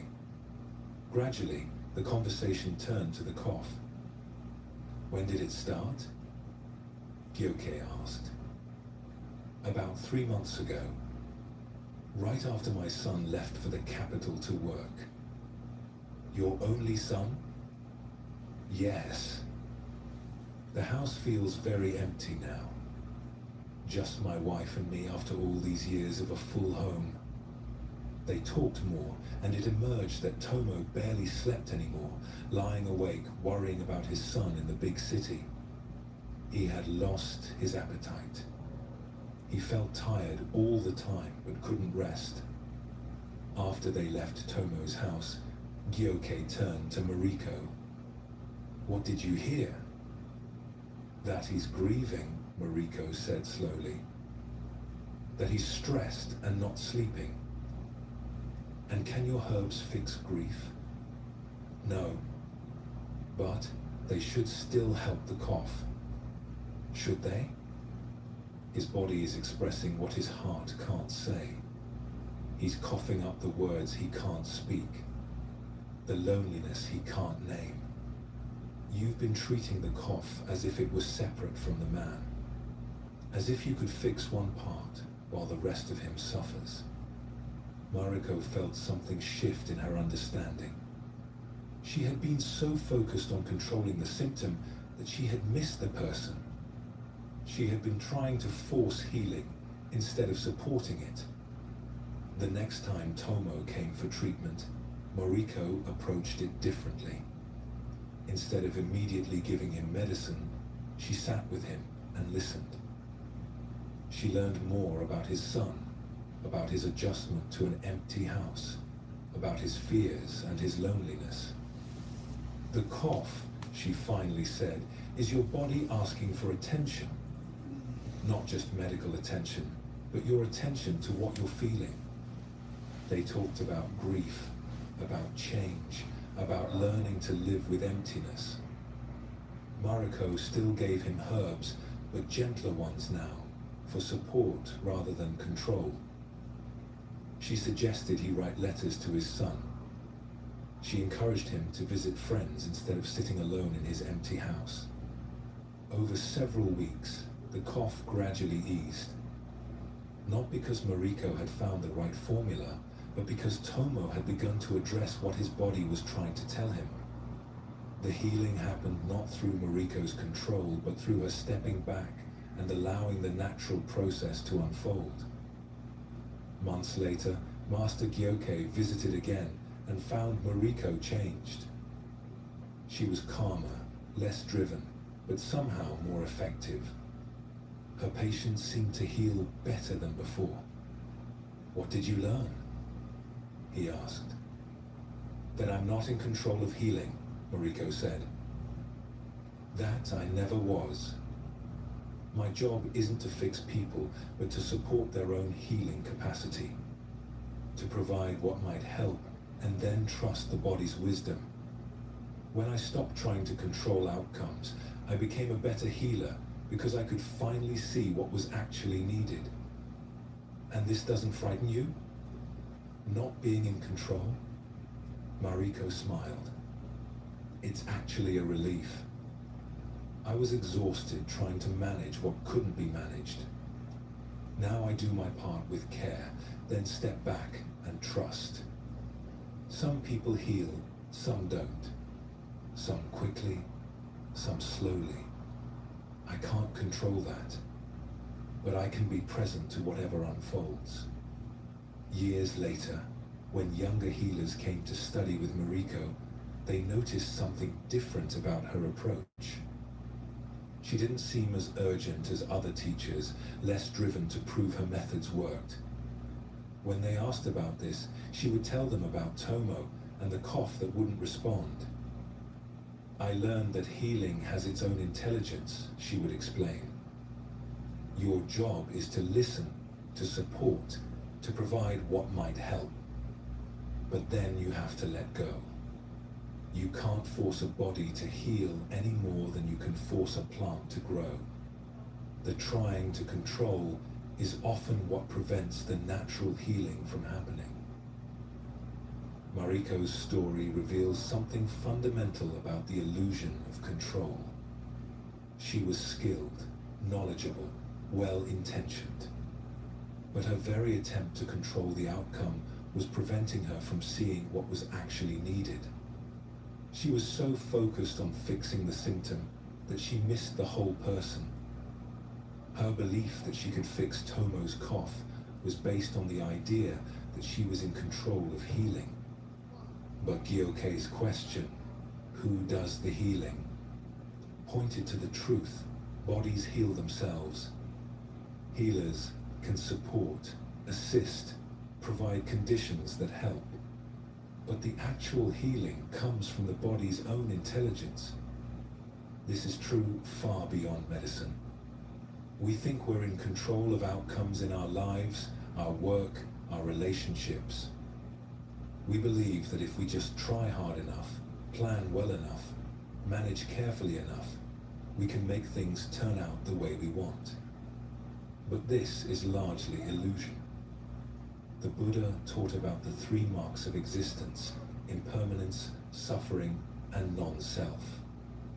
Part of what non-self means is that we're not the independent controllers of reality that we think we are. We're participants in a vast web of interdependent causes and conditions, most of which are beyond our influence. Mariko was trying to control something that responded to factors she couldn't control: Tomo's grief, his loneliness, his body's way of expressing what his heart couldn't say. No amount of technical skill could address these deeper issues. She needed to let go of control to actually be helpful. Her shift from trying to fix to supporting healing was profound. Instead of seeing Tomo as a problem to solve, she began to see him as a person going through a process. Instead of imposing her will through stronger treatments, she learned to listen to what his body was trying to communicate. This is the wisdom of Wu Wei again, but applied to helping others. The most effective action often comes not from forcing outcomes, but from working with natural processes. Mariko became a better healer when she stopped trying to be in control and started supporting what was already trying to happen. The relief she felt at not being in control anymore is significant. The illusion of control is exhausting. When we think we're responsible for managing outcomes, we carry an impossible burden. Every failure feels personal. Every setback feels like our fault. We're constantly monitoring, adjusting, trying to keep everything moving in the right direction. But when we recognize that we're not actually in control, that our role is more modest, a weight lifts. We can do our part skillfully and carefully, then let go of the outcome. We're still responsible for our actions, but not for results that depend on countless factors beyond our influence. This doesn't mean becoming passive or careless. Mariko still brought skill and knowledge to her work, but she no longer confused her actions with the results. She provided support and let healing happen in its own way in time. Gyoke's teaching about the body expressing what the heart can't say points to something deeper, that we're unified beings, not separate parts that can be fixed independently. Mariko had been treating the cough as isolated from everything else about Tomo. This fragmented approach is part of the illusion of control, the belief that we can manage individual pieces without attending to the whole. When Mariko began seeing Tomo as a whole person going through a difficult transition, she could finally respond to what was actually happening rather than what she thought should be happening. She stopped trying to impose her plan for healing and started supporting Tomo's own process of working through his grief. This is what letting go of control looks like in practice. Not abandoning skill or care, but releasing the illusion that we can manage outcomes. Not becoming indifferent, but recognizing the limits of our influence. Not giving up, but giving over to the natural intelligence of processes larger than our individual will. We spend enormous energy trying to control what can't be controlled. Our health, other people's choices, the future, outcomes that depend on countless variables we can't see or influence. This effort exhausts us and often prevents the natural unfolding that would happen if we stopped interfering. The practice is to keep doing what's skillful while releasing attachment to outcomes, to provide good conditions and trust the process, to act with care but without the burden of believing we're in charge of results. This is freedom. Not freedom from responsibility for our actions, but freedom from the impossible responsibility of controlling the universe. In a provincial capital, there lived an official named Hideyoshi who had risen through the ranks of government service through careful planning and meticulous management. He was known for his ability to organize complex projects, solve administrative problems, and keep everything running smoothly. Hideyoshi believed deeply in preparation and planning. For every situation, he had a plan. For every problem, he had a solution ready. For every possible difficulty, he had already thought through the response. His colleagues admired his thoroughness, though some found him rigid. When he was appointed to oversee disaster preparedness for his region, Hideyoshi threw himself into the work with his characteristic intensity. He studied flood patterns, earthquake histories, fire risks. He created detailed plans for every conceivable emergency. He drilled his staff on procedures until they could recite them in their sleep. He felt satisfied that his region was now prepared for anything. Whatever might happen, he had a plan to manage it. Then the earthquake came. It struck just before dawn on a spring morning. The shaking lasted less than a minute, but it felt like hours. Buildings collapsed. Fires started. Water systems broke. The careful order Hideyoshi had worked so hard to establish dissolved in seconds. In the aftermath, Hideyoshi pulled out his disaster plans, ready to implement them. But nothing went as planned. The roads his evacuees were supposed to use were blocked with rubble. The water sources he had designated were contaminated. The meeting points he had established were now dangerous locations. His careful plans were useless in the face of actual disaster. He stood in the street outside his damaged office, holding his thick folder of plans, and realized they were just paper. All his preparation had given him the illusion of control, but the actual earthquake followed no one's plan. Reality didn't care about his procedures. A monk named Sengai was helping clear rubble from a collapsed temple nearby. He noticed Hideyoshi standing frozen and came over to see if he needed help. "My plans are worthless," Hideyoshi said, still in shock. "Everything I prepared for isn't what actually happened. I thought I had everything under control, but I controlled nothing." Sengai looked at the plans in Hideyoshi's hands.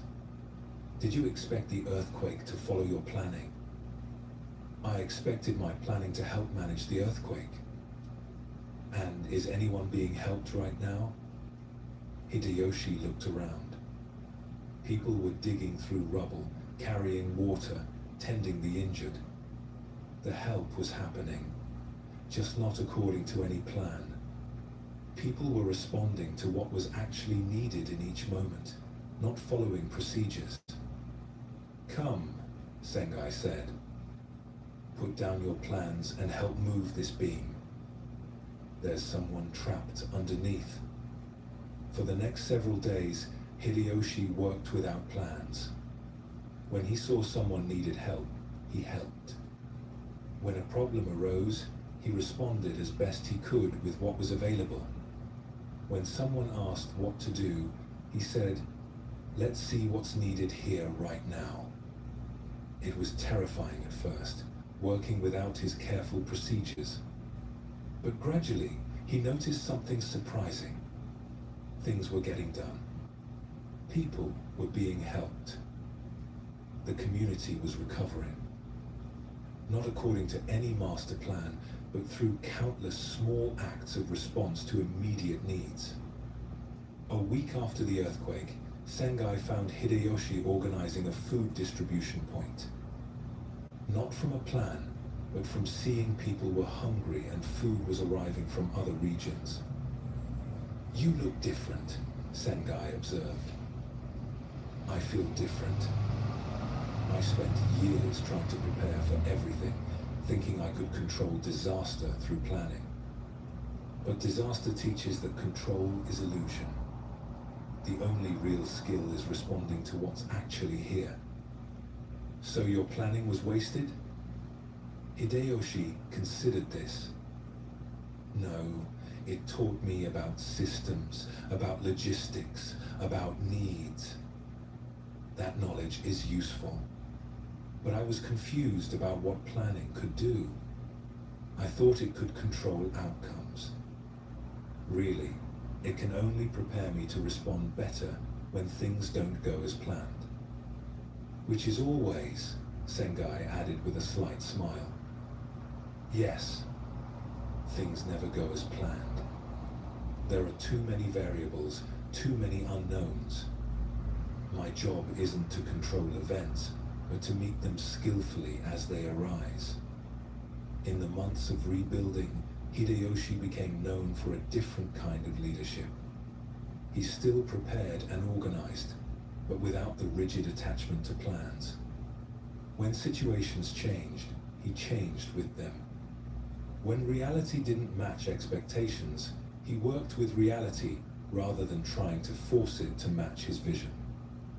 His colleagues noticed that he seemed less stressed, more effective. Paradoxically, by letting go of control, he became better at his work. Years later, when training new officials, Hideyoshi would tell them about the earthquake. "You'll be tempted to think that good planning means controlling outcomes," he would say. "But planning is just thinking ahead. It can't control reality. Reality will always surprise you. Your real skill isn't in making things go according to plan. It's in responding wisely when they don't." He would show them his old disaster plans, the ones that had been useless during the actual disaster. "These aren't worthless because they were bad plans. They're worthless because I thought they could control what happened. Once I let go of that illusion, the knowledge in them became useful in a different way, as preparation for response, not control of outcomes. Hideyoshi's story shows the illusion of control from another angle. His planning wasn't bad. His preparation was actually valuable. But he had confused preparation with control. He thought that by planning for every possibility, he could manage what happened. The earthquake showed him how little we actually control. This is one of life's hardest lessons, that we can do everything right and still not control outcomes. We can prepare thoroughly and still be surprised.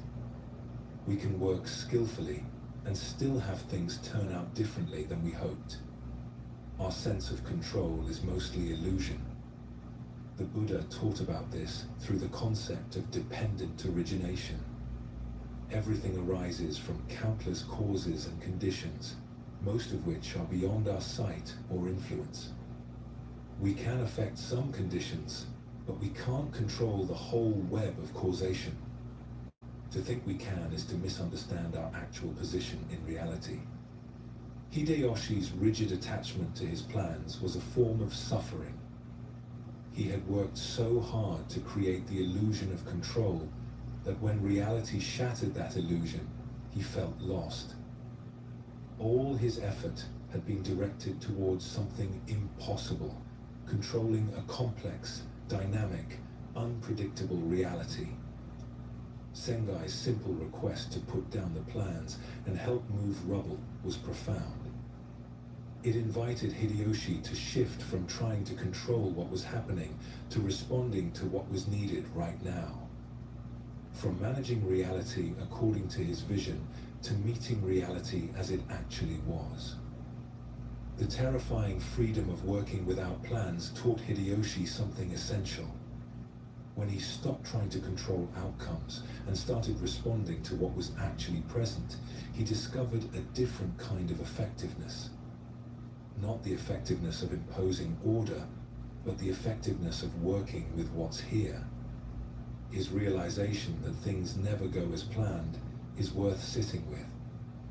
We spend enormous energy trying to make reality match our plans, our expectations, our ideas about how things should be.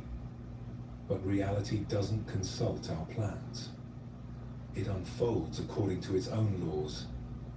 Our plans can help us think ahead, but they can't control what happens. The shift from planning as control to planning as preparation is subtle but crucial. Preparation means developing knowledge and skills that might be useful. Control means trying to dictate outcomes. Preparation is humble. Control is arrogant. Preparation works with reality. Control tries to dominate it. Hideyoshi's decreased stress and increased effectiveness after letting go of control shows the practical benefit of this realization. The burden of trying to control what can't be controlled is exhausting. When we release that impossible task and focus instead on responding skillfully to what's actually here, we free up enormous energy. This doesn't mean we stop preparing or planning. Both Mariko and Hideyoshi continued their work, but they no longer confused their actions with control over outcomes. They did their part, then let reality unfold as it would. This is the wisdom of acting without attachment to results. The illusion of control creates suffering in countless ways. We think we should be able to manage our health, so illness feels like failure. We think we should be able to control others' choices, so their independence feels like rejection. We think we should be able to prevent bad things from happening, so when they do, we blame ourselves. But most of what happens is beyond our control. We live in a web of interdependence, where countless factors influence every outcome. We can affect some factors through our actions, but we can't control the whole pattern. The practice is to keep doing what's skillful, what's caring, what's wise, while releasing the illusion that we're in charge of results. To act responsibly without carrying the impossible burden of controlling reality. To prepare well, then meet what comes with presence and flexibility rather than rigid attachment to how things should be. This is true letting go. Not of effort or care or skill, but of the exhausting illusion that we're in control. When we release this illusion, we find a freedom that allows us to respond more effectively to whatever arises. We're no longer fighting to make reality match our plans. We're meeting reality as it is and working with it skillfully. Both Mariko and Hideyoshi discovered that letting go of control didn't make them less effective. It made them more effective because they could finally see and respond to what was actually present rather than trying to force their vision onto reality. The peace they found wasn't in getting better at controlling outcomes. It was in releasing the need to control them at all. There was a scholar named Kaito who lived alone in a small house at the edge of a university town. He had devoted his life to learning, earning respect for his knowledge of ancient texts and philosophy. But despite his accomplishments, Kaito felt a persistent loneliness that nothing seemed to ease. He would see other scholars gathering in tea houses, talking late into the night. He would watch students walking together, laughing at shared jokes. He felt on the outside of something essential, looking in at a warmth he couldn't reach. To fill the emptiness, Kaito threw himself deeper into his studies. He told himself that companionship was a distraction from serious work. He acquired more books, spent longer hours in research, gained more recognition for his scholarship. Yet the loneliness only grew more intense. One day, a monk named Basui came to town to give lectures on Zen. Kaito attended out of intellectual curiosity, not expecting any personal relevance. But during the questions at the end, Kaito found himself speaking. "Master Basui," he said, "I have a question about suffering. The Buddha taught that desire causes suffering. I desire companionship, deep connection with others. Should I try to eliminate this desire?" Basui looked at Kaito with penetrating kindness. "Tell me more about this desire." "I feel alone," Kaito said, surprised by the emotion in his own voice. "I watch others form friendships easily, but I can't. I've tried to stop wanting connection, to be content with my studies, but the longing only grows stronger." "And when you're with other people, what happens?" Basui asked. "I become anxious. I worry about saying the right thing, appearing knowledgeable. I analyze every conversation afterward, finding all my mistakes. It's exhausting." "So you desire connection, but when connection is available, you're busy protecting yourself?" Kaito paused. He had never thought of it this way. "I suppose so." "Your desire for companionship isn't the problem," Basui said gently. "Your desire is trying to tell you something. What are you afraid would happen if you truly let someone close?" That night, Kaito couldn't stop thinking about the question. What was he afraid of? As he sat with the question, memories arose. His father's criticism, classmates mocking his earnest questions, teachers impatient with his confusion. A pattern emerged. He had learned early that being known was dangerous. So he had built walls of scholarship, using knowledge to keep people at a safe distance.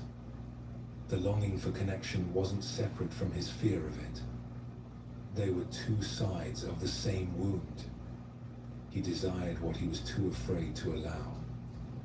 Over the following weeks, Kaito began to see his desire differently. Not as a problem to eliminate, but as a message pointing towards something unhealed. His loneliness was showing him where he had closed himself off.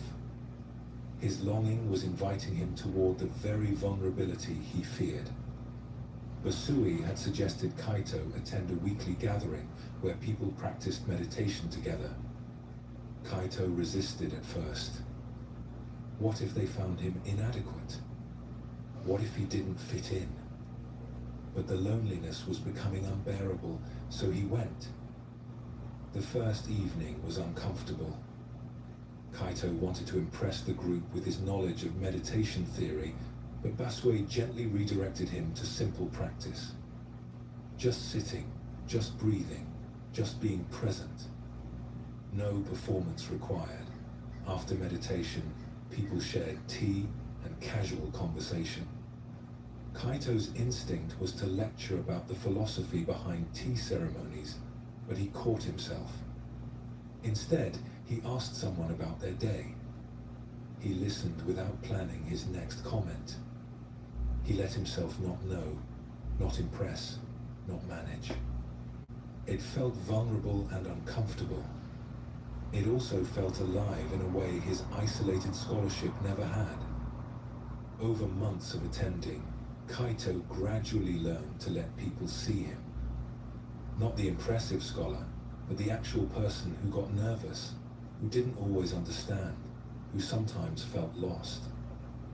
To his surprise, this vulnerability didn't drive people away. It invited them closer.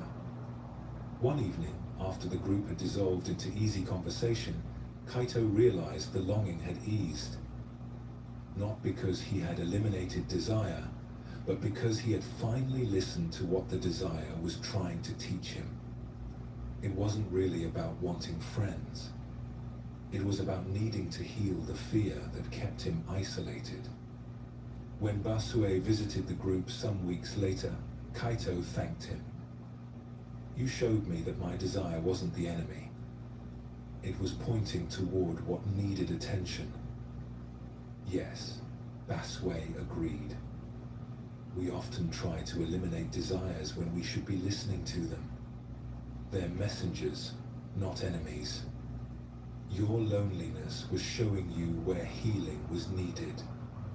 When you learned to see it this way, it became a teacher instead of torture.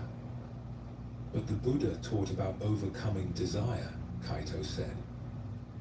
The Buddha taught about seeing through desire, Basue corrected. Seeing what it's really pointing toward. You desired connection, but underneath that was a deeper need to heal your fear of being known. When you addressed the root, the surface craving transformed. It stopped driving you and started guiding you. Years later, Kaito's scholarship deepened in unexpected ways. His understanding of texts became more nuanced because he now understood the human struggles behind the philosophy. And he understood them because he had finally allowed himself to be human, to need, to be vulnerable. When young scholars came to him feeling isolated by their studies, Kaito would tell them about his loneliness and what it taught him. Don't try to eliminate desire, he would say. Learn to read it. Every longing is pointing towards something. Sometimes toward healing, sometimes toward growth, sometimes toward understanding you couldn't reach another way. The desire itself is neutral. How you work with it determines whether it causes suffering or leads to freedom. Kaito's story reveals a profound teaching about desire that's often misunderstood. The Buddha did teach that craving causes suffering, but this doesn't mean all desire is bad or that we should try to eliminate every wanting. It means we need to understand what our desires are really about. Kaito's loneliness appeared to be a simple desire for companionship. But when Basui asked him to look deeper, a more complex picture emerged. The desire was pointing towards something that needed healing, his fear of being truly known, the wound that made connection feel dangerous. This is what the Buddha meant by investigating the nature of desire. Not fighting it or trying to suppress it, but looking closely at what it's trying to communicate. Every desire is like a symptom. You can try to eliminate symptoms, or you can listen to what they're telling you about underlying conditions. In Kaito's case, the underlying condition was old pain that made vulnerability feel unsafe. His mind had created a defense, become so knowledgeable, so accomplished that no one could criticize you. But this defense also prevented real connection. So the longing for connection persisted, getting stronger the more he tried to ignore it.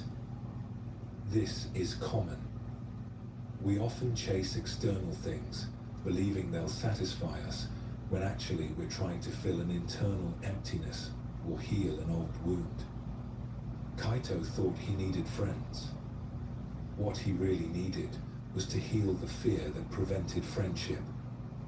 When Basui pointed out that Kaito was protecting himself even when connection was available, he was showing how desire and fear often work together.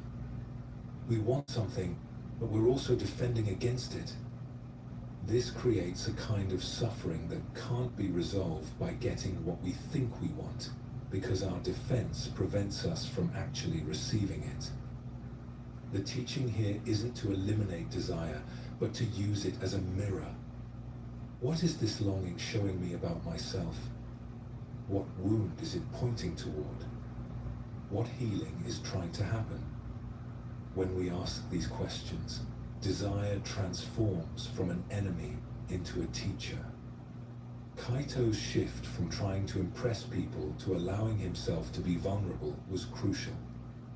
His fear had convinced him that being known was dangerous, so he hid behind accomplishment.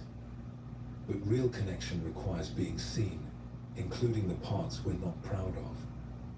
When he risked this vulnerability, he discovered that his fear was outdated. People didn't reject him for being human. They connected with him because of it. This is often how healing happens with desire. We discover that what we feared isn't actually dangerous now, even if it was dangerous once. Kaito's childhood taught him that being known led to criticism. His adult experience showed him something different, but he couldn't learn this without risking vulnerability. The Buddha's teaching about the middle way applies here.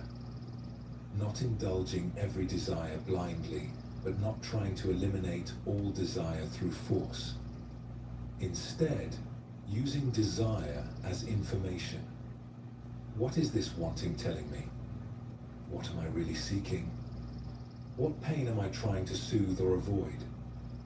Basui's distinction between overcoming desire and seeing through it is important.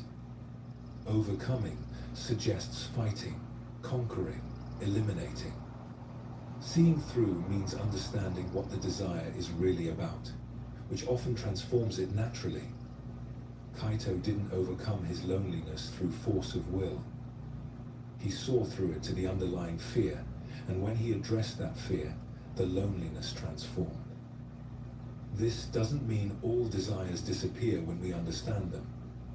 Kaito still enjoyed connection, but the desperate quality of the longing eased because he was no longer trying to use connection to fix something only healing could address. The desire became simpler, cleaner, less driven by hidden need.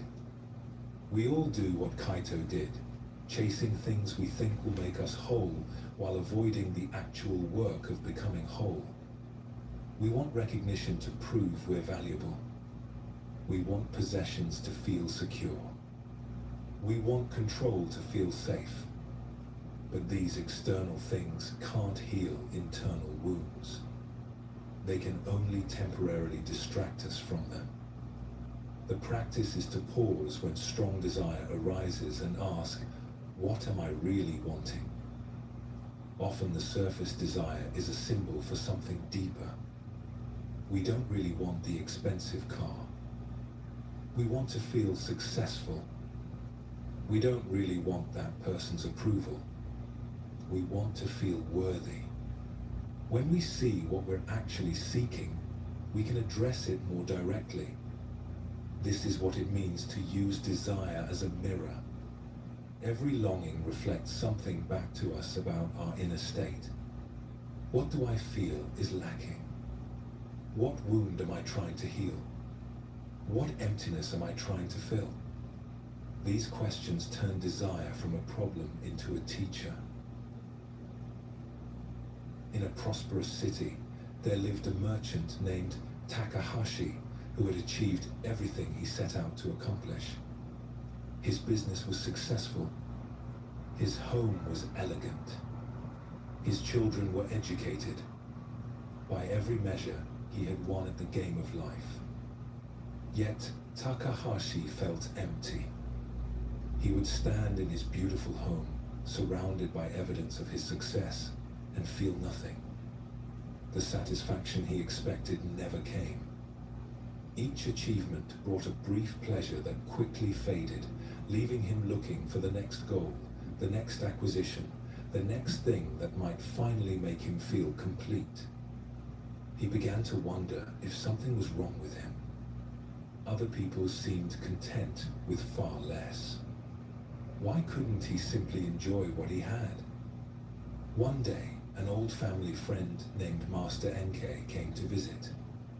They had known each other since childhood, but their paths had diverged. Takahashi had pursued wealth. NK had become a Zen monk. They hadn't spoken in years. As they drank tea in Takahashi's elegant receiving room, NK asked about his life. Takahashi found himself speaking honestly in a way he rarely did. "I've achieved everything I wanted," he said. "Yet I feel nothing. Each success feels hollow. I keep thinking the next thing will be different, but it never is. What's wrong with me?" NK was quiet for a long moment. "Nothing is wrong with you. You're discovering what the Buddha taught, that external accomplishment can't fill internal emptiness. So I should give everything up? Live like a monk? That's not what I said. Tell me, what were you hoping these accomplishments would give you?" Takahashi had never asked himself this directly. I suppose, to feel worthy, to prove I was valuable, to silence the voice that said I wasn't enough. And did they? For a moment, maybe. Then the voice returns, louder than before. "Because external success can't change internal beliefs," NK said gently. "You've been trying to fix a spiritual problem with material solutions, like treating thirst by painting pictures of water." Takahashi felt something crack open inside him. He had spent 30 years chasing achievements, believing they would make him feel differently about himself. But the unworthiness he felt as a child was still there, unchanged by all his success. "The emptiness you feel," NK continued, "isn't a problem to solve. It's pointing towards something. What is it showing you?" Takahashi sat with the question. What was the emptiness showing him? That external things couldn't change how he felt inside. That he had been looking in the wrong place for the wrong thing. That maybe, possibly, the sense of being incomplete was itself the illusion. "I've been chasing fullness," Takahashi said slowly, "trying to fill an emptiness I thought was real. But maybe the emptiness is just a belief. Maybe I was never actually lacking anything." NK smiled. "Now you're beginning to see. The Buddha taught that we suffer because we believe we're incomplete and that something outside ourselves can complete us. But we were always whole. The sense of lack is just a thought, not truth." Over the following months, Takahashi began sitting in meditation with Enkei's guidance. It was uncomfortable at first, sitting still without accomplishing anything. His mind wanted to plan, to achieve, to prove. But gradually, in the stillness, he began to notice something. When he wasn't trying to become something or achieve something, when he simply sat and breathed, there was a quality of okayness. Nothing special, nothing exciting. Just a basic sense that in this moment, without adding or subtracting anything, life was happening and it was enough. This didn't mean his business suddenly lost meaning or that his accomplishments were worthless. But they stopped being things he needed in order to be okay. They became things he did, not things that defined his worth. One day, walking through his home, Takahashi felt genuinely pleased by its beauty. Not because it proved anything about him, but simply because it was beautiful. The shift was subtle but profound. He had been using his home to convince himself he was valuable. Now he could just appreciate it as it was. When young merchants came to him for advice, eager to learn his secrets of success, Takahashi would often surprise them by talking about emptiness and desire rather than business strategies. I achieved everything I thought I wanted, he would tell them, and discovered it couldn't give me what I was really seeking. You'll probably need to learn this for yourself, but maybe you can learn it a bit sooner than I did. The emptiness you're trying to fill isn't real. You don't need to complete yourself. You need to see that you were never incomplete. Takahashi's story shows another dimension of what desire teaches. His achievements were real. His success was genuine. But he had been using external accomplishments to try to change how he felt internally. This never works because the two operate on different levels. The Buddha taught that much of our suffering comes from this confusion. We believe that getting, having, and achieving will make us feel complete. But the sense of incompleteness isn't based on what we lack externally. It's based on a misunderstanding of what we are. Takahashi's question, "What's wrong with me?" is one many people ask when external success doesn't bring expected happiness. The answer isn't that something is wrong, but that we're looking for happiness in the wrong place. We're trying to use the material world to fix a spiritual misunderstanding. Enkei's image of treating thirst by painting pictures of water captures this perfectly. No amount of painted water will quench real thirst. Similarly, no amount of external success will resolve internal feelings of unworthiness or incompleteness. The categories don't match. It's like trying to solve a math problem with a hammer. The crucial insight came when Takahashi recognized that he was trying to silence a voice that said he wasn't enough. This voice, this belief in his own inadequacy, couldn't be changed by achievement. It could only be seen through. The belief itself was the problem, not the lack of accomplishment. This is what the Buddha meant by investigating the nature of suffering. Takahashi's suffering wasn't caused by lacking things. He had plenty. His suffering was caused by believing that having more would make him feel differently about himself. This belief kept him on a treadmill, always chasing the next thing, never arriving at the satisfaction he sought. When Enkei asked what the emptiness was showing him, he was inviting Takahashi to use his dissatisfaction as a teacher. The emptiness wasn't a flaw to fix, but a pointer toward truth. It was showing him that external things can't resolve internal beliefs, that he was looking in the wrong place. The realization that the sense of lack might be the illusion was transformative. Takahashi had assumed his feelings of incompleteness were based on reality, that he actually was missing something. But what if the feeling was just a learned belief with no basis in truth?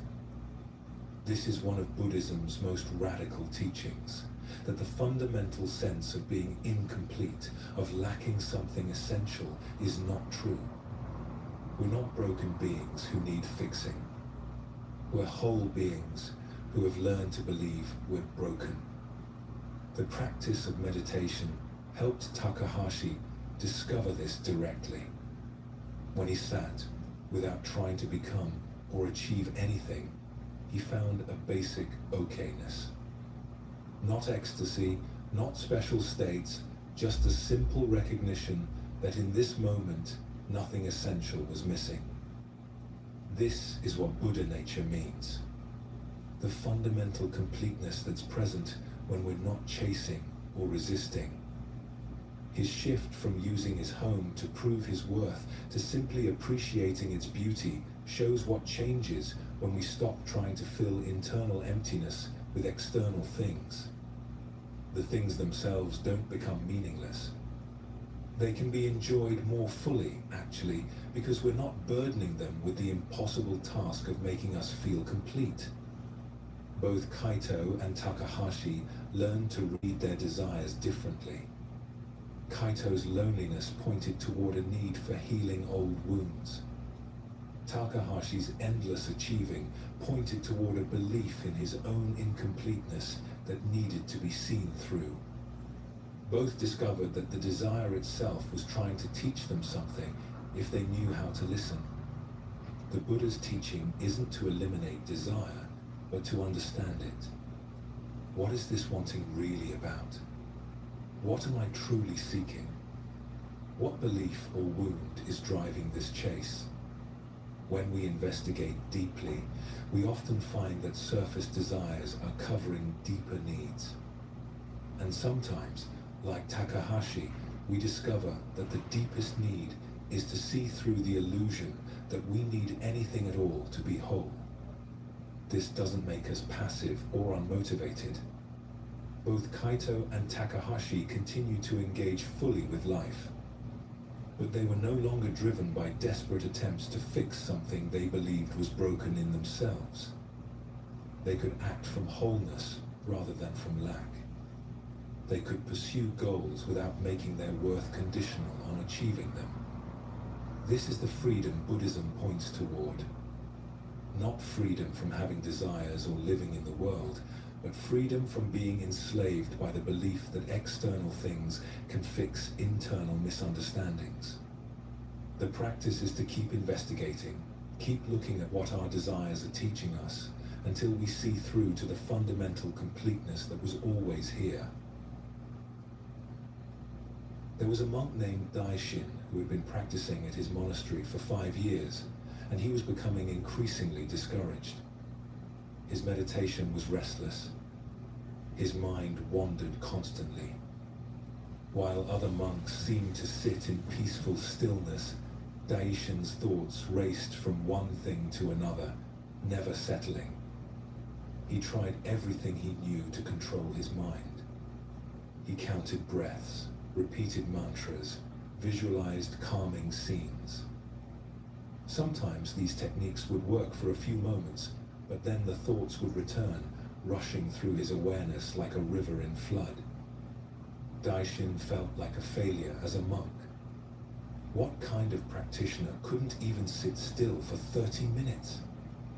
What kind of meditation student couldn't quiet his own mind? He watched the senior monk sitting with apparent ease and felt ashamed of his constant mental turbulence. One evening, after a particularly frustrating meditation session, Daishin sought out his teacher, Master Daiju.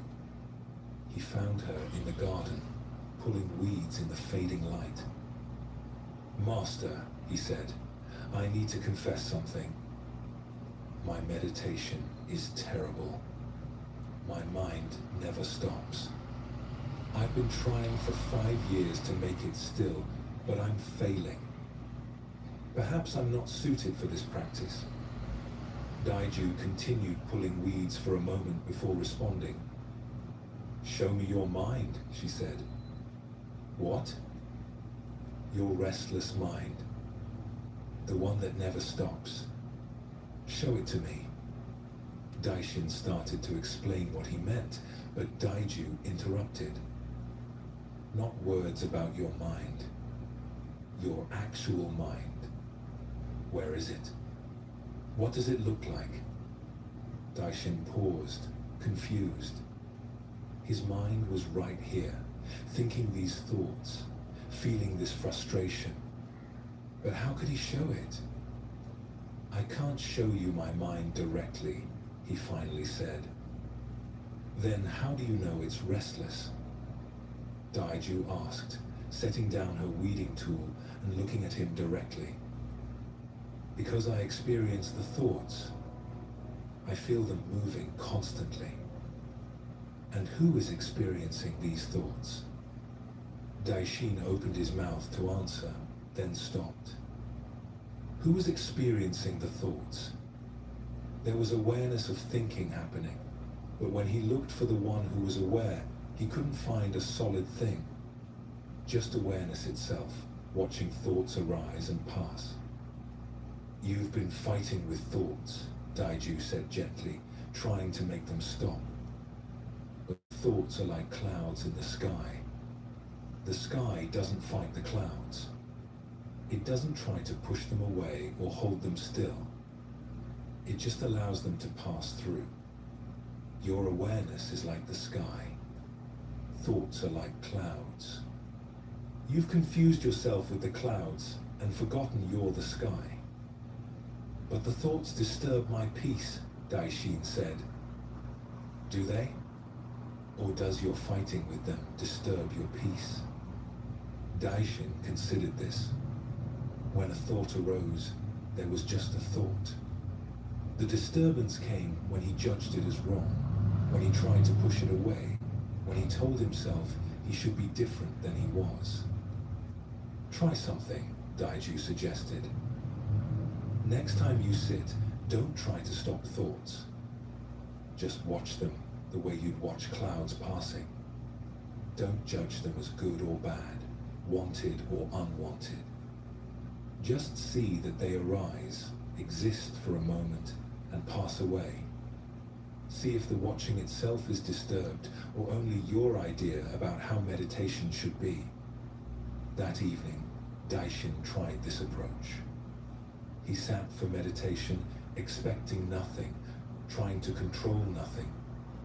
When a thought arose about dinner, he just noticed it. There's a thought about dinner. When a memory surfaced, he noted it. There's a memory. When planning started, he observed it. There's planning happening. Something remarkable occurred. The thoughts didn't stop, but they no longer bothered him. They arose and passed like clouds, just as Daiju had said. And underneath all the mental weather, there was a quality of stillness that had been there all along, hidden by his efforts to create it. The thoughts weren't the problem. His fighting with them had been the problem. Over the following weeks, Daishin's practice transformed. He stopped trying to achieve a particular state and started simply being present to whatever state was already occurring. Sometimes his mind was relatively quiet. Sometimes it was busy. Neither was better or worse. Both were just weather in the sky of awareness. One day, during a particularly active meditation where thoughts were coming rapidly, Daishin found himself smiling. He could see clearly now that the awareness watching the thoughts was completely undisturbed by them. Thoughts were movement in the mind, but awareness itself remained still, like the deep ocean remaining calm even while waves move on the surface. After meditation, he sought out Daiju again. I think I understand now, he said. I was trying to stop thoughts so I could find peace. But peace was already here, watching the thoughts. I couldn't see it because I was too busy fighting. Yes, Daiju nodded. This is what Zen points toward. not a special state we have to create, but the natural awareness that's always present, whether thoughts are moving or still, whether feelings are pleasant or uncomfortable, whether circumstances are easy or difficult. When you stop demanding that experience be different than it is, you discover the peace that was here all along. But doesn't practice mean trying to improve? Daishin asked. To become more peaceful, more concentrated? Practice means learning to see what's true, Daiju replied. Sometimes concentration develops. Sometimes insight arises. Sometimes nothing special happens. All of this is practice. The trying to become something better was preventing you from seeing what you already are. Years later, when Daishin taught his own students, many would come to him with the same complaint he once had, that their minds were too active, that they couldn't achieve the peaceful states they thought meditation should bring. Daishin would smile, remembering his own struggle. Your mind isn't the problem, he would tell them. The problem is the idea that your mind should be different. Stop fighting what's happening. Just watch it. Thoughts arise. Let them. Thoughts pass. Let them. You are not the thoughts. You are the awareness in which thoughts appear and disappear. That awareness doesn't need to be fixed or improved. It's already complete. When students protested that this seemed too easy, that surely they needed to do something more, Daishin would ask them the same question Daiju had asked him. Show me the problem that needs fixing. And when they looked for a solid problem, they would find only thoughts about problems, judgments about experience, ideas about how things should be. The actual present moment, when met without resistance, contained no problem at all. Daishin's story reveals something that takes most practitioners years to understand. The peace we seek isn't something we need to create. It's something we need to stop obscuring. His 5 years of struggle came from a fundamental misunderstanding. He thought meditation was about making thoughts stop. But thoughts arise and pass naturally, like waves on water. Trying to make the ocean perfectly still is both impossible and unnecessary. The depth beneath the waves is already still. When Daiju asked him to show her his mind, she was pointing to something essential. We talk about my mind as if it were a thing we possess, a problem we need to fix. But when we look for this solid mind thing, what do we find? Just awareness and the experiences arising within it. There's no separate entity that needs improvement. The Buddha taught about this through the concept of non-self. What we call I, or my mind, is actually a process, not a thing. Thoughts arise based on conditions, exist briefly, then pass away. There's no solid self having these thoughts, just the flow of experience itself. Daishin was identifying with the thoughts, the clouds. He thought he was the mental weather, and that the weather needed to be perfect for him to be okay. But Daiju helped him see that he was actually the sky, the awareness in which all weather appears. The sky is never disturbed by clouds, rain, or sunshine. It allows all weather equally. This teaching about clouds and sky is one of Zen's most helpful images. Our thoughts, feelings, and experiences are constantly changing, constantly moving. But the awareness that knows them remains unchanged. Learning to rest in that awareness instead of identifying with the passing contents is the heart of practice. Daishin's discovery that fighting thoughts caused more disturbance than the thoughts themselves is crucial. The thoughts themselves are neutral. They arise, exist briefly, pass away. The suffering comes from our relationship with them, wanting them to stop, judging them as problems, believing we shouldn't be experiencing what we're experiencing. When he stopped fighting and simply watched, the thoughts continued, but the disturbance ended.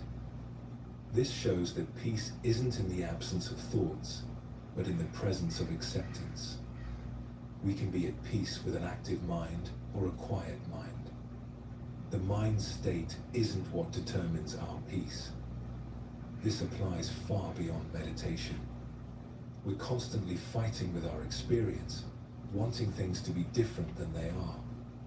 We think we'll be happy when circumstances change, when we feel different, when problems are solved. But this, when things are different, happiness never arrives, because there's always something else that's not quite right. The alternative is learning to rest in what is. Not passive resignation, but active acceptance. Seeing things as they actually are, rather than through the filter of how they should be. This doesn't mean we stop working to improve situations or grow as people. It means we stop making our peace conditional on everything being perfect. Daiju's teaching that practice means learning to see what's true rather than becoming something better is profound. We approach spiritual practice thinking we're broken beings who need fixing. But Zen points to the possibility that we're already complete, already whole, just confused about our nature. The trying to become better, more peaceful, more enlightened is often what prevents us from recognizing what we already are. It's like searching frantically for the glasses sitting on your head. The searching itself is the only problem. This doesn't mean practice is unnecessary or that nothing changes. Daishin did develop clarity and peace through his practice. But the development came through seeing, not through force. Through acceptance, not through resistance. Through letting go of the idea that he needed to be different. When he could simply be present to his experience as it was, without the overlay of judgment and resistance, he discovered peace he had been there all along. Not a special state achieved through effort, but the natural state revealed when effort is released. In a small temple in the mountains, there was a master named Daiju who taught in an unusual way. Unlike teachers who emphasized strict meditation schedules and formal practice, Daiju seemed to find teaching moments in ordinary activities. Washing dishes, sweeping floors, preparing meals, all of these were practice in her view.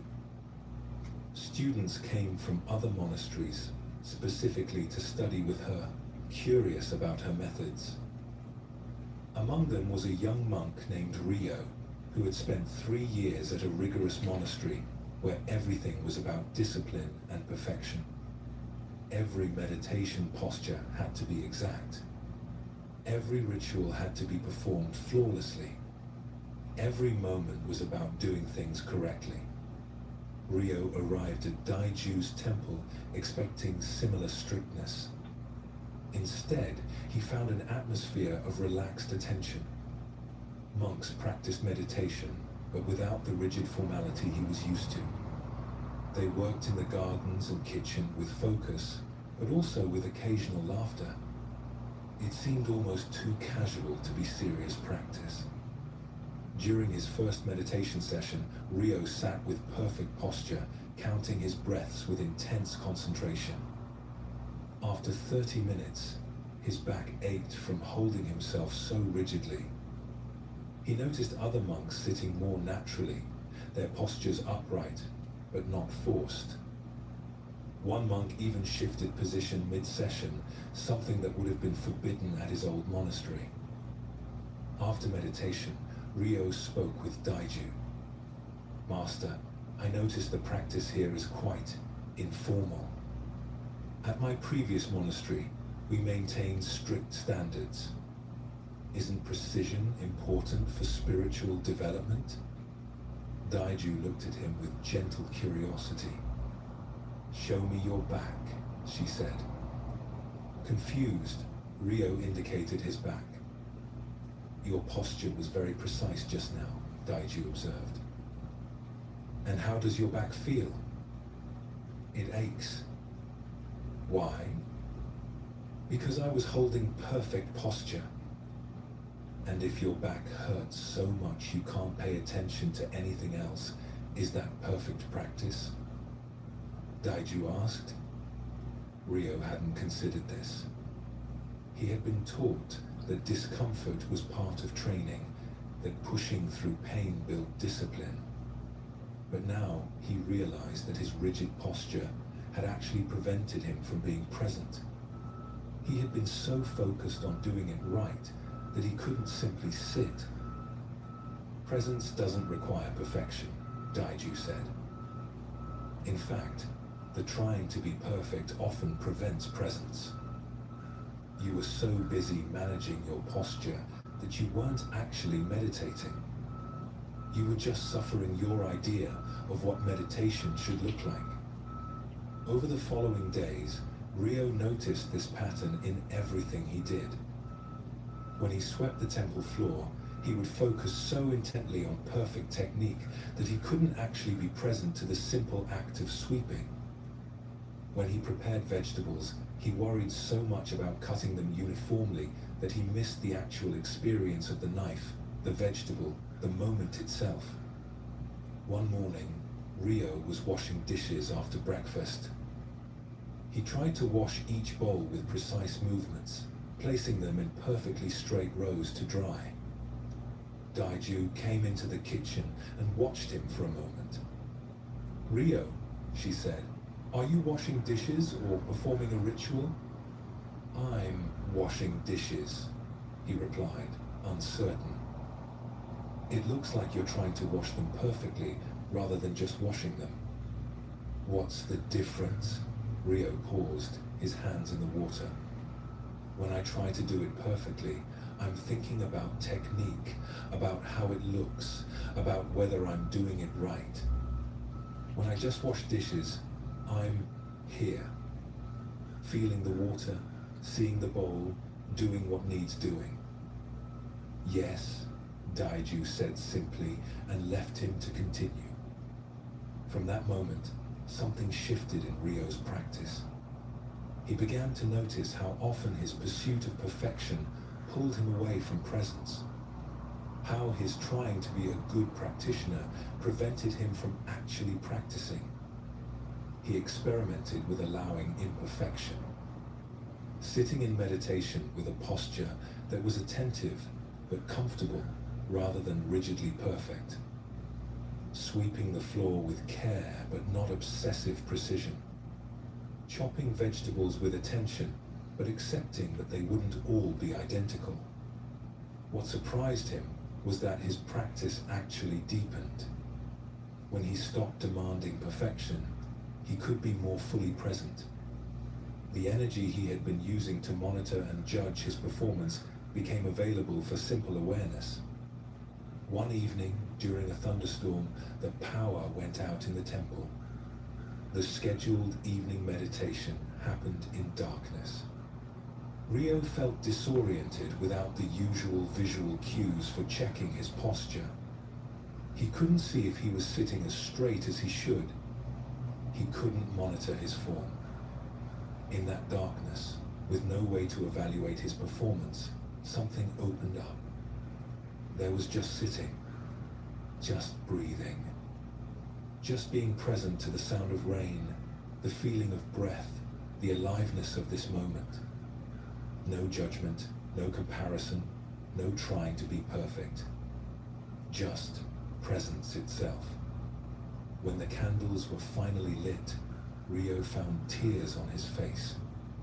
He hadn't realized how much energy he'd been expending on trying to be a perfect practitioner, how much that trying had cost him in actual practice.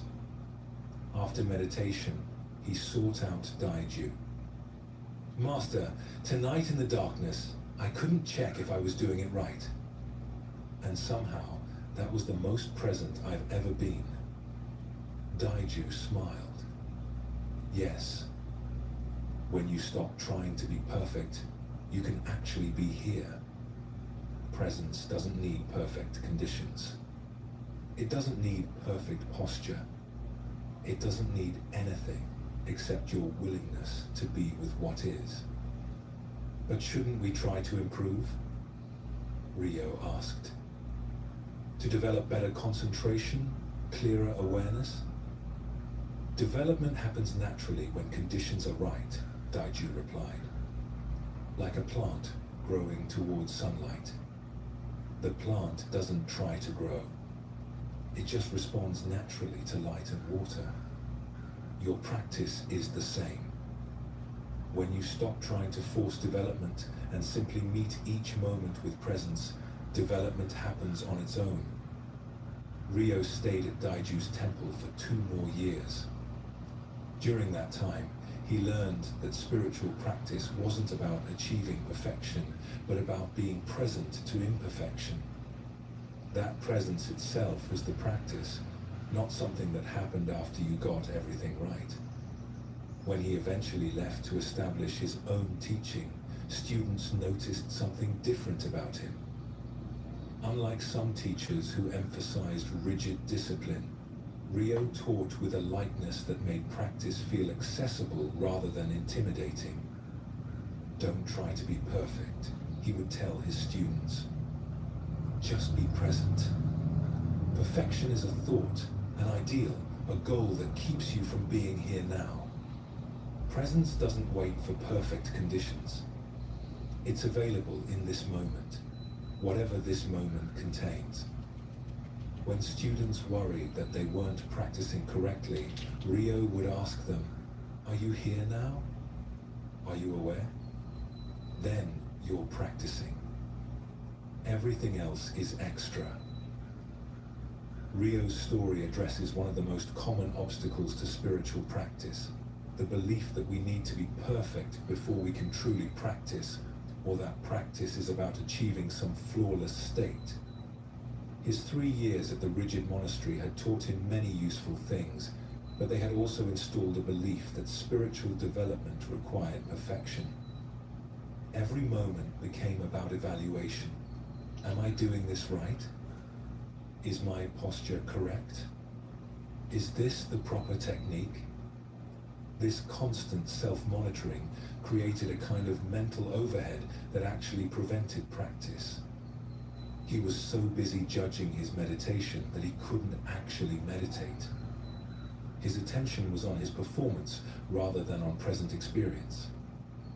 Daiju's question about whether his back pain constituted perfect practice was ingenious. It revealed the absurdity of his approach. What's the point of perfect posture if it causes so much pain that you can't be present? The form was defeating the purpose. This confusion between form and essence is common in spiritual practice. We learn techniques and forms that are meant to support awareness, but we start thinking the forms themselves are the goal. We forget that the techniques serve presence, not the other way around. Rio's insight about washing dishes captures this perfectly. When trying to wash them perfectly, his attention was on evaluation and technique. When just washing them, his attention was on the actual experience of washing. One was performance, the other was presence. The Buddha often taught about the middle way between extremes. Rio's old monastery represented one extreme, rigid discipline and perfectionism. Daiju taught the middle way, attentive practice without rigid attachment to form, care without obsession, effort without force. The thunderstorm meditation was a gift because it removed Rio's ability to monitor his performance. In the darkness, he couldn't check his posture or compare himself to others. He could only be present to the actual experience of sitting. And he discovered that presence itself was what he'd been seeking all along, hidden beneath his attempts to practice perfectly. this reveals something important about spiritual development. Rio had been thinking that if he practiced perfectly, eventually he would become present. But presence isn't a result of perfect practice. Presence is the practice. When he was simply present, without the overlay of judgment and comparison, that was already what he sought. Daiju's image of a plant growing toward light is helpful. Plants don't try to grow. They don't evaluate their progress or worry if they're growing correctly. They simply respond naturally to their environment, and growth happens. Spiritual development is similar. When we meet each moment with simple presence, development unfolds naturally. This doesn't mean discipline is unnecessary or that anything goes.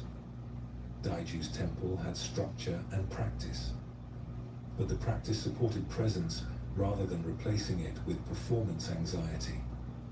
The teaching that presence doesn't wait for perfect conditions is crucial for modern practitioners. We often think we'll practice when we have more time, better conditions, fewer distractions. But presence is always available, right now, in whatever conditions actually exist. Both Daishin and Rio learned the same essential truth, that what we seek in spiritual practice isn't something we need to achieve through perfect performance. It's something we discover by letting go of our demands for how practice should be. Daishin learned to stop fighting his thoughts. Rio learned to stop demanding perfection. Both discovered that presence itself, the simple awareness of what is, was what they'd been seeking all along through their various efforts. This is what it means to rest in what is. Not passive acceptance that leads nowhere, but active presence that meets each moment as it actually is, rather than as we think it should be. This presence doesn't require perfect conditions, perfect practice, or perfect understanding. It only requires our willingness to be here now with whatever is actually occurring. As you've journeyed through these stories tonight, you've encountered different faces of the same truth. Hiroshi learning to release the past. Kenjiro discovering freedom when his spiritual collection was taken. Takeo realizing that seeds don't need anxious checking. Misaki finding that her best work came when she stopped forcing. Kenshin seeing that the monastery's destruction couldn't touch what truly mattered.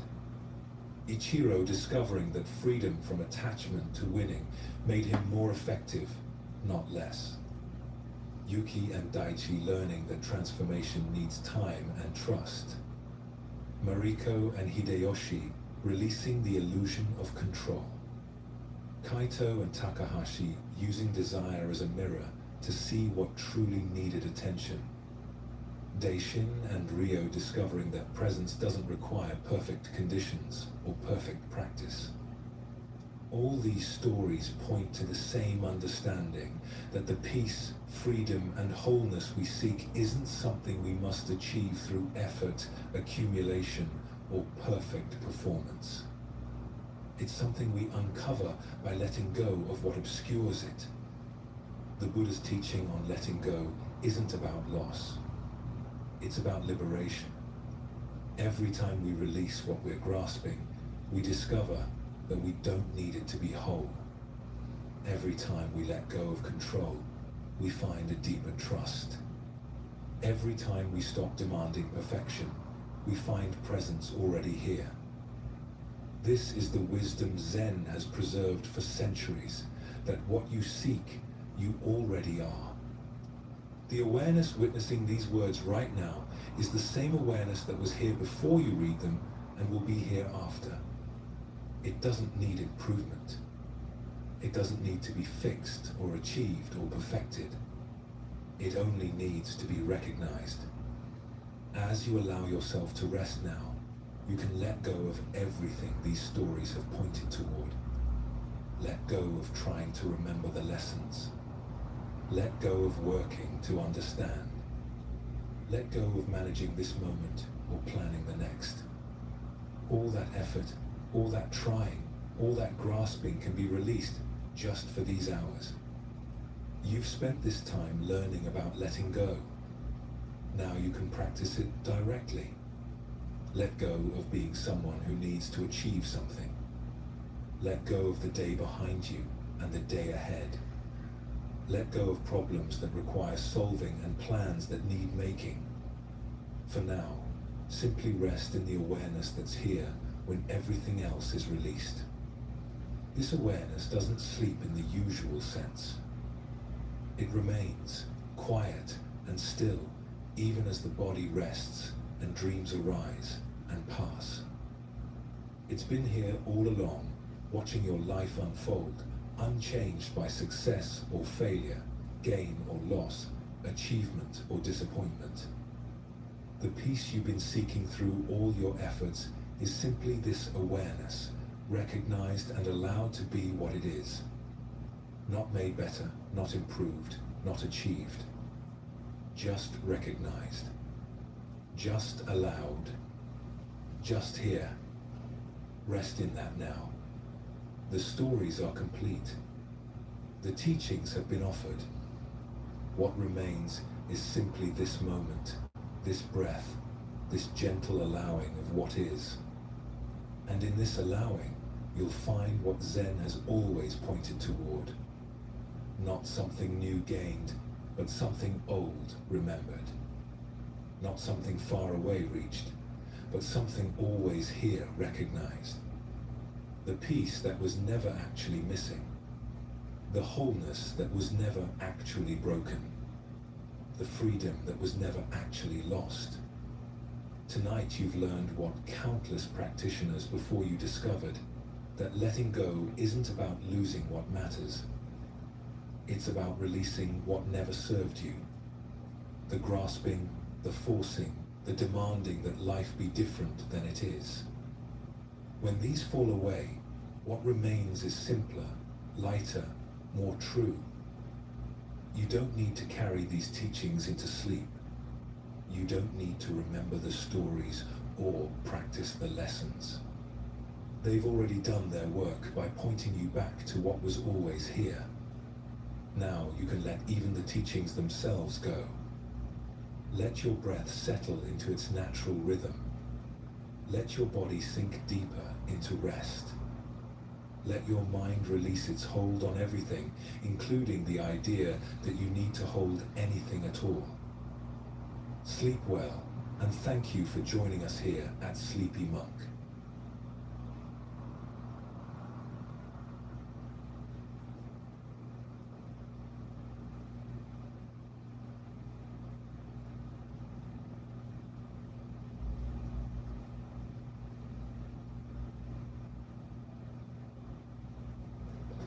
Don't get it. These insurance terms are such inside baseball. What even is an umbrella policy? They give it like a cutoff man. Extra coverage if you need it. Nice swing, kid. So what else do you want to know?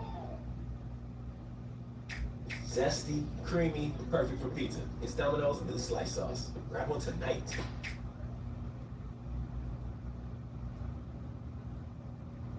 Right now, as you're listening to this, you're doing something that most people think is impossible. You're practicing Buddhism without even knowing it. Welcome to Moonline Temple, where tonight you'll discover that the peace you've been searching for has been hiding in the most ordinary moments of your life. Whether you're lying in bed, unable to sleep, walking through your neighborhood, or sitting in your car before going into work, you've stumbled upon something that could change everything. And here's the beautiful part. You don't need to become someone different or learn complicated techniques. You just need to see what's already here. If this feels right to you, I'd love to know where in the world you're joining us tonight. Drop a comment with your city or just the time where you are. There's something magical about knowing we're connected across time zones, all discovering the same ancient wisdom together. Maybe adjust your pillow, take a deep breath, or simply let your shoulders drop, because what I'm about to share will surprise you. In a quiet monastery in France, families from around the world gather every summer to learn something revolutionary about daily life. Parents arrive thinking they need to choose between taking care of their children and finding inner peace.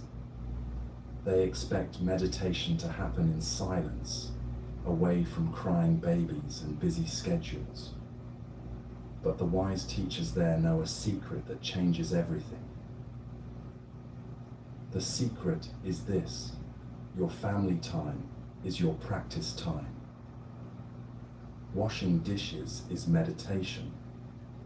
Being patient with a cranky child is spiritual training. Sitting in traffic is an opportunity for peace. Everything you think is getting in the way of your spiritual life actually is your spiritual life. Think about your morning routine for a moment. You probably rush through washing your breakfast dishes so you can get to more important things. But what if I told you that those few minutes at the sink could become the most peaceful part of your day? What if washing your coffee cup could teach you more about happiness than 100 self-help books? In Zen Buddhism, there's a teaching that when you wash dishes, you wash them completely. Not thinking about your to-do list, not planning your next conversation, not solving tomorrow's problems. Just feeling the warm water on your hands, watching soap bubbles form and disappear, being fully present with this simple task. This isn't just about being mindful, it's about discovering that peace doesn't require perfect conditions. Here's what most people don't understand about Buddhist practice. They think it happens for 30 minutes in the morning and 30 minutes at night during formal meditation. But that leaves 23 hours of your day untouched by peace. The real question isn't whether you can find calm in a quiet room. It's whether you can find calm while your kids are arguing, your boss is demanding, and your phone won't stop buzzing. Tonight, you're going to learn something that sounds impossible, but is absolutely true. The very things you think are preventing you from finding peace, your busy schedule, your family responsibilities, your ordinary daily tasks, are actually perfect opportunities to discover the freedom you've been seeking. This isn't about adding more to your already full life. This is about seeing your life with completely new eyes. It's about understanding why Buddhist masters say that washing one bowl mindfully can bring more joy than achieving everything on your bucket list while distracted. The families in that French monastery discovered something that will transform how you see everything. They learned that the practice isn't separate from real life. The practice is real life, approached with awareness, kindness, and the radical understanding that this moment, exactly as it is, contains everything you need. By the time we finish our journey together tonight, you'll understand why a simple monastery teaches that the path to extraordinary peace runs directly through the most ordinary activities. You'll know why washing dishes can be a doorway to freedom, and why the ancient art of letting go might be the exact thing that finally lets you have everything you've ever truly wanted.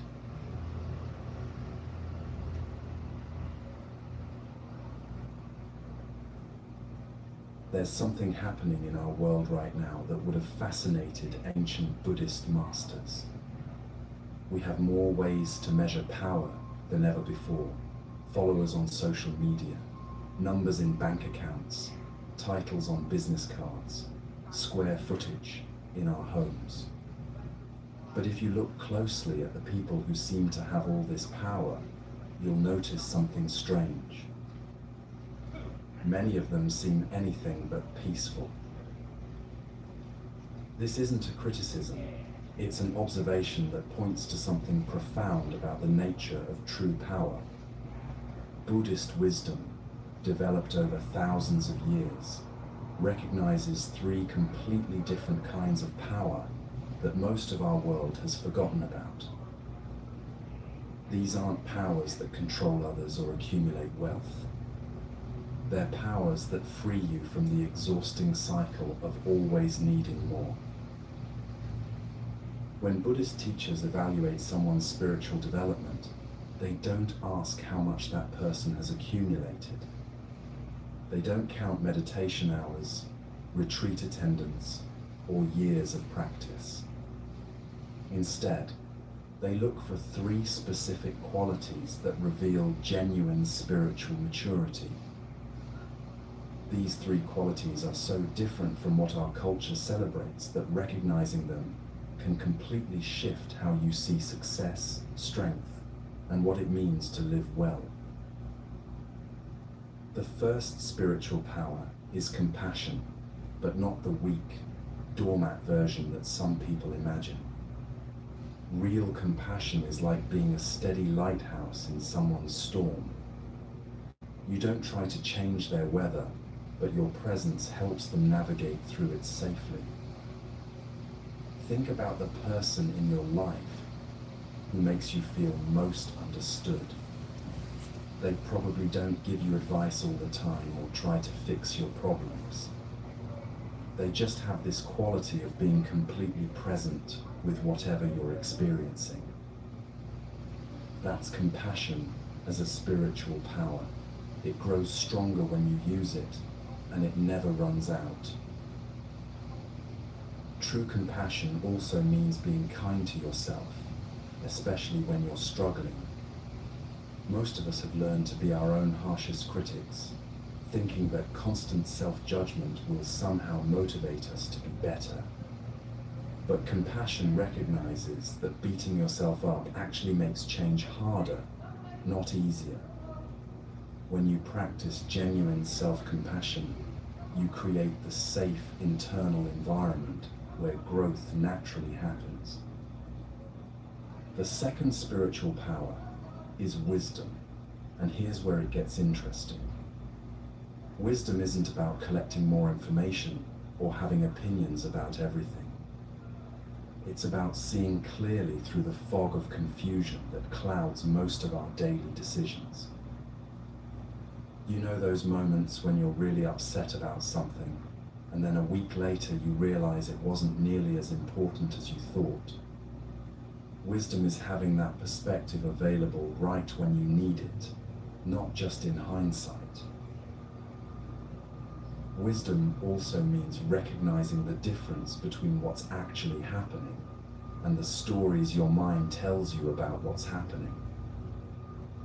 Your boss sends you a short email, and your mind creates an entire narrative about how they're probably unhappy with your work. Your friend doesn't respond to your text immediately, and suddenly you're convinced they're angry at you. Wisdom sees these mental stories for what they are, just thoughts, not facts. This doesn't mean you become naive or stop paying attention to real signals. It means you stop exhausting yourself by reacting to imaginary problems. But the third spiritual power is the one that will change everything for you tonight.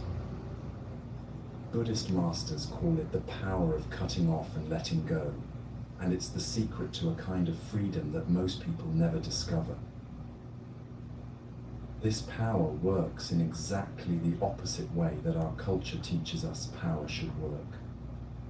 Instead of gaining strength by accumulating more, this power grows by releasing what you don't actually need.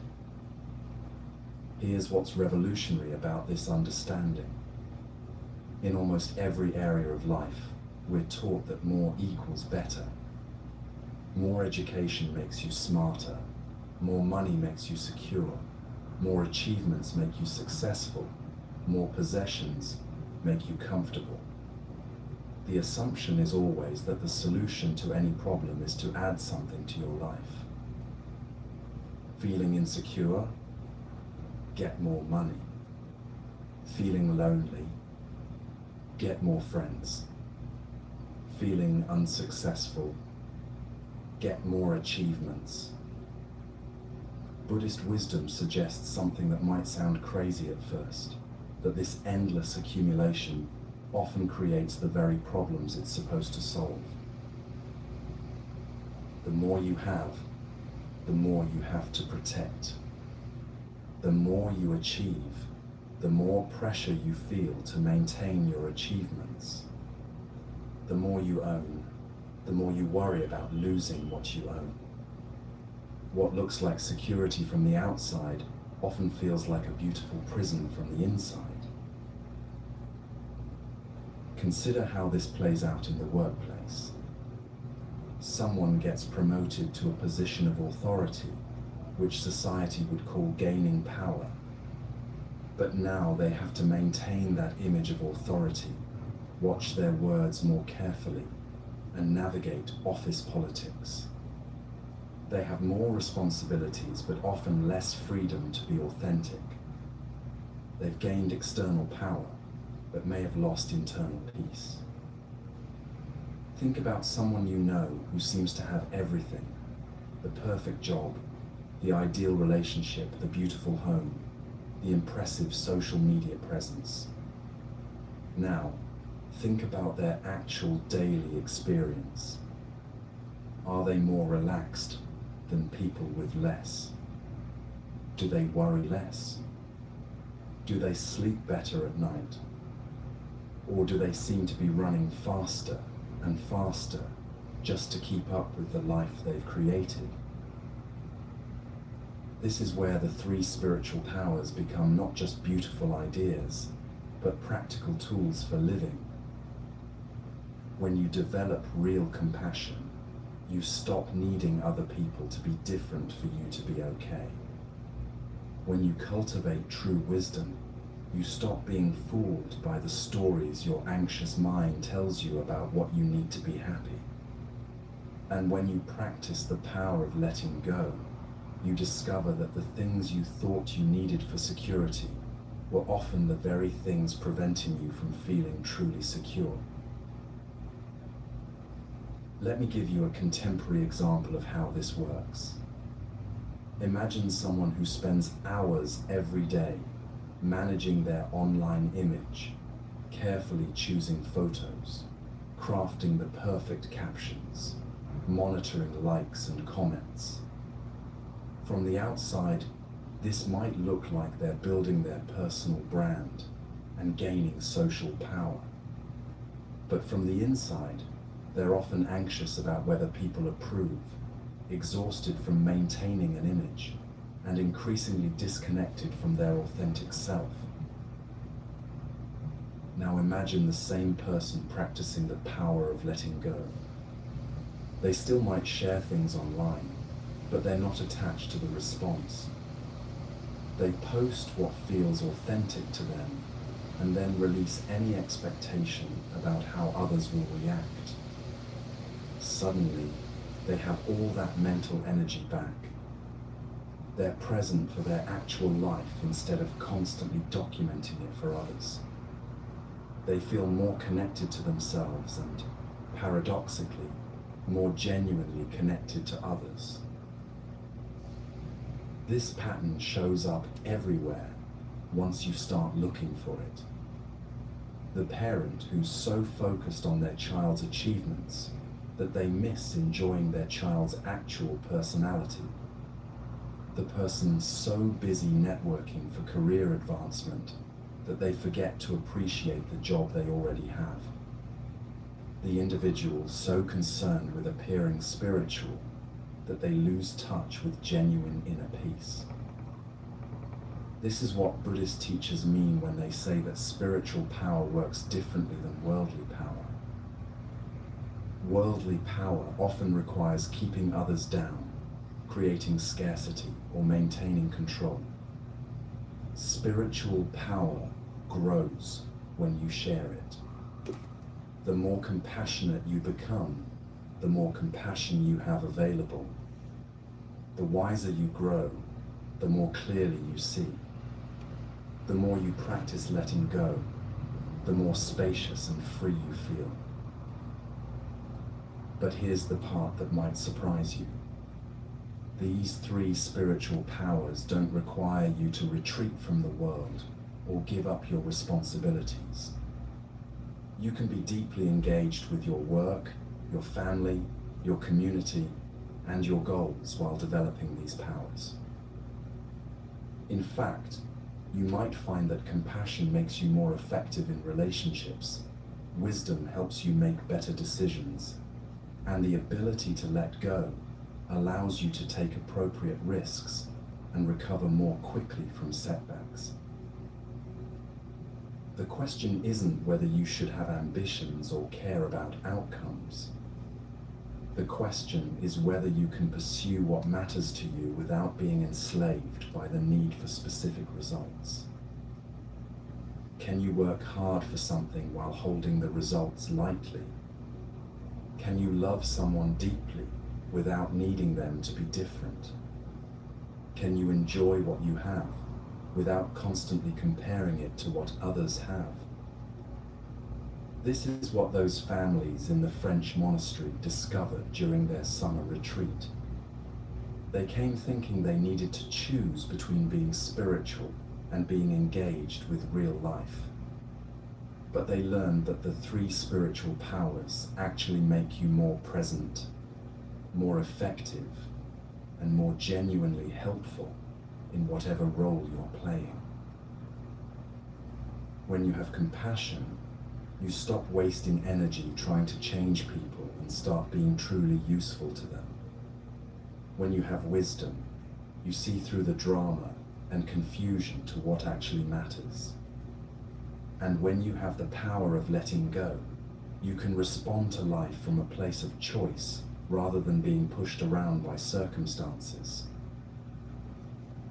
The most remarkable thing about these three powers is how they transform leadership, whether you're leading a family, a team, or just your own life.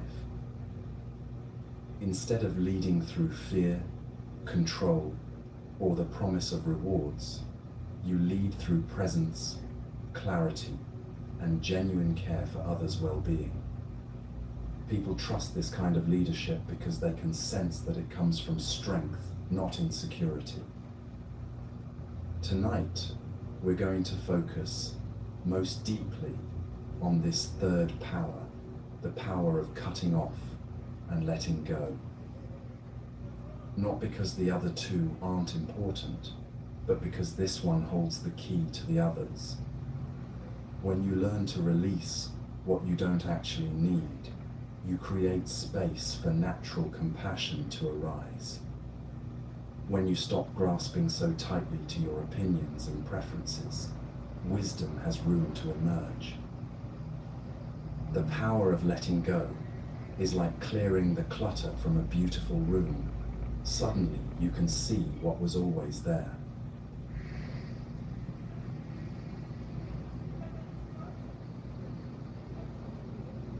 Now we come to the heart of what Buddhist wisdom has been teaching for over 2,000 years, and it's something that will probably challenge everything you've been told about how to live a good life. Most spiritual traditions, most self-help approaches, most therapeutic methods focus on adding something to your experience. Add more gratitude, add more positive thinking, add more meditation, add more self-love, add more boundaries, add more mindfulness to your day. But Buddhist practice works in exactly the opposite direction. The path to freedom isn't about accumulating more spiritual experiences or collecting more wisdom. It's about recognizing what you're already carrying that you don't actually need and gently setting it down. Think about it this way. If your house is cluttered, you don't solve the problem by buying more organizing systems. You solve it by removing what doesn't belong there. Your mind works the same way. This understanding immediately puts Buddhist practice at odds with almost everything our culture teaches about personal development. We're told that the answer to any problem is to get more of something. Feeling insecure? Get more achievements. Feeling disconnected? Get more social connections. Feeling spiritually empty? Get more spiritual practices. But what if the real problem isn't that you don't have enough of the right things, but that you're carrying too much of the wrong things? Even in Buddhist communities, there's often a subtle trap of accumulation. People start collecting teachings, comparing different meditation techniques, building spiritual identities around how much they know about Buddhism. But the moment you start thinking, I understand this teaching, or I've mastered this practice, you're moving away from the freedom that the teaching was pointing toward. The medicine becomes another possession to defend, rather than a tool for liberation. Buddhist teachers identify 3 specific mental patterns that create most of our unnecessary suffering. They call these the 3 afflictions, and once you learn to recognize them, you'll start seeing them everywhere. Not just in dramatic situations, but in the tiny moments that make up most of your daily experience. The beautiful thing is that you don't have to fight these patterns or eliminate them completely. You just need to see them clearly enough that they lose their power to control your reactions. The first affliction is what Buddhist teaching calls craving, but that word might mislead you into thinking this is only about dramatic addictions or obvious desires. Craving shows up much more subtly than that. It's any time your mind reaches for something different than what's actually here right now. It could be reaching for a different mood, a different response from someone, a different outcome to a situation, or even a different version of yourself. Craving also includes what Buddhist psychology calls subtle greed, the barely noticeable preferences that seem innocent but gradually accumulate into a heavy burden of always wanting things to be slightly different.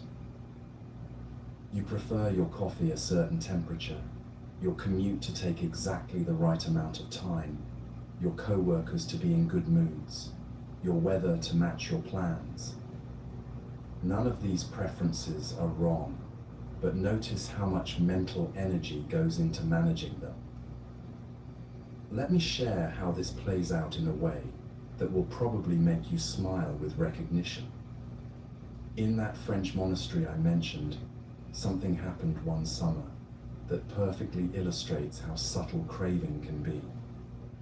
The community received a donation of beautiful new yellow chairs for their dining area.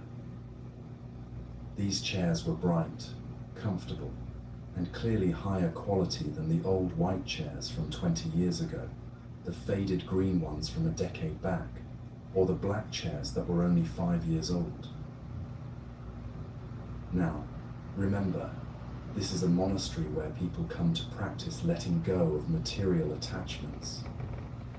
These are families who've traveled across the world to learn about finding contentment with what they have.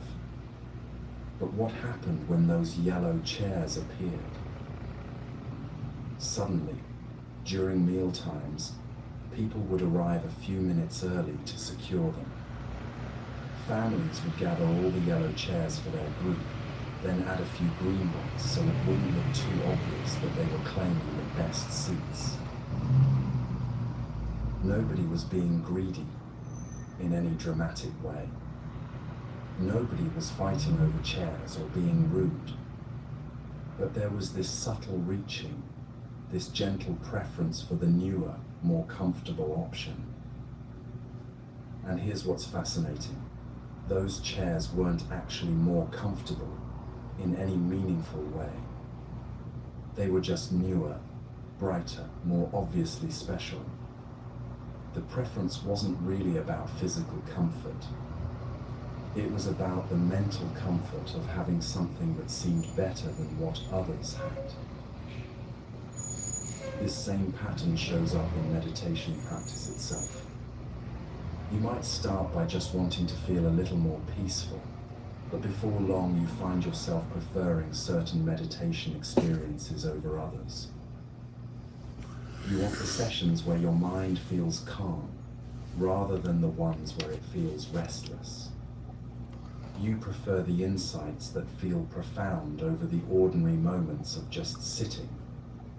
You begin to crave spiritual experiences the same way you once craved material things. This is craving in its most common form, not dramatic lust or desperate need, but simply the constant, low-level preference for things to be